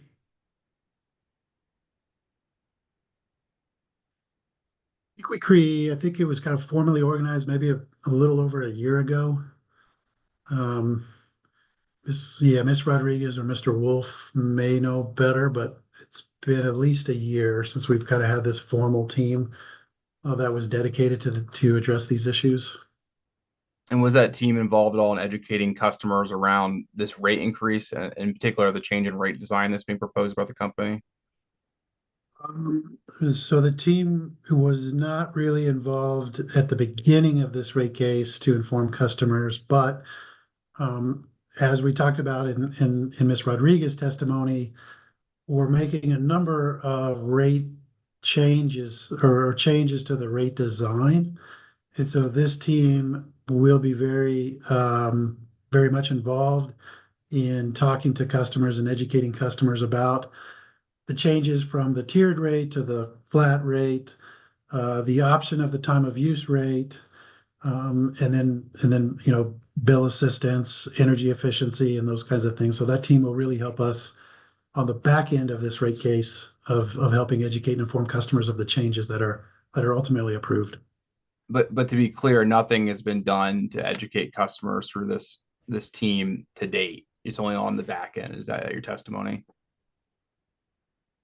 No, this team has been working really hard, talking to customers about energy assistance options available. The team has really worked on trying to, understand the various tools that are available.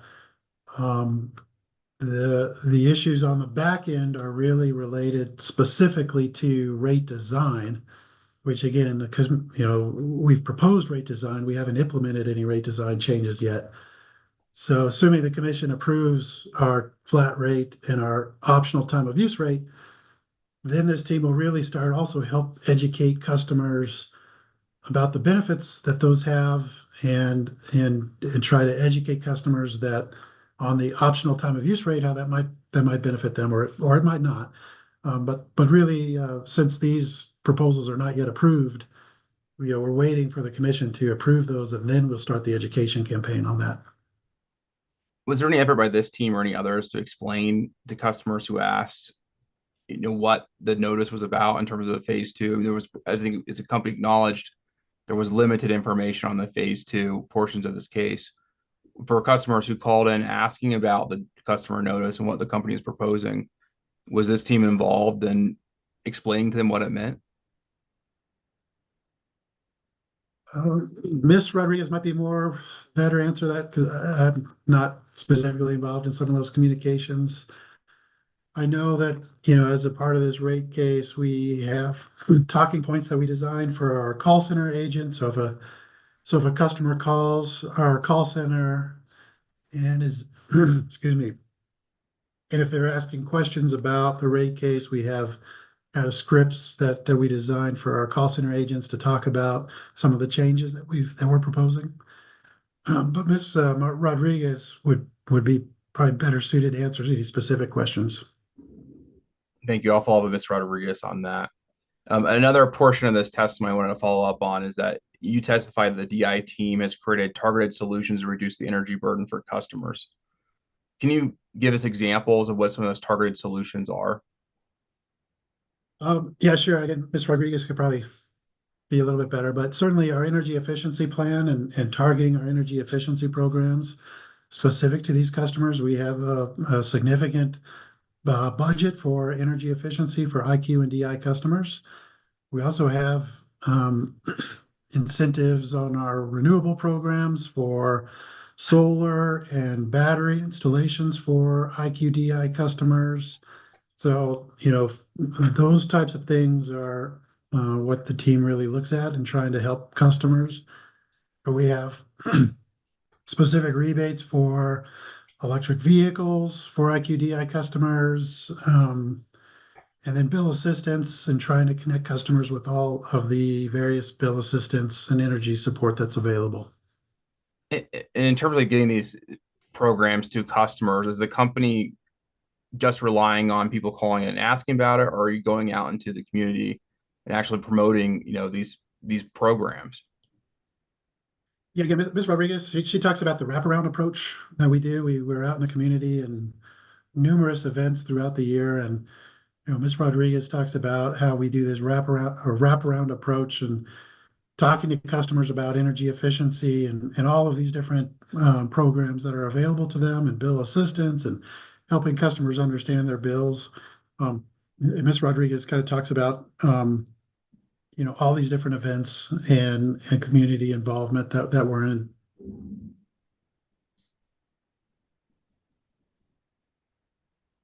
How the local governments, I know you mentioned some information you gave Pueblo, on the renewable plan, as well as, this rate case to a much lesser extent, has part of, getting connected with the DI communities been done through local governments?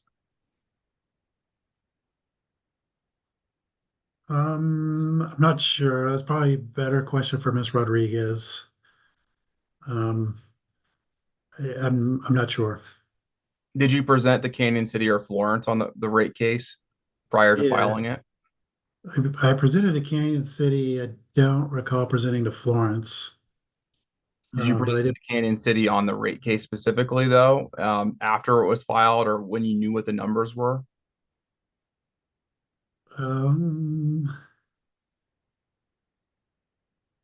No, I presented to City Council, Pueblo City Council, and I know I presented to Pueblo County Commissioners.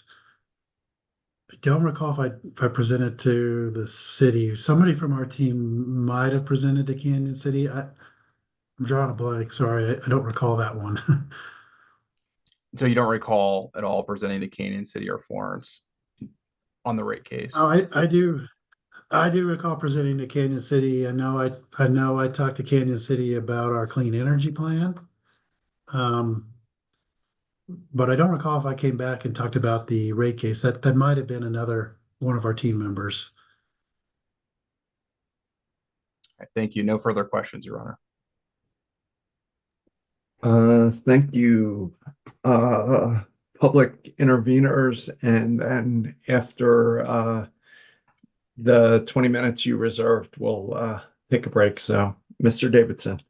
Thank you, Mr. Chairman. At this point, I'm going to waive cross of Mr. Harrington, but I would like instead to reserve 10 minutes of potential cross for Mr. Ahrens instead. And he's pretty far down the line, so hope that's not an inconvenience for anyone. Thank you. That works. Ms. Nelson, we probably need a break. Why don't we just take a break now till 2:30, and we'll come back and start with you at 2:30. Thank you. Take a 10-minute break till 2:30. Sounds Thanks. good.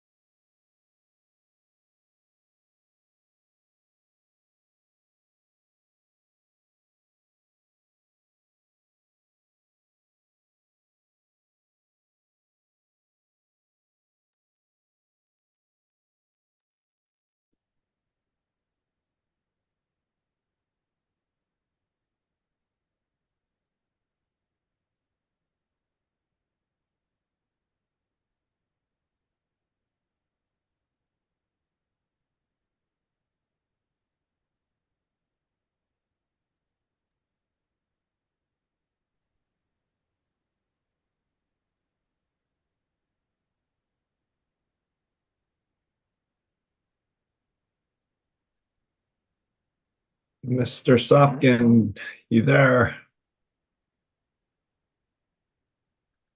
Yep, Yes, I am. there you are. Ms. Nelson, I have 75 minutes plus some goodwill from the other cross wavings. You're up. Thanks, Mr. Chairman. Good afternoon, Mr. Harrington. I'm Michelle Singer Nelson, and I'm going to be asking questions of you relating to Black Hill's position in this case. Good to see you. Good afternoon. Yes, likewise. All right, I'm going to start with Black Hill's request for cost recovery of litigation expenses. Do you have that in mind? I do now. All right. In the direct case, the company requested cost recovery for litigation expenses for 4 prior cases, correct? Yes, that's correct. And you testify in your rebuttal testimony that the company withdrew its request to recover the costs associated with one of those cases, the renewable advantage proceeding. Isn't that right? Yes, that's correct. And you testify that you withdrew this request because the decision for this case only allows cost recovery after the facility goes into service.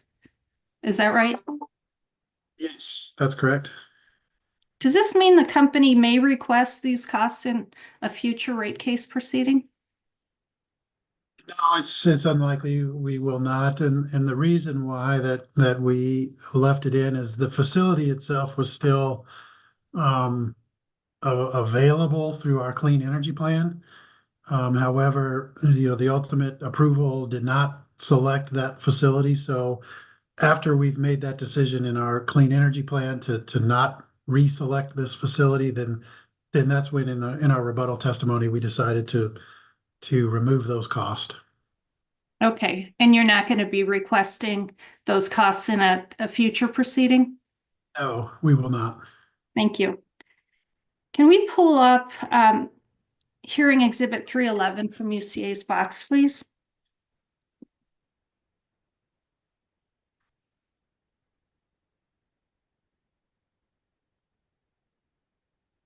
Thank you. Mr. Harrington, will you identify this document, please? Can we just scroll to the bottom, please?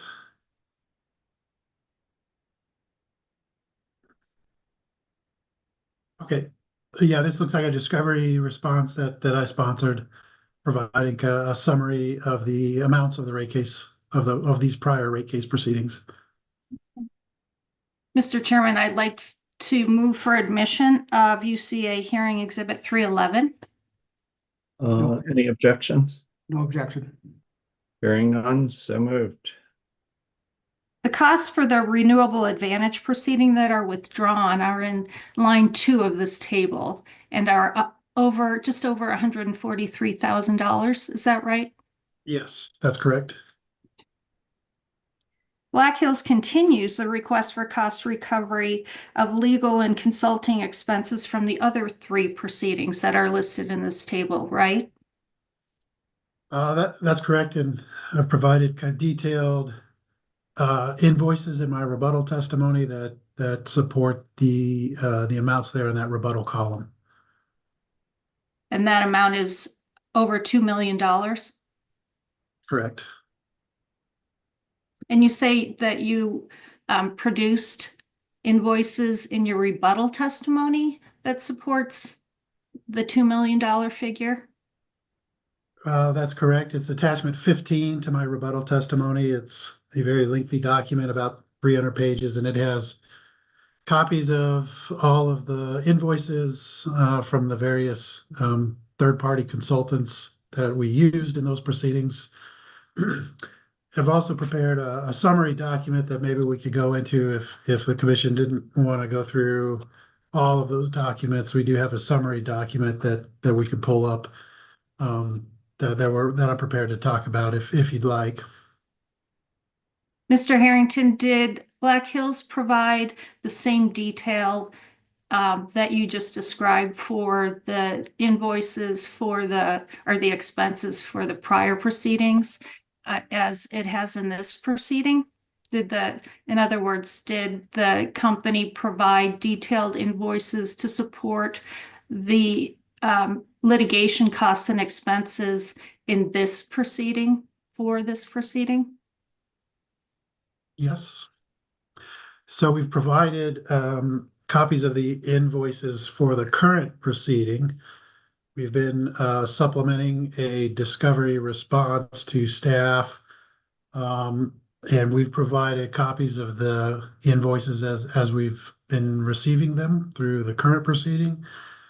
And then in my rebuttal testimony, we provided copies of all the invoices that support these prior proceeding amounts. Okay, but just to be clear, you haven't yet submitted all of the invoices for this proceeding into the record. Is that right? The cost for this current proceeding here, no, we will continue to supplement the record and provide the parties with those costs. Like I think we talked about earlier, we're still incurring costs today. And so we will continue to supplement and provide copies of those invoices throughout this proceeding. Okay, and that's supplementing discovery responses, correct? That's correct. But that's not putting those documents into the record, is it? My understanding after this hearing, the record is usually closed. So any proceeding, any information that kind of is brought forward after this hearing is usually not in the record. However, in this instance, the common practice here with the commission is that during the technical conference, we will update the rate case expense amount with kind of the most recent invoices and the costs that we've received. And will parties like the UCA and staff have the opportunity in that technical conference or prior to the technical conference to review those expenses for reasonableness? Yes. Yes, and we've been providing monthly updates on the current proceeding. So we've provided updates to the parties monthly. We provided parties supplemental response in August, September, October, November. We'll likely provide further updates in here in December and then also in January. That's great. Will the company agree then to allow the UCA and staff to review the invoices prior to the technical conference and offer any testimony that might be necessary relating to the reasonableness of those expenses? As far as the testimony part, I'm not sure what is procedurally acceptable, but as far as the first part of your question, yes. UCA and staff and the other parties will have access to the invoices and they can review those, whether or not it's appropriate for them to provide testimony. I'm not sure if that's how that would work procedurally, but we will provide the parties updated invoices prior to the technical conference. Great. Thank you, Mr. Harrington. I'm going back to your discovery response about the amounts that are sought for the prior proceedings. In your testimony, you said that the commission authorized creation of a regulatory asset for the legal and consulting expenses in the other cases, correct? Yes, that's correct. And then in your rebuttal testimony on page 78, we don't have to pull it up unless you want to see it. You list the orders where the commission authorized the regulatory assets. That's correct. The commission did not order that $2 million that you're seeking for these prior case expenses were prudent or just unreasonable in the prior proceedings, did it?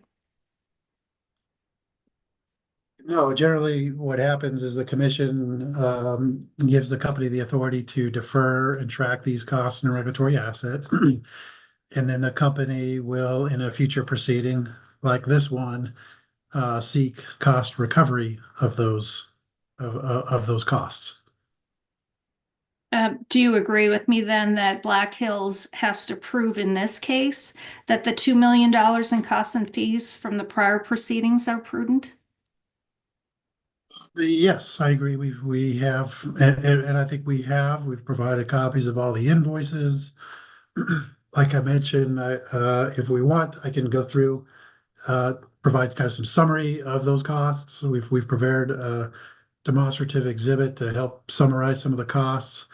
And I would agree that we have provided the evidence that's needed and the support that's needed to support these costs. You would agree that it is your obligation in this case to prove that that's the case, that those costs are reasonable? Yes, I would agree. Thank you. I guess continuing on that a little bit, the company hasn't provided any detail as far as billing rates for outside counsel yet, correct? We haven't really hired any up until just recently. So, so we have hired outside counsel, as Mr. Sopkin mentioned at the beginning of the hearing today. So my understanding is we have not provided information yet, but again, we will provide that information to the parties. This morning you were asked about attorneys working for the company for this case, and you mentioned 5 internal attorneys, including Mr. Sopkin and Mr. Koshin. Is that right? Yes, yes, that's correct. And Black Hills ratepayers pay for an allocated portion of those 5 internal or in-house counsel. Isn't that correct? Well, Mr. Koshin and Mr. Sopkin support the Colorado utilities primarily, so their cost would be allocated to Colorado Electric, or a portion of their cost. However, the other 3 attorneys that we've used in this case support primarily other utilities in Black Hills, and they support other states. They typically do not work on Colorado matters. And when the company decided to change the test years to the 2023 historical test year, those costs from those other attorneys would not be included in our cost of service, because they didn't work supporting matters here in Colorado. So, but Mr. Sopkin and Mr. Koshin do support the Colorado utilities, and so their cost would be allocated to our Colorado customers. Well, that's helpful. Thank you. What is the specific purpose of retaining Mr. Albright for this proceeding? Mr. Albright has years of experience in working in Colorado and understanding various regulatory principles, regulatory rules, specifically around the capital structure, return on equity, pensions, retroactive rate making. So Mr. Albright has a unique skill set that's helpful and needed. And so as we were preparing for this hearing this week, we decided we needed his expertise in helping us here at the hearing. Is Mr. Albright only going to be cross-examining staff witness Ms. Segala in this case, or is he going to be cross-examining other witnesses as well? Your Honor, at this point, I guess I'm concerned about the relevance of this as to which witnesses Mr. Albright is helping with. We certainly will be providing his invoices, and I believe we did respond to a discovery request to UCA about the capped amount of the arrangement. What's the specific objection, relevance, or relevance as to which witnesses he might be cross-examining? Ms. Nelson? Chair Blank, the reason that I raised that issue is to the extent that Mr. Albright is only going to be crossing Ms. Segala, and Ms. Segala's testimony supports a the staff's request that the revenue requirement be decreased in this proceeding, then Ms. Segala's testimony really is only, or Mr. Albright's cross-examination of Ms. Segala is only to impact customers and harm customers with higher rates than it is to benefit the ratepayers. So the purpose of hiring Mr. Albright is really for the benefit of shareholders and not for the benefit of ratepayers. And so ratepayers shouldn't be required to compensate that amount, the billing amount from Mr. Albright for 100% of his costs. Your Honor, I object to that because that is not the position of UCA's own witness in this case. The UCA's own witness says 50% should be recoverable, so I don't know where this is coming from.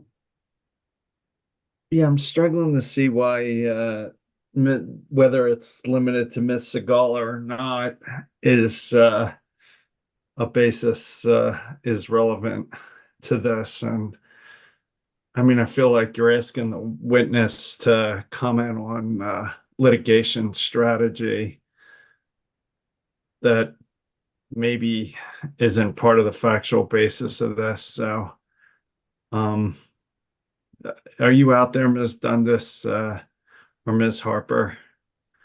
I'm pretty uncomfortable with this line.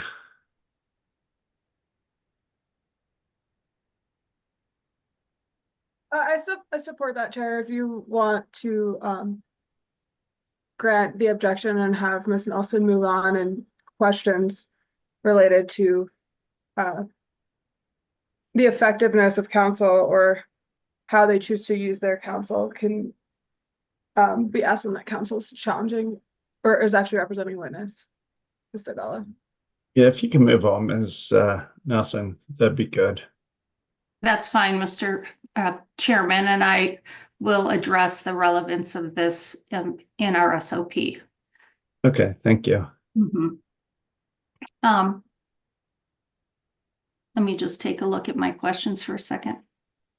Yep, take your time.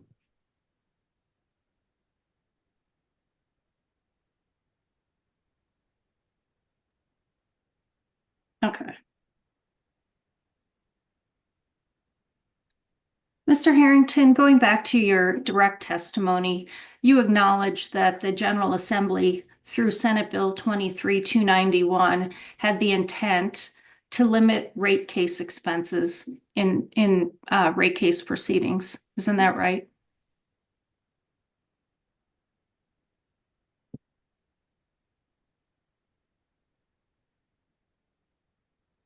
I believe the intent of the Senate Bill 291 was to limit the amount of rate case expenses that we incur. Right. And the best source for determining the intent of a statute or a piece of legislation would be the General Assembly's stated intentions regarding the legislation, correct? Well, I'm not an attorney to properly educate you on how to interpret statute, but the General Assembly's declaration is helpful in understanding the intent. Again, I don't know all the legal basis if that's the appropriate method or not, but I would say it certainly is informative and helpful in understanding the intent. Thank you. And further down on the same page, and I know you have your written testimony in front of you, we can pull it up if you want, but you acknowledge that maximizing internal resources as much as possible provides savings to customers, correct? Yes, that's correct.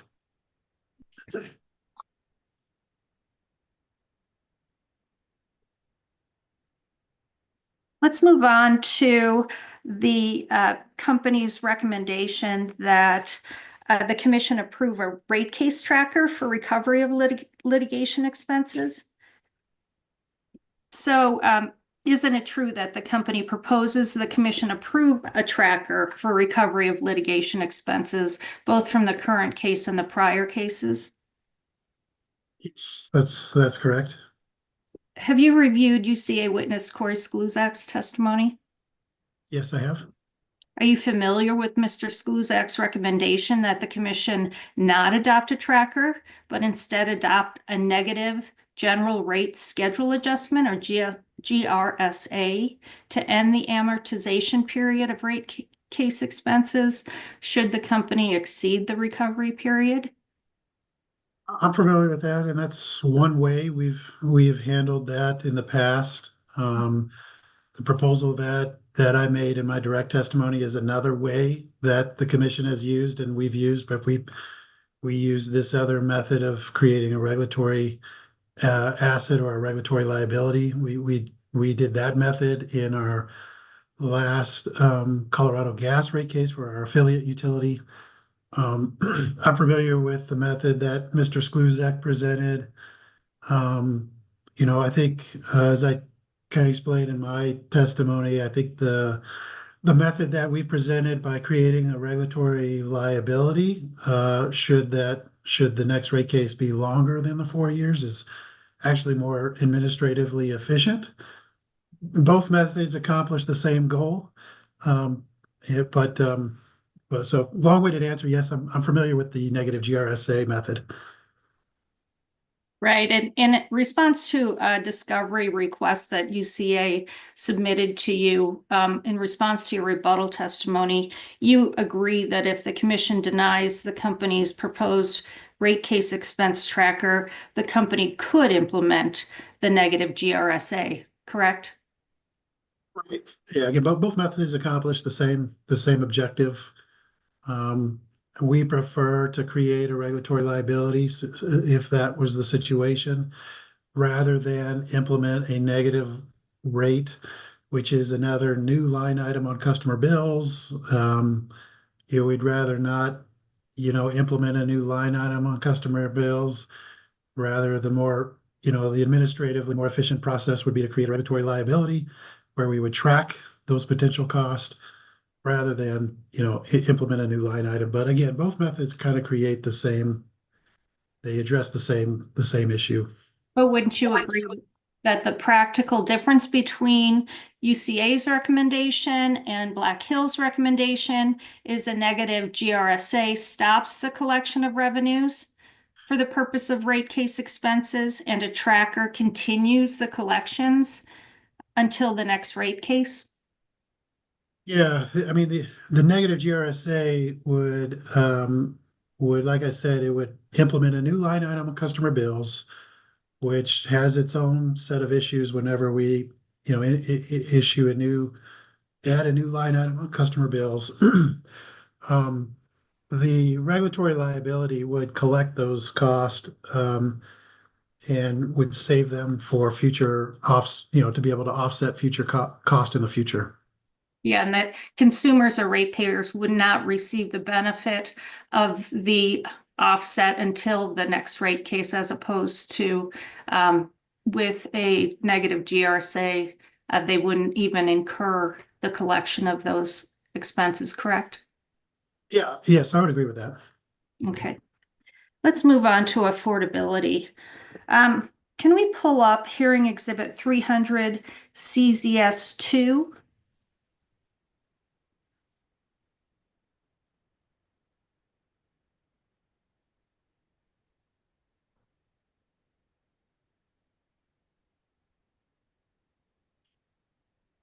Thank you. So, Mr. Harrington, I'll represent to you that this is a page from the Commission's website where it states its mission of the electricity section. And there it states that the Commission,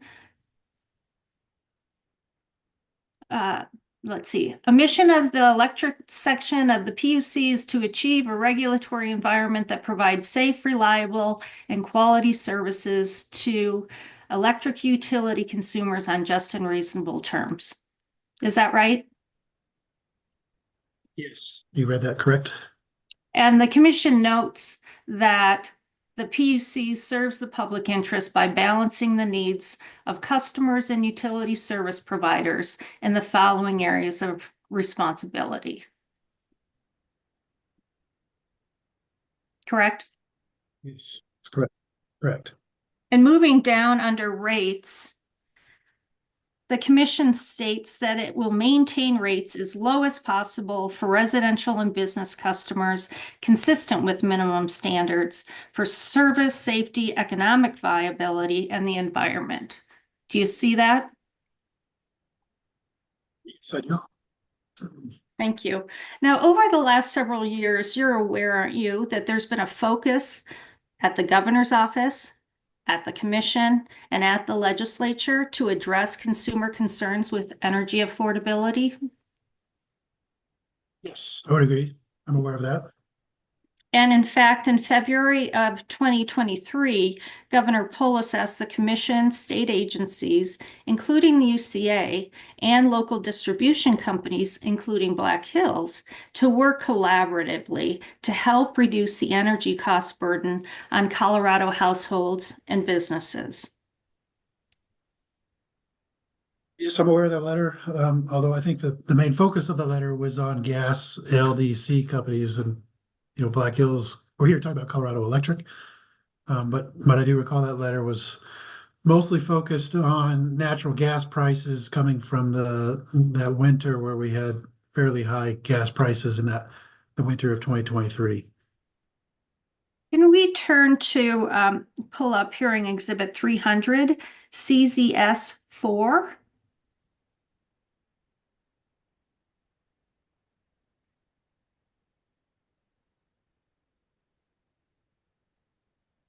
Mr. Harrington, do you recognize this? If we can scroll down a little bit more. As the Colorado Public Utilities Commission Affordability Initiative Initial Work Plan. Familiar with it? Okay. And in fact, let's turn to page 3 of this exhibit.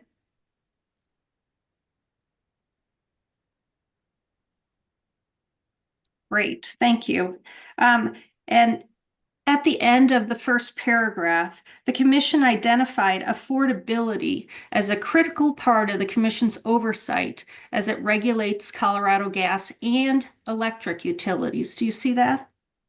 Yes, I do. So the report addresses not only gas utilities, but also electric utilities. I think the letter there in the second paragraph indicates about the recent high bills that were occurred from the gas utilities. So my understanding was here the main impetus of the governor's letter was in response to the natural gas utilities and then the very high natural gas prices that were occurred, not specifically driven by the electric utilities, but that this was really driven by natural gas prices on the natural gas side. But the commission's plan expressly states that affordability is a critical part of the oversight as it regulates electric utilities as well, correct? Yes, it does state that. Thank you.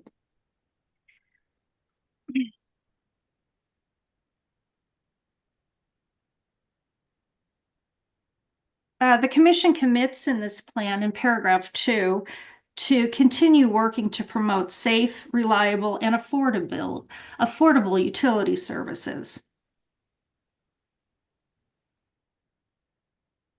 Do you see that? I see that. And the legislature responded to affordability concerns by passing SB 23-291 in May of 2023, correct? Chair necessarily can agree on what, you know, the response, as you stated in the beginning of your question, but Senate Bill 23-291 was passed in 2023. Can we pull up hearing exhibit 300 CZS 6, please?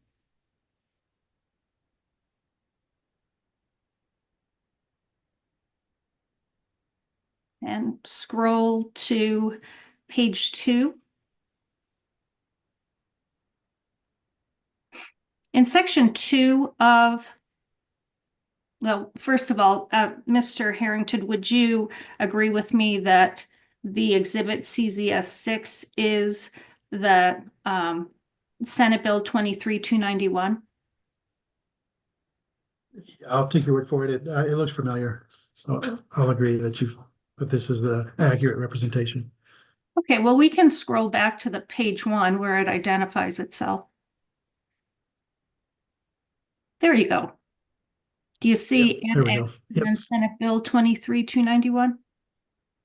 Yes. Thank you. Okay, thank you. So on page 2, the commission specifically addresses limiting rate case expenses for investor-owned utilities and information included in rate case filings, gas, cost, or electric commodity adjustment filings, rules and definitions, limiting recovery of rate case expenses. Do you see that? It's No, right I in don't. section 2, 40-3-102.5.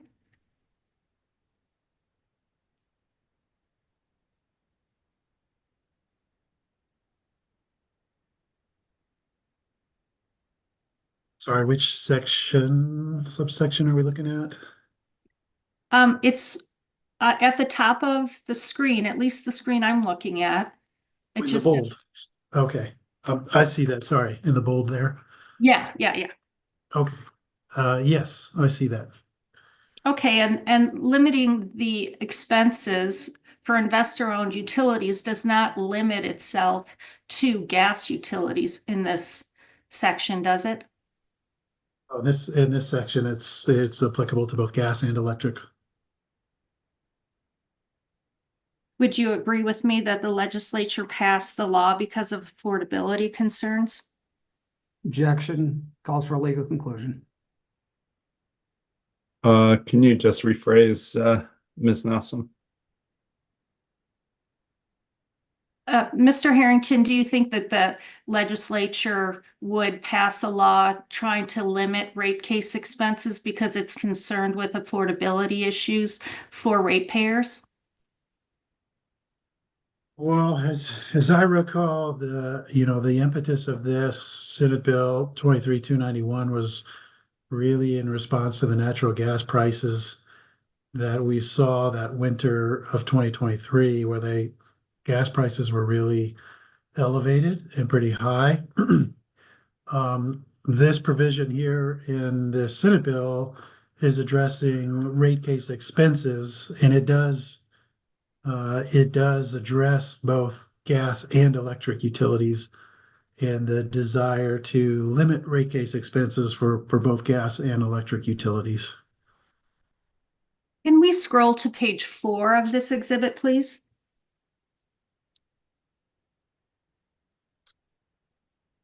Scroll down to section 3. I think it's towards the bottom. Thank you. Mr. Harrington, in section 3, and it's CRS 40-3-114 in bold there. Do you see the title cost recovery, prohibitions, reporting, penalties, and definitions? I see that. Do you also see that the legislature stated the commission shall ensure that regulated electric and gas utilities do not use ratepayer funds to subsidize non-regulated activities? Yes, I see that. Scrolling to the next page. Mr. Harrington, just take a few minutes to read what's in front of you here. And then tell me whether you agree here that the legislature listed a series of expenses that the utility shall not recover from its customers. Yes, I'd agree. That's here. That's what it states here. These are costs that are prohibited from recovery. And there are a variety of costs there, correct? Yes, correct. It's not limited to gas commodity prices. That's correct. Now, in your testimony, you cite to West Virginia Public Utilities case. We can take the exhibit down. Thank you. You cite to a West Virginia Public Utilities case where the commission rejected a request for no rate increase based on affordability concerns, correct? Yes, that's correct. And that's your rebuttal testimony, hearing exhibit 116 at pages 23 and 24. And if you need to look at it, that's fine. The West Virginia Commission actually rejected affordability based on what it characterized as the difficult and arcane terms and processes in West Virginia's rate-making framework, correct? Your Honor, I would just request that this get pulled up. I think this is being quoted out of context. So we could actually look Yeah, at if we could pull it up, that'd be great. Sure. It's hearing exhibit 116 at the bottom of page 23 and the top of page 24.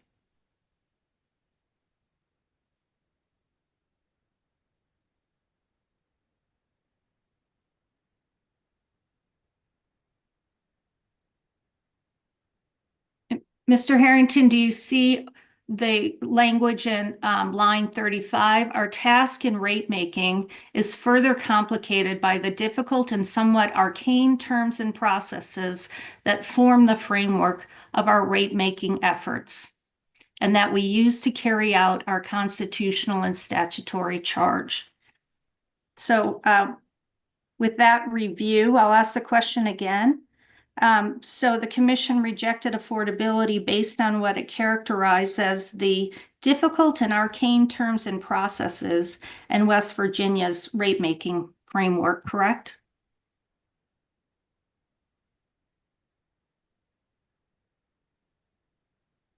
The word that I'm struggling with, Ms. Nelson, is the basis. You said this was their basis. I think when you read the rest of the paragraph up above, the West Virginia Commission talks that, affordability is one factor, but it could not be the sole factor in deciding just and reasonable rates. The commission is not free to require utilities to provide service at a level below the lowest cost of service. So, and I think here in the second paragraph, the commission is talking about the difficulty that customers have in understanding this regulatory process. This regulatory process is unique, where we file testimony and we have cost of service studies, and we use terms like accumulated deferred income tax and return on equity and capital structure. And so the process that the commission does to establish just and reasonable rates is certainly difficult for customers to understand. And I think that is what the commission here in their decision is acknowledging, that this rate-making process is somewhat difficult for our customers to understand. But the commission here also acknowledges that it has a statutory framework that it has to follow and abide by when it does decide just and reasonable rates. And it describes that framework as arcane. That's correct. And as we just discussed here in Colorado, the commission's affordability initiative made affordability a critical part of rate making, correct? Well, I don't recall critical, unless don't remember seeing that. But I think, as we talked earlier, concerns about affordability has been a topic a topic that has come up a lot in recent proceedings here at the commission.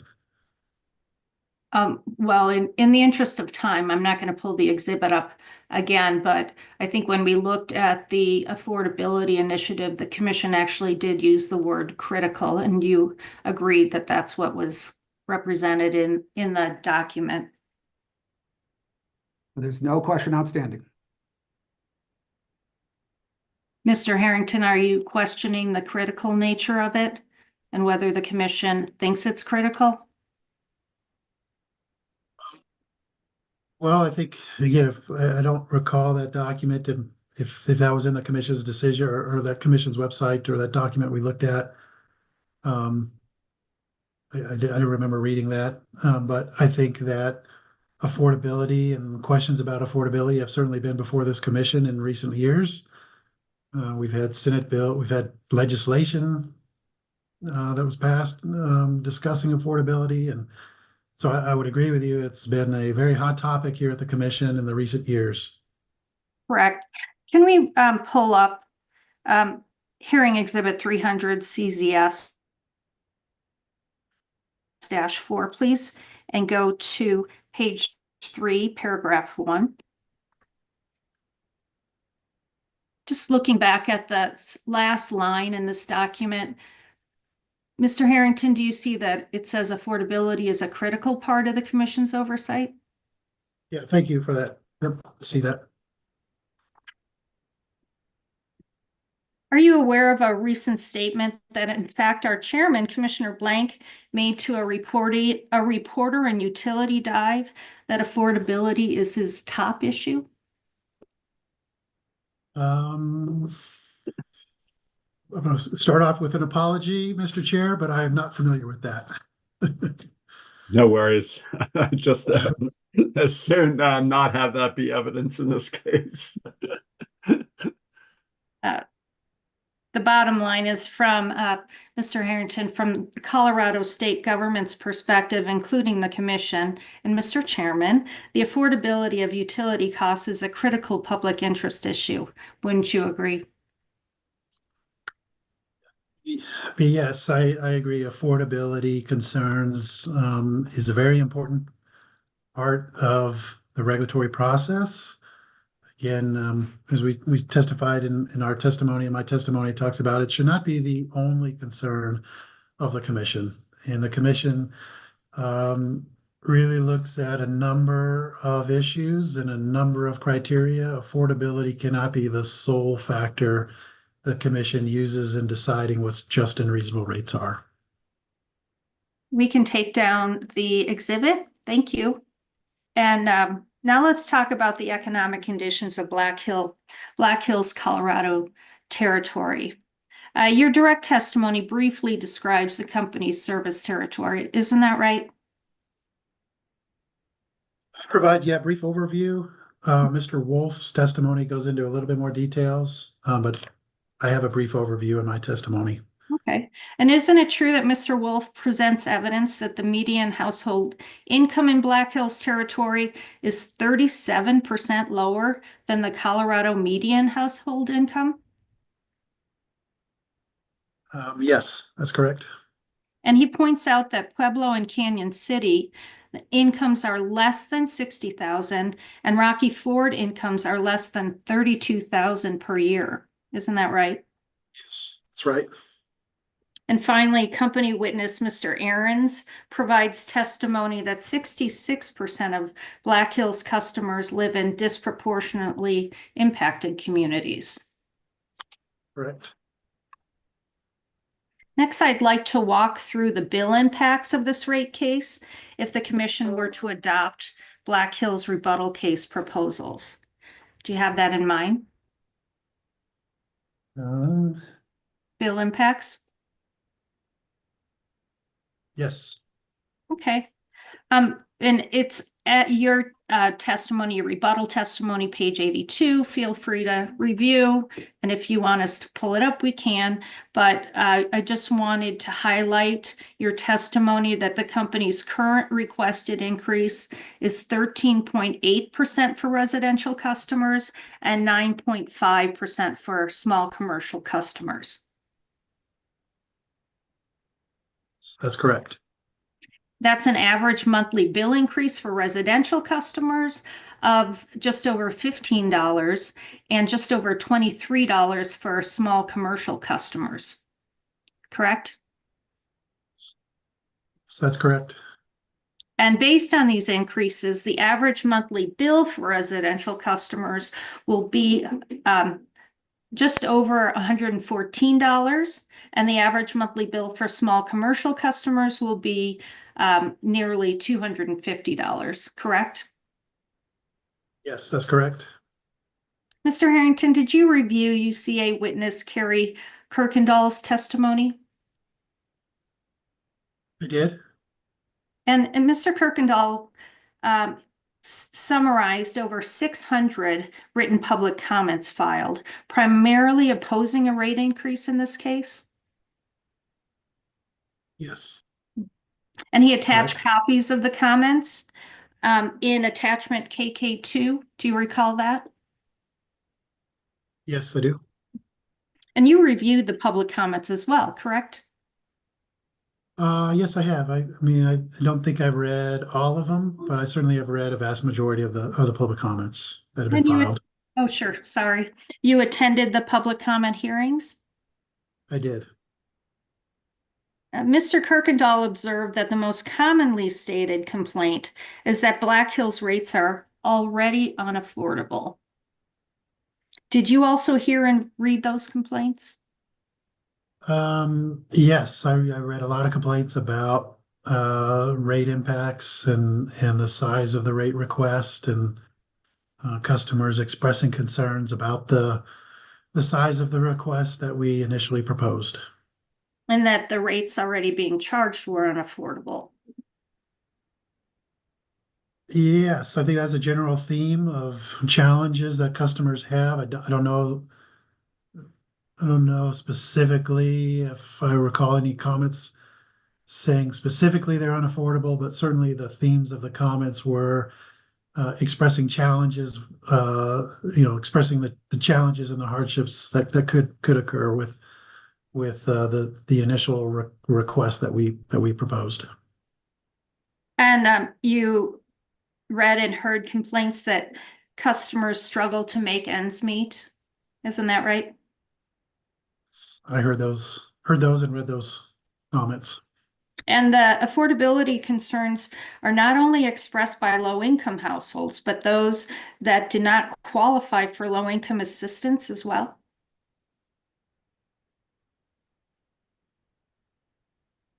I think that's true. I'm not like, I don't know if specific customers come to mind or comments that came to mind, but I think that was generally true. I recall some of those comments. Right. And customers complain that Black Hills rates are already some of the highest rates in the state. Yes, I read some of those complaints. Let's go into more detail on that specific point. Can we pull up Hearing Exhibit 300, CZS8, attachment CZS8?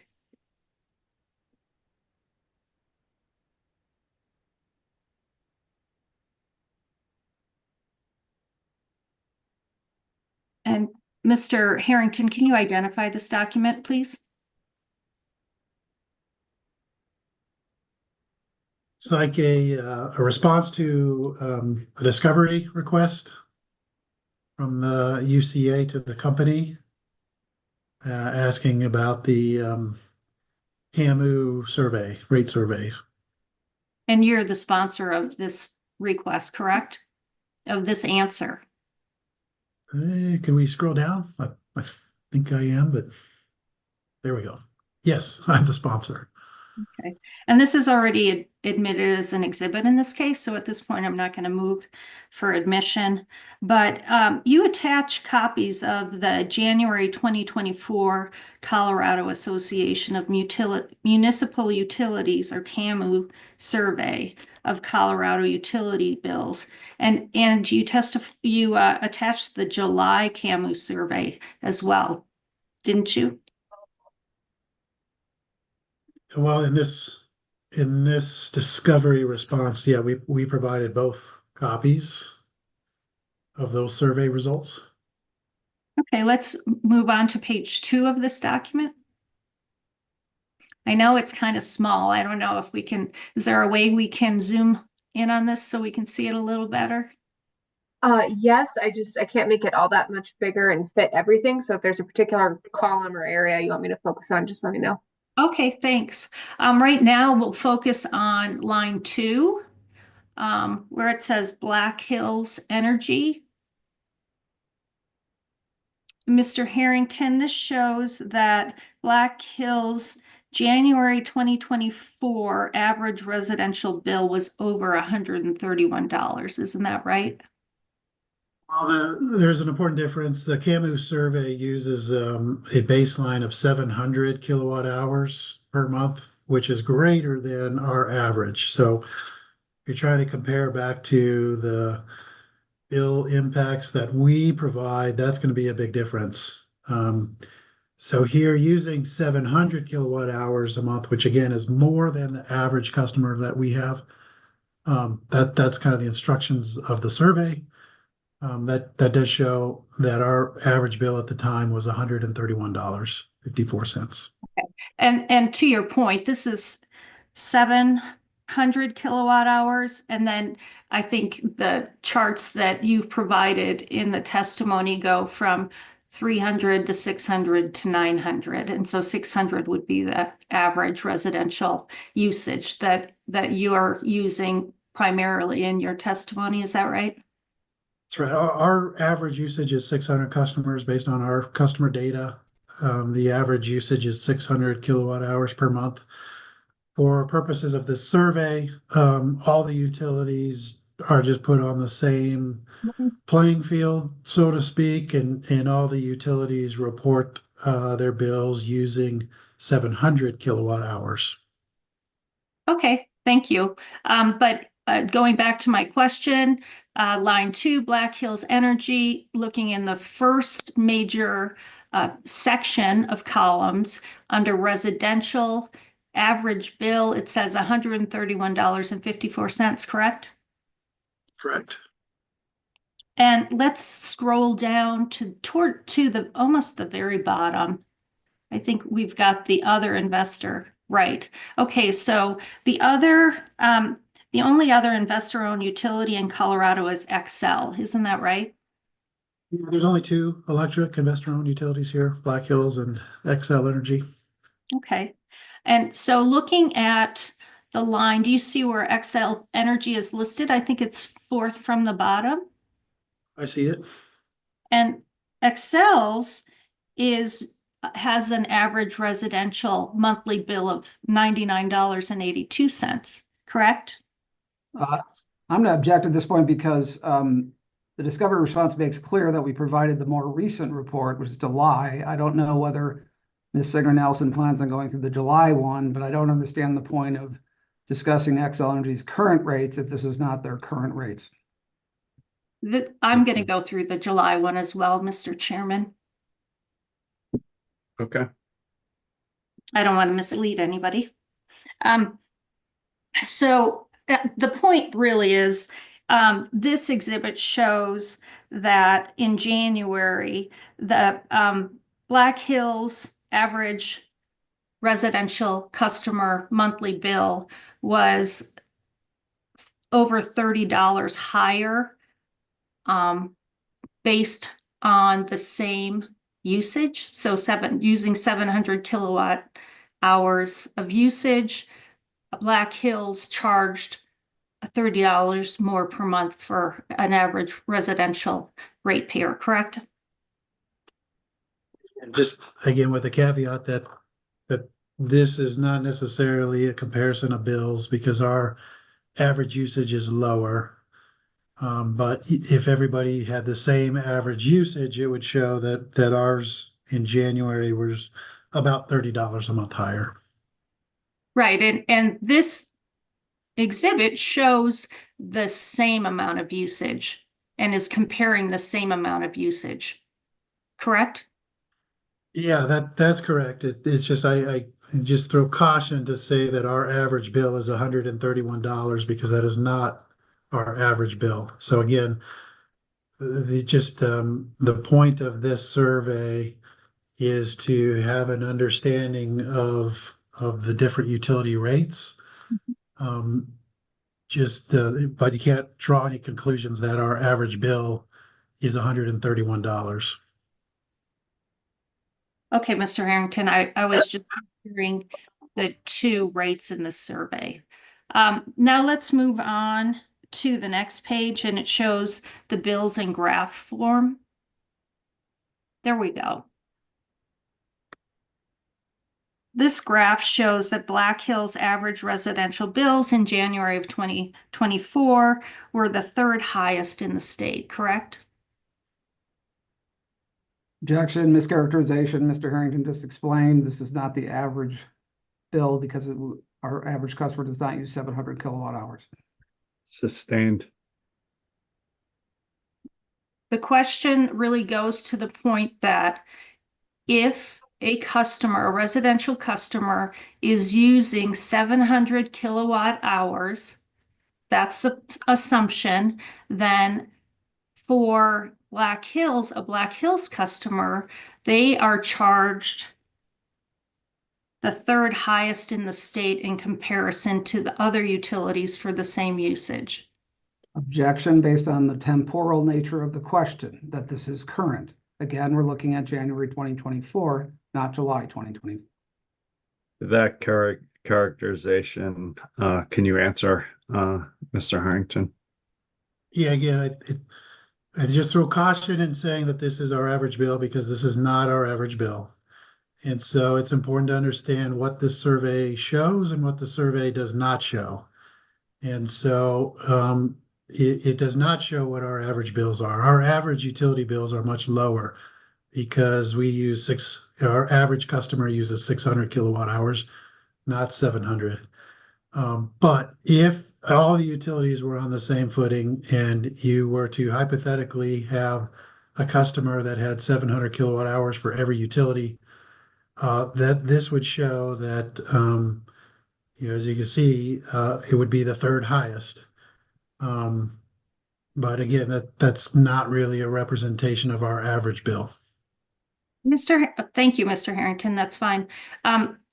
Now, do you know if this is self-reported data to the survey, in the survey?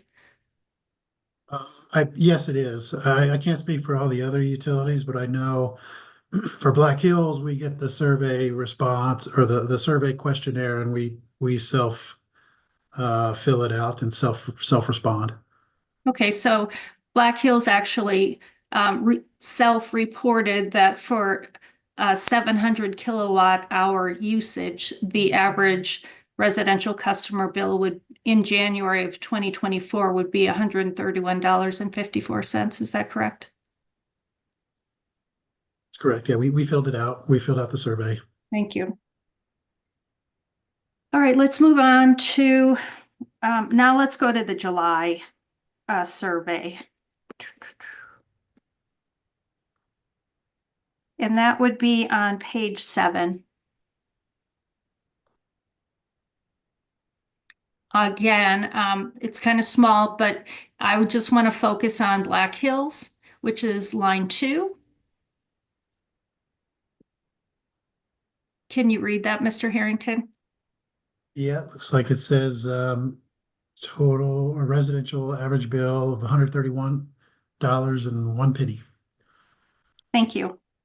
And then going down to the bottom, let's look at Excel's in July of 2024.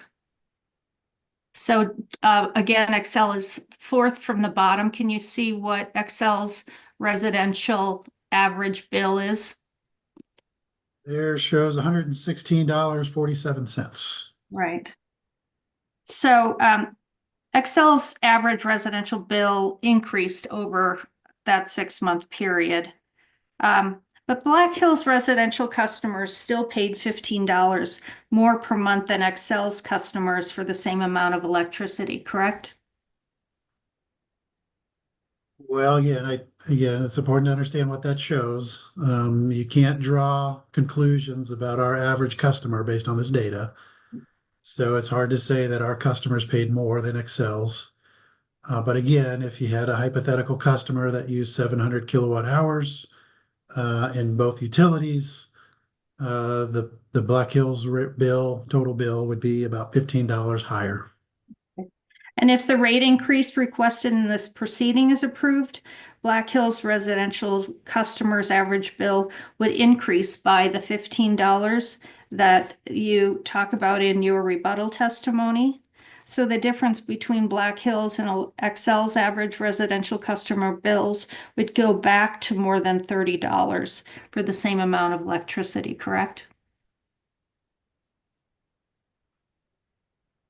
I'm not sure. Let me think for a second. Don't think we've done that analysis, at least I haven't. Maybe Mr. Aaron's has, to show using 700 kilowatt hours. I think we might have responded in discovery to that. I'm not sure what our proposed rates would be under 700 kilowatt hours. I guess if that's the question, I'm not sure. I haven't seen that calculation. No, I haven't done it. For the 600 kilowatt hours, the average residential customer bill, you testify that if the commission approves all of Black Hill's requests, it would be $15 of an increase, correct? Right. Okay, so if the usage was 700 kilowatt hours, it would probably be higher than the $15, correct? You would be in the range.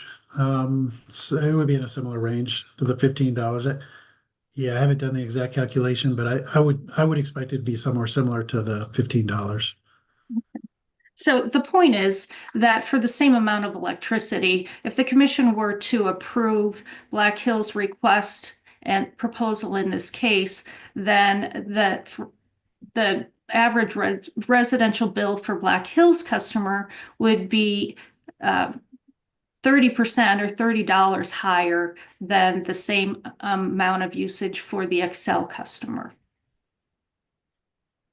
I think that's about right. But, we've also calculated that even under our rebuttal rates, that those proposed rates are not materially greater than the statewide average. And so, we've demonstrated that, yes, we are higher than Excel Energy, but we are not materially greater than the statewide average. Can we turn to the next page, please? Now, here's the graph form of the comparison of utility bills for July 2024. Do you see that? Yes, I see that. And it's based on the cost of 700 kilowatt hours, correct? Yes, that's correct. Mr. Harrington, based on what you see in front of you, would you agree with me that only 4 other utilities in the state have average residential customer bills higher than Black Hills? Again, just with the caveat that this doesn't necessarily represent an average bill, but based on 700 kilowatt hours, there are 4 other utilities that are higher than Black Hills. So Black Hills is the fifth highest monthly average residential bill in Colorado out of, and we can scroll down, out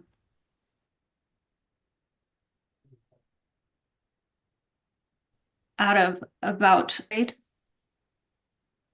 Well, again, this does not represent our average bill. So it's not appropriate to say that our average bill is the 5th highest.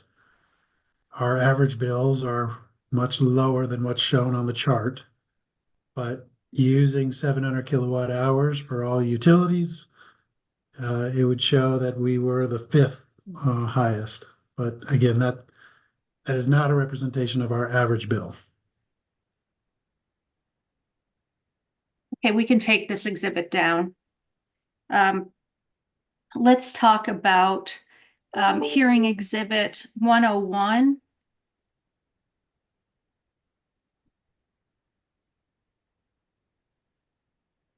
That's your direct testimony, and go to page 90. Okay. Okay. I'm looking specifically at lines 4 through 10, Mr. Harrington, where you state that Black Hills' average residential customer bills are higher than most utilities in Colorado. Do you see that? Yes, I see that. And you refer to the CAMU survey that we just discussed? Yes, that's right. You also cite to the PUC's survey of retail electric rates, stating that in February 2021, the commission completed a survey of retail electric rates pursuant to Senate Bill 19-236, correct? Yes, that's correct. Have you reviewed the whole report of the PUC survey? Yes, I have. Can we pull up UCA Hearing Exhibit 300, Attachment CZS7?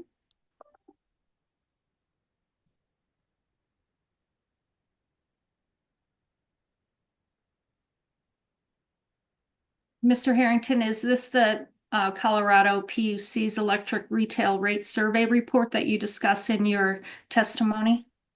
Yeah, could we just scroll? I believe it is, but maybe just scroll that first page.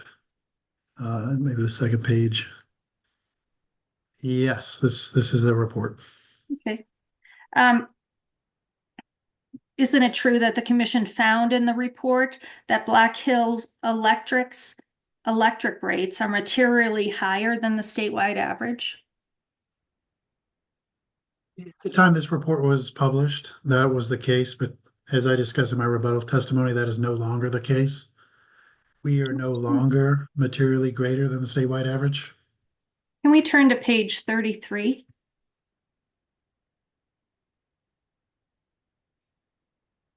And if we could scroll up a little bit, I'll be going through the bottom. Oh, I guess scroll down. There you go. Thank you. I'm going to be focusing on the bottom half of this page. Do you see where the section entitled Taking Local Economic Conditions into Consideration? I see that. Here the commission noted the OCC's Office of Consumer Counsel is now known as the Utility Consumer Advocate. Wouldn't you agree? Yes, I agree. So wherever it says OCC here, I'm now interpreting as the UCA, just FYI. So it notes the UCA's proposal to take local economic conditions into consideration as a topic of potential rate relief, correct? Correct. And the commission also notes that local economic conditions merit discussion, and it is not a traditional cost of service regulation topic.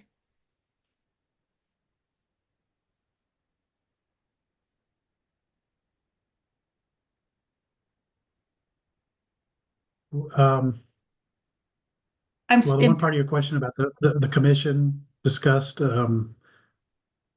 was what I was hesitating. I think this report talks about that the OCC proposed taking local economic conditions into consideration, but it is not a traditional cost of service regulation topic. Correct. And this report was issued by the commission, correct? It was issued by commission staff. In what I recall as a miscellaneous proceeding, I don't know that there was ever really a commission decision on it. So I think, I'm not sure if the commissioners at the time weighed in on this report or not. I don't recall a decision from the commission on it. I think this was a report from commission staff. Okay, and actually we can go to page 2 of this exhibit and get clarification on that. So it is a February 1st letter to the president of the Senate, Leroy Garcia. Can we scroll down to the bottom? So it looks like Commissioners Gavin and Gilman, and is it just 2 commissioners on this? Yes, at least Commissioners Gavin and Commissioners Gavin and Gilman actually submitted the recommendations in the report to the legislature. That's helpful. Thanks for that recollection. Yes. So this was kind of issued by, it was prepared by commission staff. I recall working with commission staff at the time, and the report was issued by the commissioners. Great, thanks. Can we go back to page 33, please?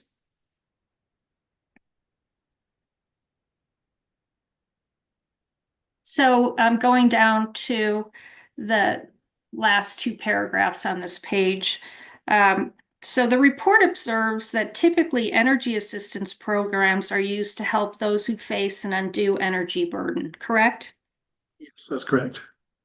And that given the wait list for Black Hills Energy Assistance Program, it's a topic of particular importance for Black Hills. Yes, that's what it says. In the next paragraph, the commission found that the economic conditions of Pueblo, southern Colorado, can make fashioning rate relief challenging. So that's what it says. And solutions which might be considered to help one subset of customers would harm another subset. And given the economic precarity of the Black Hills residential customer base as a whole, many potential solutions are problematic from the start. Do you see that? Yes, I see that. And the report further states that to the extent that the UCA wishes to expand about how local economic conditions would be taken into consideration, it would be worthwhile to understand the implications of what the UCA proposes. Yep. Yes, I understand. I see that. So therefore, the commission states at the end of the paragraph that it predicted that the UCA would offer a suggestion of how to incorporate economic conditions into consideration in Black Hills' next rate case. Yes, I see that. And going on to the next page, the commission states its conclusions. And the commission describes several takeaways, many of which could be considered in Black Hills' next rate case, correct?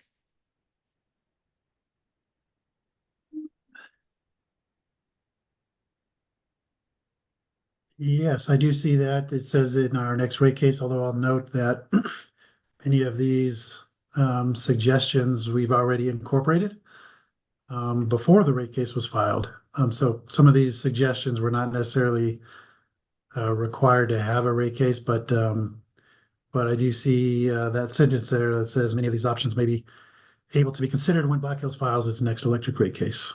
Right. And as you said, in the first of the two bulleted paragraphs, the commission says the options in the short and intermediate term with the above stated caveats are, and it has a list of things including increased funding for low income, the low income energy assistance program, etc. But then it says in the longer term, some options that deserve considerations may include community choice energy, increased use of renewable resources, and then finally, taking local economic conditions into consideration, which may require significant changes to the current regulatory framework. Do you see that? I see that.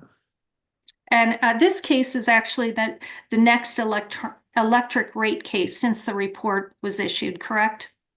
That's correct. And here, Ms. Schoenhout, on behalf of the UCA, has requested that the commission focus on the economic conditions of Black Hills territory in its determinations of whether to grant a rate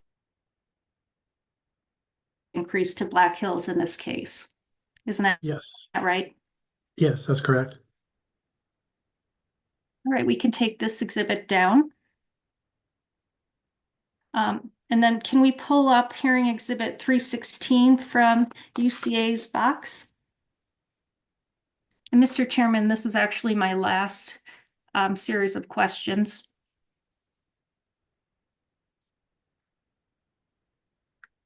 Okay, and we can scroll up a little bit.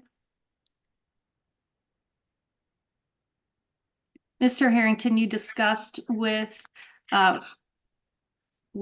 Attorney Concelia that you hold the position of regulatory director at Black Hills, correct? That's correct. Are you also a shareholder? Yes, I am. I have in front of you, we've pulled up Black Hills January 26, 2024 press release. And in this press release, Black Hills announces that it implemented a quarterly dividend increase of 25 cents per share for a total dividend of 65 cents per share, quarterly dividend. Do you see that? So I see that. And your CEO states that the increase reflects the confidence that we have in the future of Black Hills and our ability to deliver long-term shareholder value through dynamic economic cycles and the continuous evolution within our industry. Do you see that? I see that. She also notes that Black Hills has 54 years of dividend growth, which is the second longest track record in the electric and natural gas industry. I see that. And the announcement marks the 82nd consecutive year that Black Hills has paid annual dividends. Yes, that's correct. Mr. Chairman, I'd like to move for admission of hearing exhibit 316. Any objection? No objection. So moved. And that concludes my cross-examination. Thank you, Mr. Harrington. Thank Yeah, you. thank you very much. I think Commission Counsel doesn't have anything. Commissioner Plant? Thank you, Mr. Chairman. Hello, Mr. Harrington. Hello, how are you? Good. How are you doing? Hanging in there? I'm hanging in there. I just had a quick clarification from Ms. Nelson's questioning. If you could pull up hearing exhibit 300 attachment CZS8. And I apologize if I heard you wrong in this, but if you go to the second page, you were saying that this didn't represent an average bill, but I'm looking at this table and this table does say that it's an average bill. Is that correct? Again, this survey data uses 700 kilowatt hours a month to calculate the bill. That is not our customers' average usage. So our customers use 600 kilowatt hours a month is the average usage for our customers. So this survey result overstates our average residential bill. So Okay, that's kind of the so clarity in the, yeah. in the next, if you go to the next page, the chart says that this is the cost of the 700 kilowatt hours. So I get that this piece here is the cost for 700 kilowatt hours because everybody has different fixed charges and different rates. And so they tried to say, okay, if it was 700 kilowatt hours, how would it compare? But that first page does say average. I just want to clarify that that's correct, that that's not an average. Well, it's it is not representative of our actual average bills. So that first chart up above on that page, it uses the 700 kilowatt hours. So it just lists all the utilities bills if the average was 700. Okay. So this and one again, says that, for example, residential is a 131.54. And then if you could go back to that first page again. This residential here, if you says that, okay, 131.54. Okay, so that's 700. It's not your average, even though it says average. Great, thank you. Right. So that's just the clear. Yeah, that's just the clarification and just the caution I throw, or I mentioned when we're talking about this. This survey is certainly important and helpful in understanding how the different utilities in Colorado and kind of the bills and the rates of the different utilities. But you cannot say that Black Hills average residential bill is $130. That overstates our bill. But what it does do is it tries to put every utility on the same level playing field. And so in that regard, it's helpful to understand, the different rates that each of the utilities charge. Yeah, understandable. Okay. I just wanted to clarify that. Thank you for putting that up. You can take it down now. I had a couple of questions, one of which kind of came out of the public hearings that we were all at down in Pueblo, and there were a number of folks at that public meeting who discussed high distribution charges. So I got a bill to see what they were talking about. And so I got a bill from this customers in Canyon City. They used 421 kilowatt hours, so they were below the 500 kilowatt hour threshold. And they had a $76 bill, of which 54 was in their delivery and distribution charge, and about $16 was energy supply. And that seemed like a really large disparity and kind of unusual. Most of the delivery and distribution charge was in the energy portion of the distribution, delivery and distribution, which was 9.9 cents per kilowatt hour. And then under energy supply, there's another 3.3 cents. And I'm just trying to understand what goes into that 9.9 cents that's under delivery and distribution. So the customer bill, I believe it's the front page of the customer bill, aggregates the different charges into the different buckets. I believe it's the second page of the customer bill has all of the different line items from the base rates to the ECA to the TCA, and has all of the different line items. The way we aggregate the delivery and distribution charge, I'd have to double check, but I think it does include the ECA as part of a delivery charge, which is why that would show higher. The ECA portion of a customer bill is about 30% of a customer's bill is the ECA. And I don't recall specifically, Commissioner Plant, on exactly the different rates that fall into those buckets. I'm sure we could follow up with you if you'd like to understand that better. I would, I'm trying to, so I would assume that the 3.3 cents would be the ECA, and but not I was just wondering if that 9.9 cents includes the capital costs of generation. The capital cost would I'm pretty sure would show up in the delivery and distribution charge, or into that category. Those are base rates. So the generation you would classify as delivery and distribution?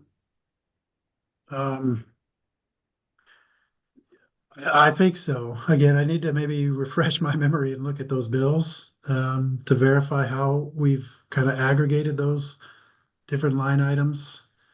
Yeah, that seems a little confusing to me because I can't see how generation would be either delivery or distribution. So it would be great if you could clarify that for me. That's what kind of stuck out to me when we heard those comments in those public comments.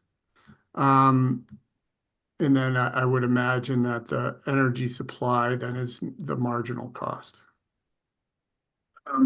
Yeah, I think certainly I can take a look at our customer bill and maybe we can somehow get a summary of which line items fall under the different categories. That might help.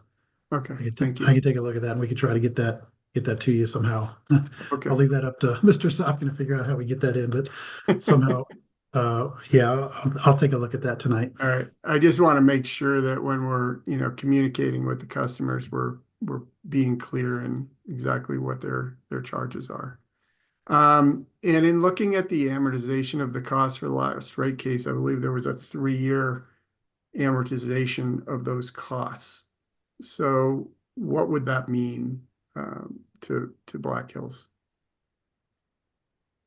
I think you're maybe referring to the rate case expenses, a 3-year amortization. Yeah, the commission in the last rate case kind of established a fixed amount that was included in the final cost of service. But I cite to the commission's decision, which the commission, for whatever reason, did not adopt a tracker mechanism, which is what we've proposed here. But in the last rate case, the commission established a fixed amount that was included, but it said that we declined to adopt any kind of tracker true up type of mechanism.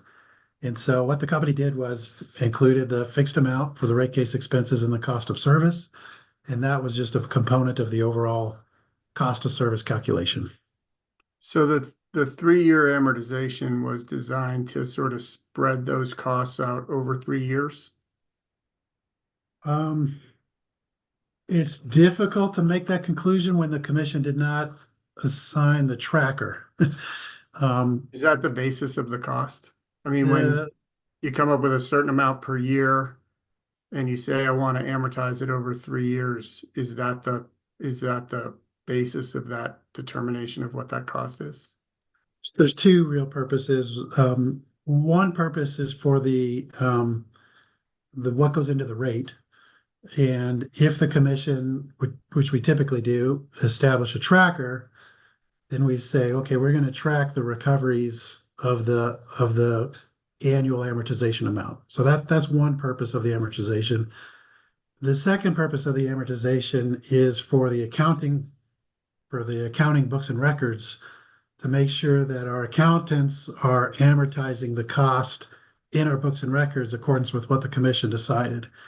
And so when you look at that commission decision from the last rate case, it approved the 3-year amortization for the accounting purposes for the accountants to amortize the cost, but the commission did not approve a tracker to Gotcha. true up. Yeah, I know the tracker thing.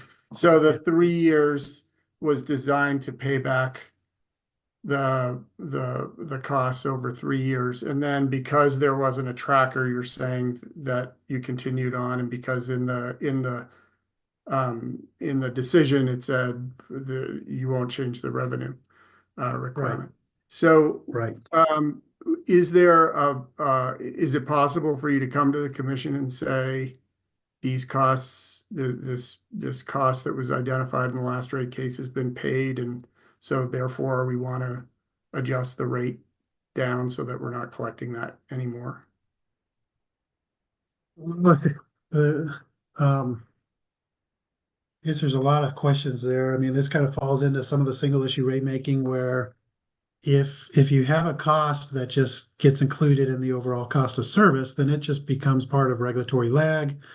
The cost, if the commission were to set up a specific tracker, that's where we track the cost. But if the commission doesn't establish a tracker, we don't track the revenues to cost.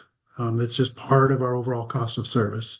So you could come in though and say, we've paid this off. It's been 3 years. We paid this, therefore we could adjust it. I'm just wondering if that's something that you're able to do.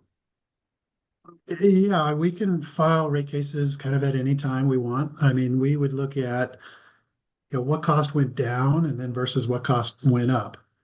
That's a part of the the regulatory lag that parties talk about.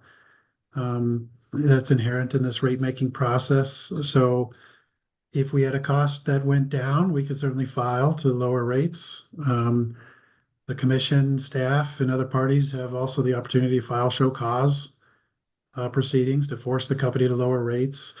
But when we talk about setting base rates, we don't look at specific single issue costs. We look at, well, what's the overall cost to provide service? And so we've had labor increases, other costs have gone up, insurance costs have gone up. And so, if you look at this one cost that went down, it would be offset by attributing for costs that happened before that rate case. I'm not talking about sort of ongoing changes that happen. I just mean you had a rate case, you determined what the costs were, you determined how to pay it back. You could come in and say that cost that was attributed from that last rate case is paid off. Actually, we set up these trackers. We set up a negative GRSA, like we were talking about with the UCA, or we set up these tracker liability mechanisms that track that. But in the last rate case, the commission did not establish that kind of tracker proceeding process. Did you request a tracker, or did anyone request a tracker? Do you recall? pretty sure we did request a tracker, and I think but I think the consumer advocate also addressed the tracker, and the commission again in its decision said, we deny the tracker. On another issue, sort of similar, the impacts of the Tax Cuts and Jobs Act. There was for the LM 6000, there was a tax rate reduction in that act, and the cost was based on the higher cost. Similarly, is there an opportunity when something like that changes and you're paying for those costs through this ongoing rider that you could make that adjustment because that changed? Well, with that LM 6000 again, the commission kind of said it shall not change. And then when we filed our Tax Cuts and Jobs Act plan, like we were discussing with Ms. Concelia, in the Tax Cuts and Jobs Act plan, we told the commission that, hey, we're not changing this because your decision said don't change it. And the commission, approved our Tax Cuts and Jobs Act plan, which did not require changing the revenue requirement of the LM 6000. Okay, and so as we're thinking about, sort of going forward with the LM 6000, I mean, there's been discussions about reducing that rate again. Is there anything we should put in place in order to make sure that savings gets attributed? By including it into the base rates like we've proposed, that does factor in the reduction in the cost of debt, changes to whatever ROE is changed. So by including that with our rate base as we proposed, it will update, provide whatever updates that come from the rest of the assets. Our contention is that we don't finance that asset any differently than any of our other assets. That asset is financed with the same debt and equity ratios that all of our assets are financed with. So carving it out and creating a special capital structure, it really is not based on how we actually finance that asset. Weren't the costs, I'm looking at just the tax portion of that, wasn't that calculated based on that first tax rate? The tax rate went down, and now what I'm saying is that there's been discussions around that tax rate going down again. I'm just wondering if there's a way that we can structure this so that if that happens. Yeah, I think if that happens and if we have, changes in our federal tax laws again and changes our tax rates, we can, I think the commission can certainly go through a proceeding just like it did with the first Tax Cuts and Jobs Act and discuss, types of changes that would be applicable. And certainly we could talk about the LM 6000 just like we did the first time. The commission certainly has that ability. With regards to property taxes, which is a little different than the income tax, but with property taxes, and this is an important reason, why we proposed a tracker for property taxes, is the property taxes could very well decrease. And so that would be an important tracker to approve so that we could pass on those savings if property taxes, decrease, then we could capture those savings and pass that on to customers. Great. One other question that you had mentioned to Ms. Concelia, I think that the company hasn't had their authorized rate of return, but I didn't see in the documents anywhere what the actual rate of return was for the company over this last 8 years. Do you know offhand? I agree with you. We did not file that in our testimony. We do file annual reports with the commission. We call it the Appendix A. Those are filed every April. I don't recall the specific earned ROEs that we've earned, but I know that I think in all but 1 year, we were under the authorized ROE. There might have been 1 year that we were right at the or maybe slightly higher than 937. But in every other year, we were under the authorized ROE. If that's something that you could file with your SOP, that would be helpful, just as we're trying to figure out, maintaining the financial integrity, as they say in OHP ruling. Does the company calculate an internal debt coverage or other credit metric associated with the debt capital invested? Don't know that I could answer that one. That probably is a really good question for Mr. Stevens. He's our treasurer. He could probably answer that better than me. I'll hold out that line of questioning for Mr. Stevens. Thank you very much, Mr. Harrington. Appreciate it. Okay. Yeah, thank you. No further questions. Thank you, Commissioner Plan. If it's okay with you, Commissioner Gutman, maybe take a little break till say 4:15, and then we'll come back with you. Would that work? Yeah. Thanks. 4:15, everybody.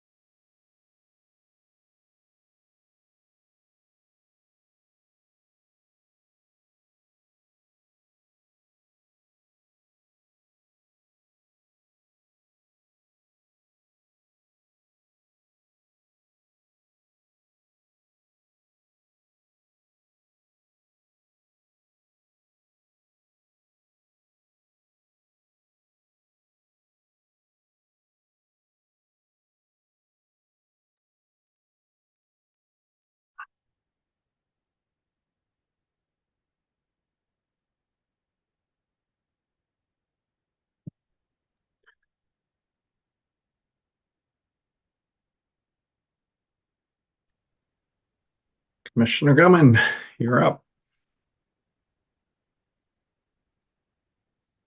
Hi, good afternoon, Mr. Harrington. Good afternoon. How are you? I'm good. Okay. So just to follow up on your previous point you were just discussing. To my understanding, the company has proposed a tracker for property taxes. Is that right? That's correct.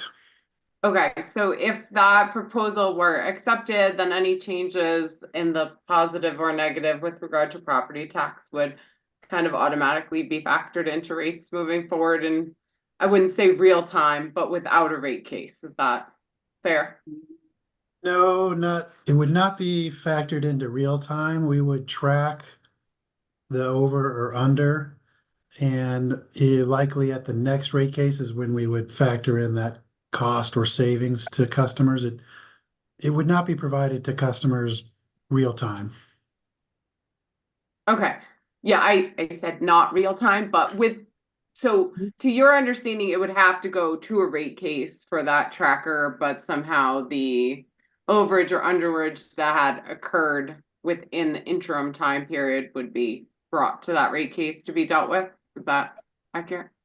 Yeah, that's the traditional way. I mean, I've seen companies handle some of those a different way, but that's the traditional way that we would kind of track those over and under, and then at the next rate case present whatever the over or under is and address it in the next rate case. That's not the only way it could be handled. You know, we could also handle it through various rider proceedings or, I've seen companies. In fact, we've handled some of the reg liabilities and other proceedings kind of differently. So, but the traditional way is to address it at the next rate case. Okay. And what about for income tax? Has the company proposed any tracker for income tax? If not, is there any practical reason the commission could not consider a tracker for income tax as well? well, I mean, the income tax rate doesn't change very often. So the last time we changed the federal income tax rate was back in 2018 with the Tax Cuts and Jobs Act. It's possible that income tax rate could change again in the near future, but it's hard to speculate. I'd say if there was a meaningful change, the commission could certainly follow the path it did before, kind of open up a proceeding to bring in the utilities and ask us to address those types of changes. I think as we sit right now, I'm not sure we know exactly where the income tax rates are going to go. But you could certainly address it, and the commission could address it later if there was a drastic change in the income tax rates. Could address it later. Could we address it with a tracker? Is there any reason we couldn't? You could address it with a tracker, yes. Okay. I wanted to go into DTAs for a bit, the deferred tax assets. So to my understanding, since the IRA or Inflation Reduction Act passage, the company can essentially transfer its kind of unused PTCs, I guess I would say, in that you have not claimed the tax savings for them. You can transfer those to a third party since passage of the IRA. Is that accurate? Yes, with a certain date. So it is the IRA passed in 2023, and so any unused PTCs that were generated in 2023 and beyond, those can be transferred or sold. But any unused PTCs prior to that passage cannot be transferred or sold. Okay. So, and now since in 2023, did the company accumulate any new DTAs after the passage of the IRA and this provision? We did not. We transferred or sold all of the unused PTCs in 2023. And we hope to continue to be able to do that in years to come. Okay, so year to date in 2024, do you understand that to be the same situation, that the company has not accumulated new DTAs in 2024 or doesn't expect to? So that's correct. Okay. And I understand what you're saying. Essentially, these legacy DTAs from PTCs generated before 2023 are not able to be transferred, correct? That's right. Okay. Now, if you transfer $1 of PTC kind of tax savings, about how much do you generally receive from a buyer for that $1? It's dependent upon the negotiations with, it's kind of the similar, you got to have a willing buyer and a willing seller. We're certainly a willing seller, so you have to find a counterparty that's willing to buy it. We have done, I believe we've done 6 transactions across Black Hills. We've had 6 transactions to sell PTCs, but you've got to have a willing buyer and willing seller. And most often what we've seen is you're not going to sell it, or you're not going to have a buyer that's willing to pay $1 for $1.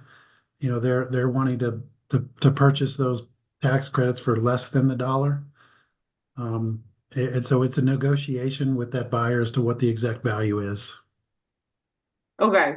Well, every amount between 0 and $1 is less than $1. So is it very close to $1? Are we talking more than 90 cents, more than 95 cents? So far, we've been pretty successful. I'd say I don't recall the exact percentage, but I know it's higher than 90 cents per $1. And I don't recall the exact number, but I know it's higher than 90. Okay. And is there a certain amount that you generally pay also in like administrative or brokerage costs to make that transaction happen? And I don't know. I'm not there probably is a little bit, but I don't know. I can follow up with our tax team if you'd like. I'm not sure. Okay, just trying to kind of understand the general value the company generates for it.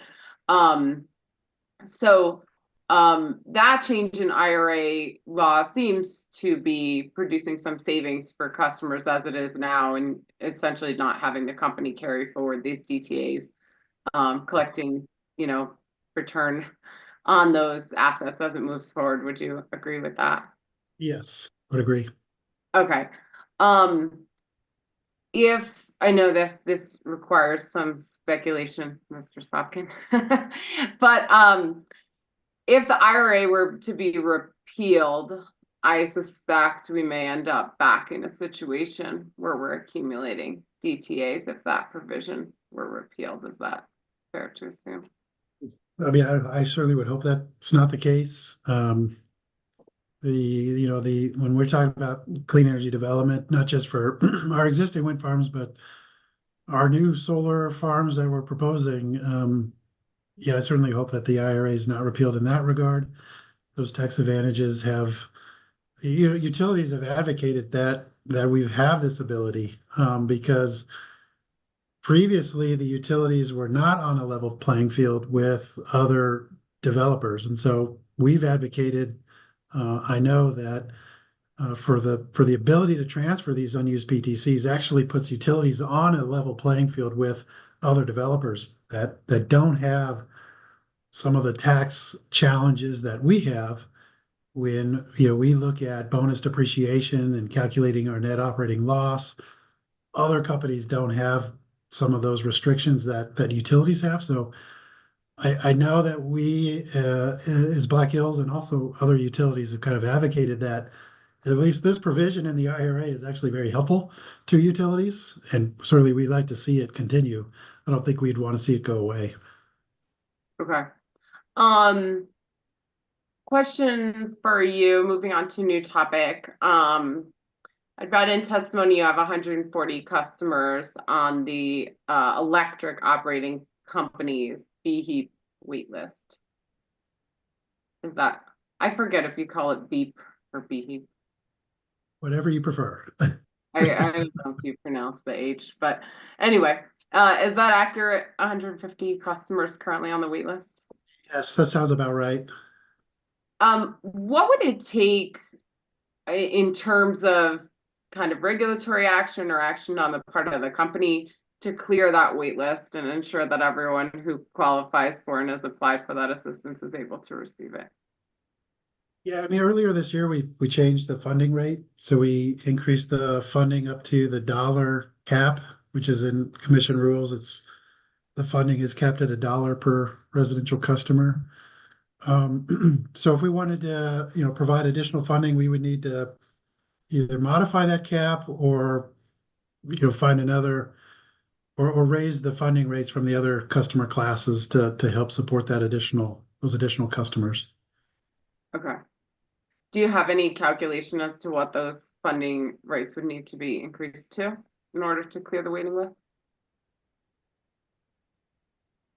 I could do some quick math.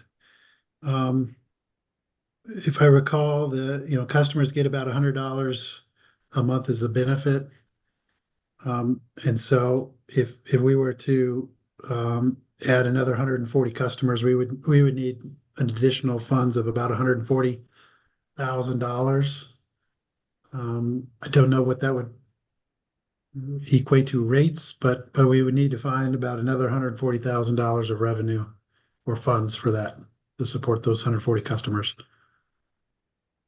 Okay, and are there any shareholder contributions to the BHE program? We periodically support funding the program. We have over the years made contributions. We've done some significant contributions through shareholder contributions. I recall about a $450,000 contribution a couple of years ago. So periodically we will fund it ourselves.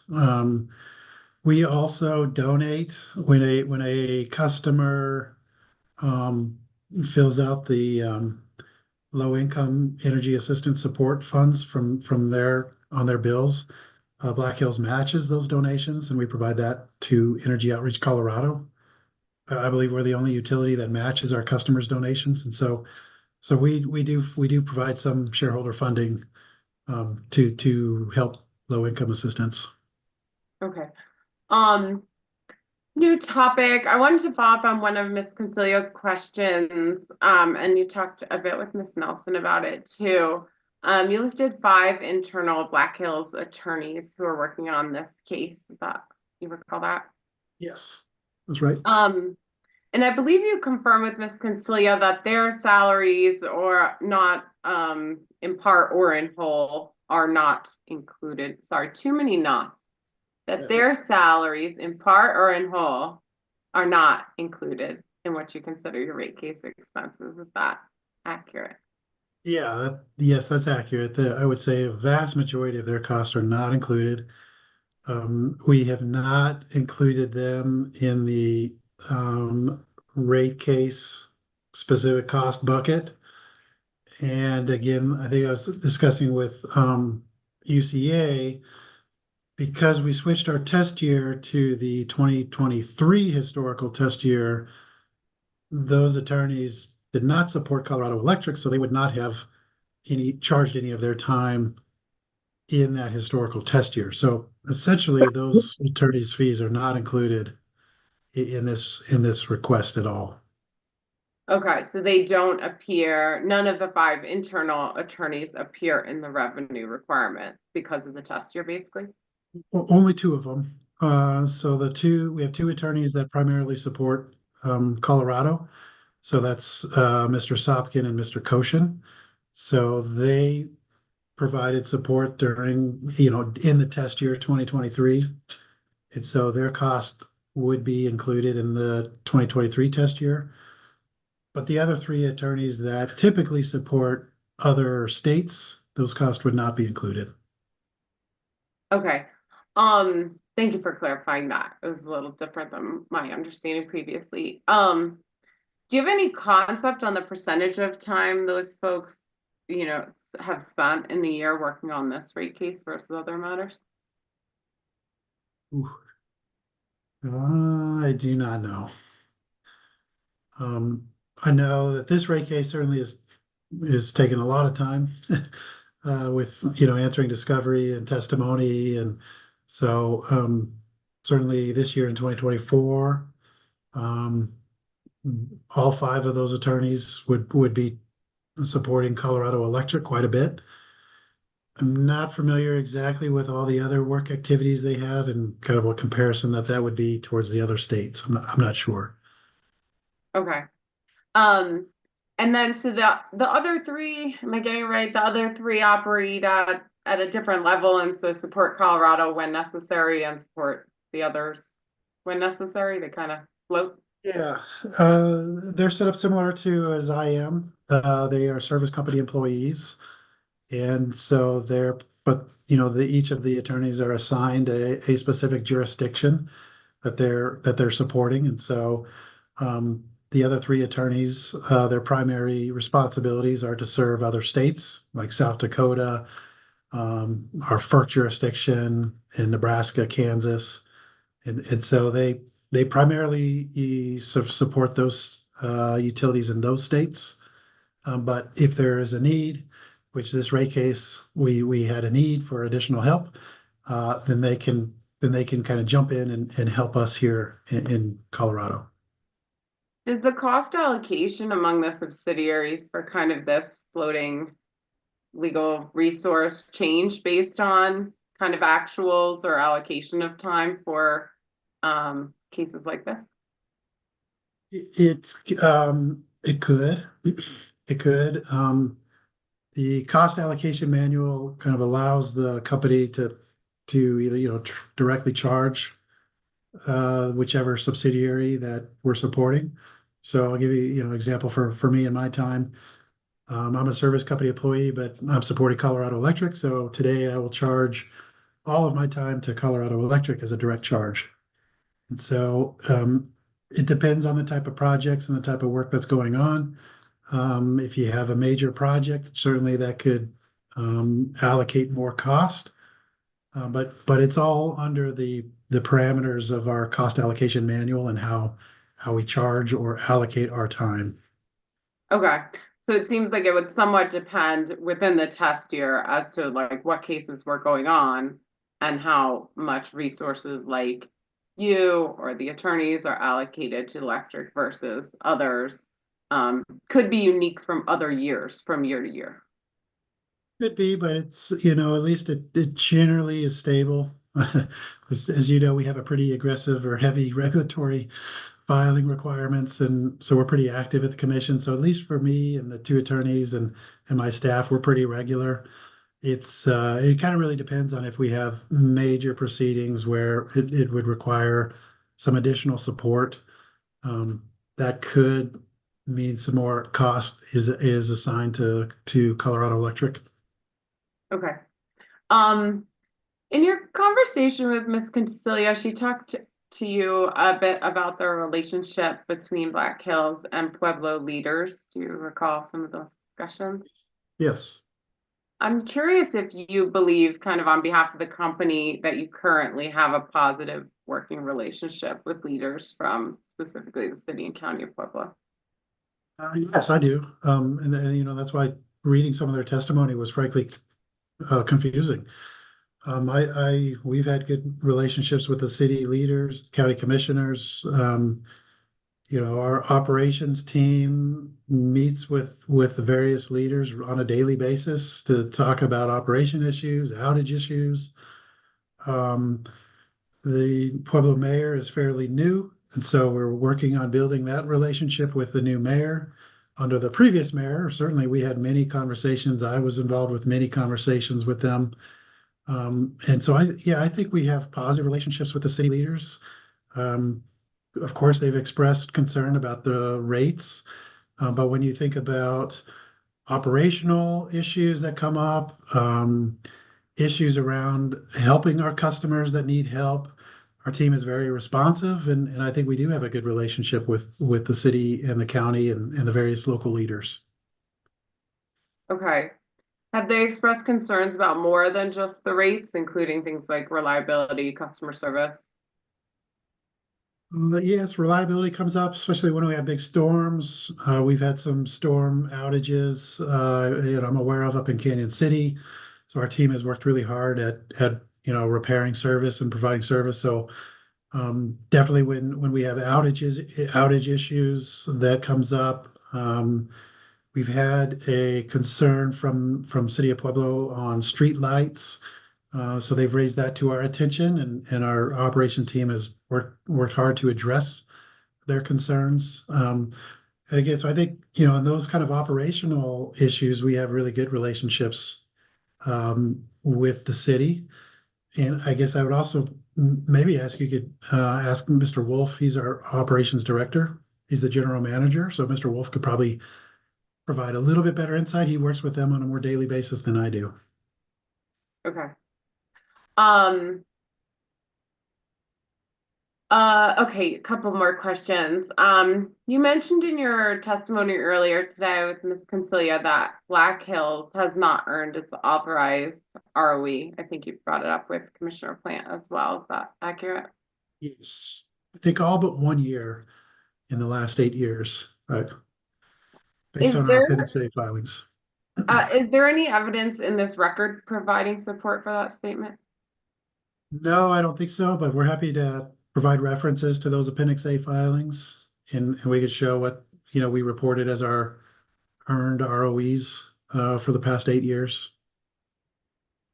Okay, do you have any analysis available either in the record already or available to offer to provide us additional information on the company's financial integrity and credit metrics and the impacts of the decisions being considered here?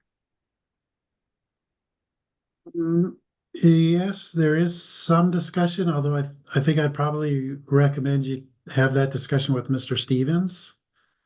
He's our treasurer, and I think he could probably have a much better discussion with you about the financial integrity and kind of what commission decisions have and how that is viewed by our credit rating agencies and our shareholders. I think Mr. Stevens could probably help you with that better than I can. Okay. Another couple questions in this area, although if they're for Mr. Stevens too, we'll get there. In her answer testimony, Ms. Segala indicates that Black Hills paid $340 million more than book value for Aquila in 2008, including $235 million that was allocated to the Black Hills Colorado Electric Company. Do you have any reason to dispute the values that Ms. Segala included in her testimony? I don't know the 34 or the 300 million number you cited, but I do know that for Colorado Electric, we have a goodwill entry for 230, I think it's $234 million, which that is reflected on Colorado Electric's books and records as a goodwill amount, which indicates the amount over book value that Colorado Electric paid. Okay. And the total acquisition of Aquila was $940 million, according to Ms. Segala's testimony. Do you have any reason to dispute that? No, I don't. Okay.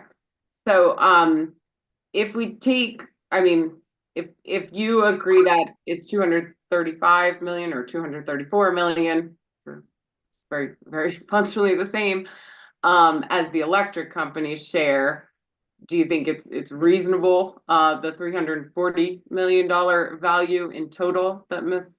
Segala provided for the total overbook payment?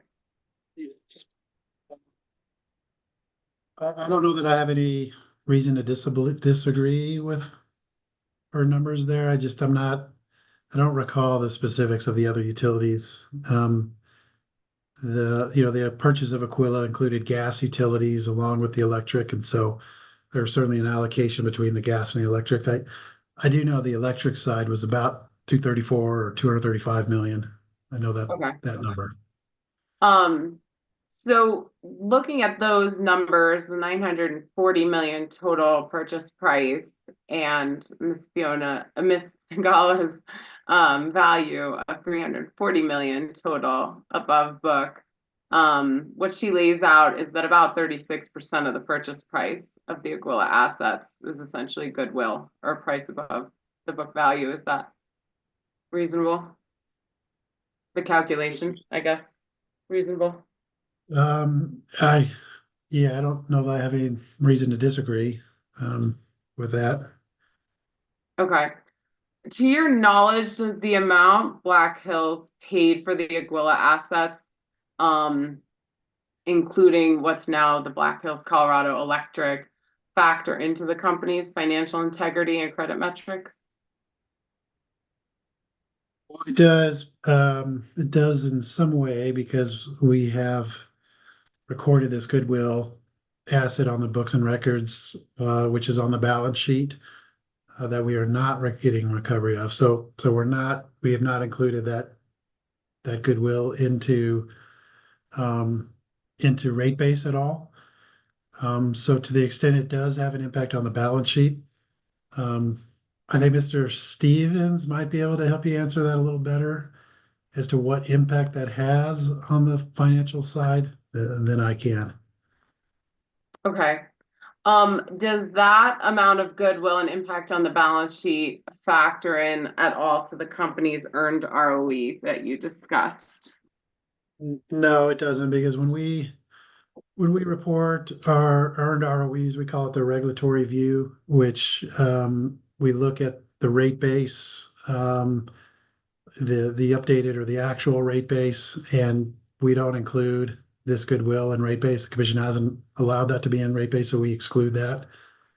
And so, oftentimes when we actually look at I'll call it a financial earned returns, looking at our overall balance sheet, is actually much, much less than what the regulatory earned returns, because there's a fair amount of assets that are not included in our cost recovery. But when we file our Appendix A's with the commission, that's kind of a regulatory view, which means we're only reporting rate base that is what's authorized by the commission. Okay. Those are my only questions. Thanks, Mr. Harrington. Okay, thank you. Thank you, Commissioner Gilman. Hey, good long day, Mr. Harrington. Hang in there. I want to start out asking you about sales and revenue growth. In Black Hills, Colorado service territory, is it fair to say that there's only been a minimal amount of new large commercial and industrial load growth and activity since 2016? Yeah, minimal. I think you maybe characterize it as fairly flat. If you're talking about commercial and industrial, fairly flat sales growth. And is it possible that one reason it has been difficult to attract large new loads to your territory is that your industrial and other rates have been higher than those of your neighboring utilities? That's one factor, certainly. I mean, there's a lot of factors that go into, a company expanding or opening or moving their business. But rates are definitely one factor. Again, there's a lot of other factors that would go into that.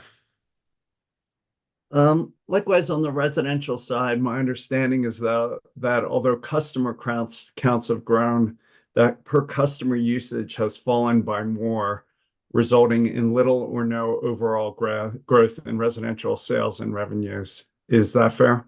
Yes, that's correct. Yep. And in your direct testimony, you state that on the C&I side, the company has experienced little growth and overall C&I sales have been flat. In the next sentence, you go on to talk about the challenges of what you call stagnant load growth. Is that fair?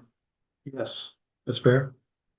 Finally, both Mr. Wolf's direct testimony and your rebuttal testimony suggest that Black Hills, Colorado service territory has some of the lowest average incomes in Colorado, and that divergence between the statewide average and your service territory has increased in the past 8 years. Is that correct? The divergence in the average incomes, is that what you're the referring to? percentage, like if you were if your community, your service territory was 40% of the average, now it's lower as a percentage basis of the average. Incomes have grown faster outside your service territory. Okay, that's helpful. Yes, because I do know that Mr. Wolf's testimony talks about that, average incomes have gone up since the last rate case, but I think what you're referring to is on a relative basis to the states have gone up more than our service territory. Yes, thank you. Can we turn to your direct testimony, page 30, table 3? And when I look at that, it looks like Black Hills spent just under $370 million in new capital since the end of 2015 through 2023. Do you see that in the bottom right in the top table? Yes, and that's correct. That's kind of the total capital additions that we've had since 2016. And then in the last column, annual spending growth has grown from 39 million in 2021 to over 91 million in 2023. And that's a compound annual growth rate in excess of 50% per year, with further increases in 2024. Am I reading that right? Yeah, I'll assume the growth rate is accurate. I haven't done that calculation, but you can also see there on the chart that most of that increase is going to be really driven in the transmission column, which can be very lumpy. If we have a large transmission project, and in 2022 we had a very large transmission project that went in. That can be really lumpy compared to kind of trends. It can really skew the different trends. Can you tell me what that transmission project was? Yeah, Mr. Wolf can talk about it a little bit more in detail. But we had a transmission line that ran a rebuild line from Pueblo over to Canyon City, and it was a fairly significant transmission upgrade that we did. It was all part of our annual 3206 filings that we make with the commission, and that would have been included with the TCA filing that we made at that time too. And in 2024, transmission is down, probably below the average of the last 8 years, but distribution spending looks like it explodes. Is that fair? I don't know if I like the term explodes, but it's certainly, yeah, again, transmission can be very lumpy given the size of the projects, especially for our small of a system. Transmission can be it can vary year to year pretty significantly. Same with distribution. If we've started to identify major challenges with the distribution system, that can be very lumpy, and trying to address reliability concerns. Mr. Wolf could probably talk a little bit better. He's responsible for the distribution. If you have any specific questions on the distribution, Mr. Wolf could help with that. But it is very lumpy, and it can fluctuate year to year. And in your rebuttal testimony, you say that these capital spending investments are for the most part non-revenue generating investments. Is it fair to say that these transmission and distribution investments don't really reduce costs or generate revenue that are of at least economic value in terms of affordability and lowering rates? Yeah, I mean, I would consider these, again, it's kind of more that reliability, addressing the reliability issues and addressing the integrity of the system, reliability. These are not necessarily revenue generating, meaning we're not hooking up to customers, that this is kind of the traditional or normal investments that are needed for an aging infrastructure to continue to provide reliable service. Given all this, can you help me understand why Black Hills is increasing non-revenue generating capital spending by 50% year in a stagnant sales environment in a community with income so far below the state average? even if any given investment is prudent, can you help me understand why it's appropriate to go capital spending so much far in excess of revenue growth, particularly in this community? Shouldn't we collectively be exercising far greater capital discipline? Well, I think we have exercised capital discipline, and the utility does have an obligation to serve, and if we have outages and we have issues with our infrastructure, we need to address them. We need to fix them. We recently had a fairly significant weather storm that happened near Canyon City that wiped out some fairly significant assets, and so we did have to replace and repair the infrastructure. So I think it's certainly a balance that we have, that we when we're looking at our capital spending and our budgets, but we do need to make sure we're continuing to provide that reliable service and fixing the infrastructure where it needs to be addressed, and making sure that we're spending our money prudently, to again continue to provide that safe, reliable service for customers. But you're not concerned that the 50% growth in capital spending is so far out of whack with your sales and revenue growth? Well, again, yeah, I mean, don't know that that's the right comparison. I look at what is kind of more of what's the capital spending in relation to our annual depreciation expense. That kind of helps understand the level of investment that the company's making when you compare it to how much you're recovering from customers through the annual depreciation expense. That's a good metrics. But when we have a storm that comes through and takes out a line, the company needs to replace those, and there may be no revenue generated for that, but we have to address and fix the infrastructure. Do you think the storms have gotten worse in the last couple of years? Maybe. I don't know. Yeah, it seems to be. I don't know if I want to get into all of that issues, but yeah, I mean, we've certainly seen weather, patterns change, and I think we've seen some pretty severe storms come through. We had one just last year, like I mentioned, up in Canyon City. We had several feet of snow that was a bit unusual. All right, you can take this down. Let me talk to you about capital structure. On page 13 of Mr. Stevens' direct testimony, he says that Black Hills, Colorado does not directly access the credit markets. So its liquidity needs and sources of financing on a going forward basis are provided through the holding company. Would you agree with that? Yes, that's correct.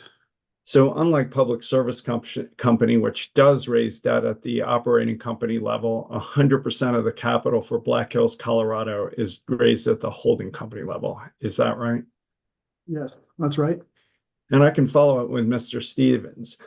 But is it fair to say Black Hill manages the Colorado operating capital structure consistent with our prior order in our last rate case?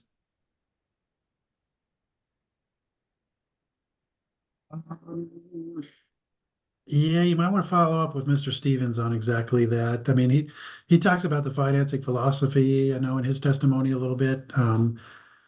Our current actual capital structure is certainly very similar to what the commission authorized in the last rate case. But yeah, Mr. Stevens is probably better to talk about, the financing philosophy and why that is. Okay. Can we pull up what has been marked as hearing exhibit 1500 and turn to the cover page? And let me represent to you that this is the Black Hills Corporation EEI financial investor presentation from November 2024. Would you agree with that? Yes. Can we turn to page 14?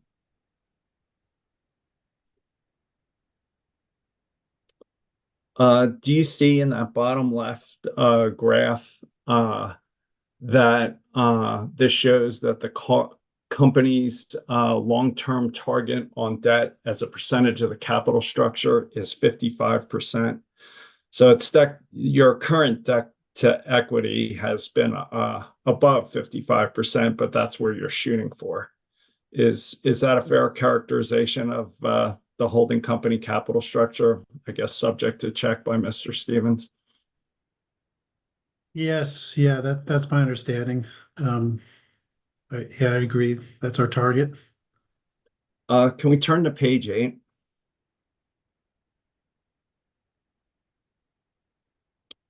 I want to focus you on that Arkansas Gas docket 23-074-U.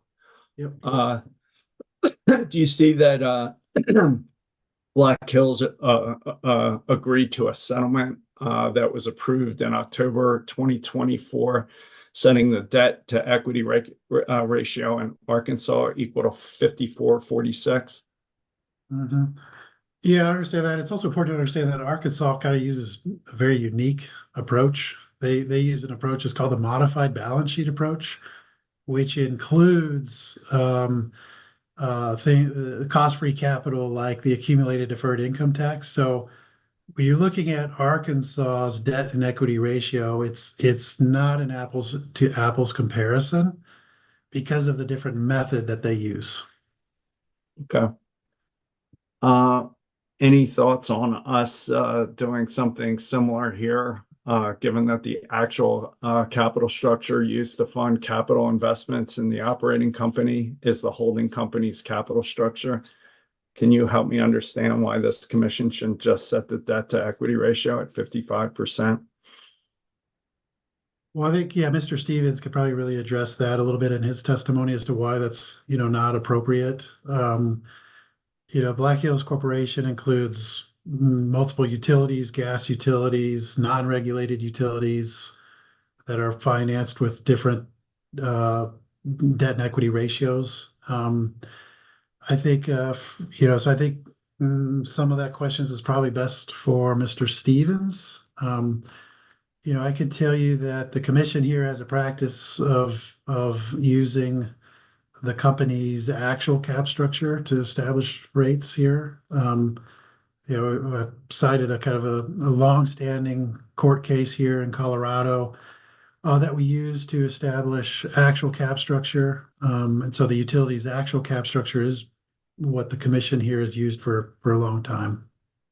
But you've already testified that the existing OPCO structure is just based on our prior order.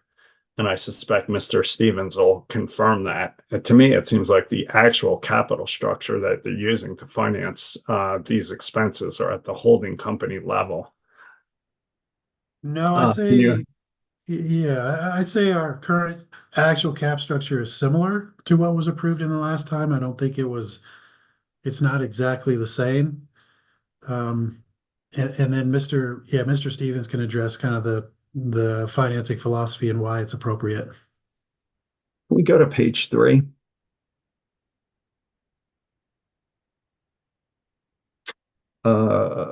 Geez, I got the wrong. Can you go up one page? Can you go down 2 pages? One more. Lost the site. Let's go to page 17.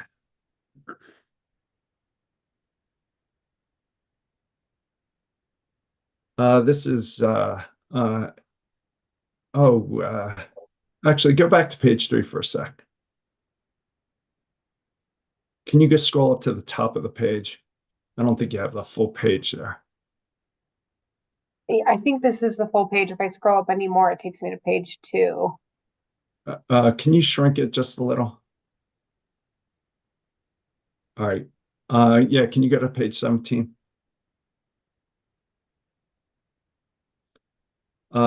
This is dividend growth for Black Hills Holding Company.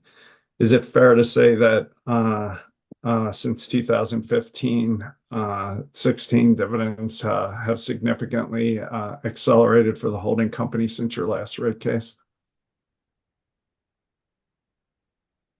Well, I can't tell the percentage there, but I would agree that the dividends have increased every year. especially since 2015, they've increased. And is this one sign that Black Hills is doing fine economically? This is again Black Hills Corporation, so this includes all of the subsidiaries under Black Hills Corporation, not just, each individual utility. Can we go back to page 4?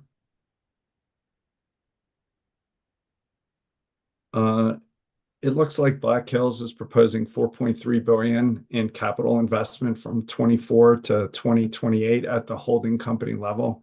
Am I reading that correct? Yeah, that's correct. That's the total for all of Black Hills subsidiaries. There's the quote I was looking for. And do you see the first bullet under the green arrow? It says integrated pure play utility profile. Yes, I see that. By pure play, that means that Black Hills doesn't have any unregulated non-energy assets. Pure play means a pure utility energy play. Is that fair? Well, no, we do have several non-regulated assets. We have a non-regulated mining company. We have several wind assets and renewable assets that are non-regulated.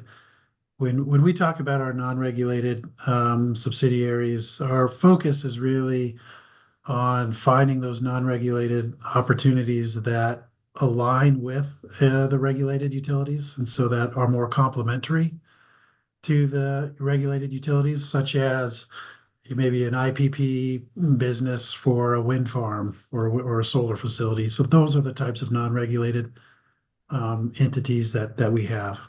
But by pure play, they're all energy assets. It's not like you have unregulated non-energy assets. Is that fair? Yeah, I think they're mostly, yeah, I think we certainly don't have a trucking company or something like that. We're really focused on energy, the energy generation, mining, regulated utilities. That's certainly the focus of Black Hills. And can we get a page 5? It looks like the orange in the middle circle, it looks like the orange electric Colorado service territory is 13% of your electric rate base. Do you see that? Well, I think it's 13% of the overall rate base. I'm sorry, of the overall rate base, correct? Yeah. Yep. So if you intend to spend 4.3 billion total, is there anything in this record that suggests that Black Hills wouldn't maintain that current spending level, that 13% going forward through 2028?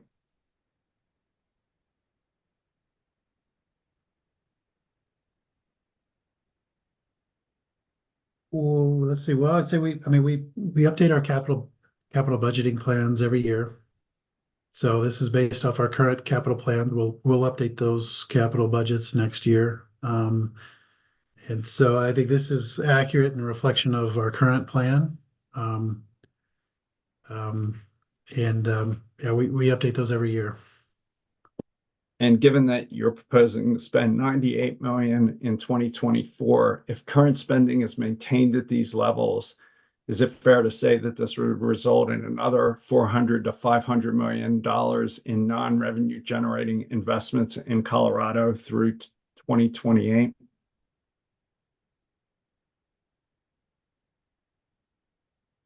Some of this investment I know assumes our clean energy plan investments, which would provide some cost savings, offsetting fuel cost. But most of the investments, like we've talked about, are really investments for integrity and reliability purposes. And they're generally not a lot of revenue producing investments. I guess, well, I'll follow up with the clean energy plan in a second, but where do we go from here? Aren't we going to be back looking at another large rate case, in the coming years as capital spending continues to grow far more quickly than sales and revenue? Yeah, I mean, it's potential. I think where do we go from here? I think so we have kind of discussed earlier today. We're working on economic development rates. We want to see our community grow. We want to partner with the local economic development group, EDCO. We're bullish about Puebloplex and the benefits that it might have and some other opportunities. So I think, as we look at the future, and as our state continues to develop, we see a lot of potential in Southern Colorado. We see potential for businesses coming from Denver down to Colorado Springs, and we're even seeing companies in Colorado Springs start to ask about Pueblo. So I think we're excited about the opportunities of Pueblo. We want to see that grow. It is a great position to start attracting some of this growth in our state. Now we certainly need a little bit of help with some economic development tools. But I think, as we continue to look forward, finding those opportunities, finding creative economic development solutions. But we also have an obligation to serve and manage our system and provide safe, reliable service. We still have that obligation to continue to repair and replace the system as needed. But yeah, we want to partner with the communities, and we're looking forward to kind of what economic development creative solutions we can come up with. I'll come back to that in a moment. Can we please turn to page 12? Chairman, I just wanted to note, I've seen the base document for this. It seems to be missing several headings on almost every page, this version. So Yeah, I know. I'm struggling. I didn't know if that's intentional or what, but there's some Maybe. information missing from this document. Can you pull up the document, the source document without the hearing exhibit, and see if that has the headings? You mean the one you had emailed earlier? Yes. Yes, just give me a second. Sorry to interrupt, but No, I appreciate it. I think that's part of the struggle. Yeah, I was struggling with that.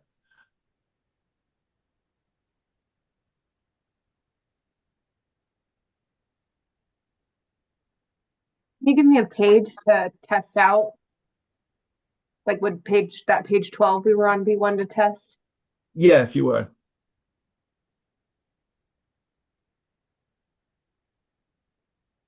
Yeah. I think this is my last slide on this document. In your role as Director of Regulatory Affairs, are you generally familiar with this clean energy plan and the clean energy plan case? I think you served as a witness in the phase 1 process. Is that right? That's right. I'm familiar with it. I was struck by the high cost of your Peak View wind project that was part of your conversation with Ms. Mandel. And in his answer testimony in this case, and I think also in your conversation with Ms. Concelia, Mr. Shaw suggests that the winning projects from Black Hills ERP were much more expensive than the winning ones in the PSCO process. And I'm not trying to relitigate your ERP case here, and I understand you don't have access to the public service company results, but I do want to understand some cost causation issues going forward. Toward that end, let me represent to you that public service is currently going through a phase 2 ERP repricing its winning bids. Do you have any reason to doubt that representation? No, I'm familiar with that. I'm aware of that. Okay. And in the Black Hills ERP process, do you recall that Black Hills included a win bid? I think it was called Carousel 3, located in Kit Carson County, in its preferred plan that had significant wheeling costs. Do you remember that? Yes, I do. If I represented to you that the wheeling cost of that wind bid was 70 to 125% more than the delivered cost of the average wind bid in the public service company process, would you have any reason to doubt that representation? No, I would not. And one of the reasons that the Black Hill bid costs might be higher is that Black Hills doesn't have access to a significant transmission system in Colorado. For example, this commission rejected that Carousel 3 wind energy bid largely because of the wheeling costs. Is that fair? I think that's a two-part question. The first part, yes, we do not have access to a lot of transmission in the state. Our transmission footprint is fairly small, and so if we were to interconnect a generating facility, we would likely have to incur wheeling costs through either Xcel Energy or Tri-State. So that the first part of your question would say yes, we have a fairly small transmission footprint in Colorado. Second part of your question, yes, the commission did reject that wind bid, and the company was also, proposed an alternative option of replacing that with a solar project to replace that wind bid. Let me further represent to you that Black Hills approved winning solar and storage bids were on average 25 to 50% more expensive than public service company winning bids. Would you have any reason to doubt that representation? Yeah, I don't have access to their winning bids and the prices of their winning bids, so I don't have any reason to disagree. Okay. And another reason that Black Hills winning bid prices might be higher is that you don't have the same scale as public service or Tri-State. For example, the average winning standalone storage bid in the Piesco process was 4 to 5 times larger than the winning bid in the Black Hills process. Could scale be one issue behind this cost difference? Yeah, certainly scale is one issue. I would agree. Okay. Since 2016, did Black Hills study building new transmission out to the Colorado wind zones? Unlike other non-generating, revenue-generating T&D investments you're seeking recovery for in this case, is it possible that a new line to wind areas in Colorado might have lowered costs and created economic value for your customers? Yes, we have studied that through a couple of various reports and transmission filings. We have a 10-year transmission study that we do every couple of years, and I know we've looked at different transmission build outs to different parts of the state. We also attempted to work with Public Service Company of Colorado and as potentially being a joint owner in their Clean Pathways transmission project. We discussed that in our 120-day report in the Clean Energy Plan. But yes, we have looked at different options of extending transmission to different parts of the state. Is it reasonable for some of the poorest customers in the state to pay higher rates because Black Hills lacks transmission and scale? Well, I think that's a complicated question. Transmission build out is really expensive. And if we're adding miles and miles of transmission line to interconnect a renewable source, that's very expensive. I think you've got to balance that also with the local economic development impacts or benefits that local facilities have. And so with our clean energy plan, 3 of the projects are going to be located there in Pueblo County. So while the cheaper facilities may have been available if we had had expensive transmission, the local communities are also getting the benefit of the economic development impact. Okay. In our answer testimony, Commissioner Escar states that Black Hills, as an electric utility that served less than 500 customers, was exempt from statutory requirements to file a clean energy plan. But nevertheless, Black Hills opted in to comply with those provisions. Did you ever consult with the local community in making that decision? No, I personally did not. We could have. I don't know if any of the local leadership at the time had conversations. We had a vice president of operations that's no longer with the company that was around during the time we made that decision. Not aware if he's had any conversations with the local leaders or not. So I'm not sure. we pull up page 13 of your rebuttal testimony? In that testimony, starting on line 8, you talk about the disparaging comments made not just by your customers, but by local elected officials and community leaders. I think you talked to Commissioner Consiglio about that. Do you see that? Yes, I do. Do you recall in your career ever seeing anything like these kinds of comments from elected officials and community leaders?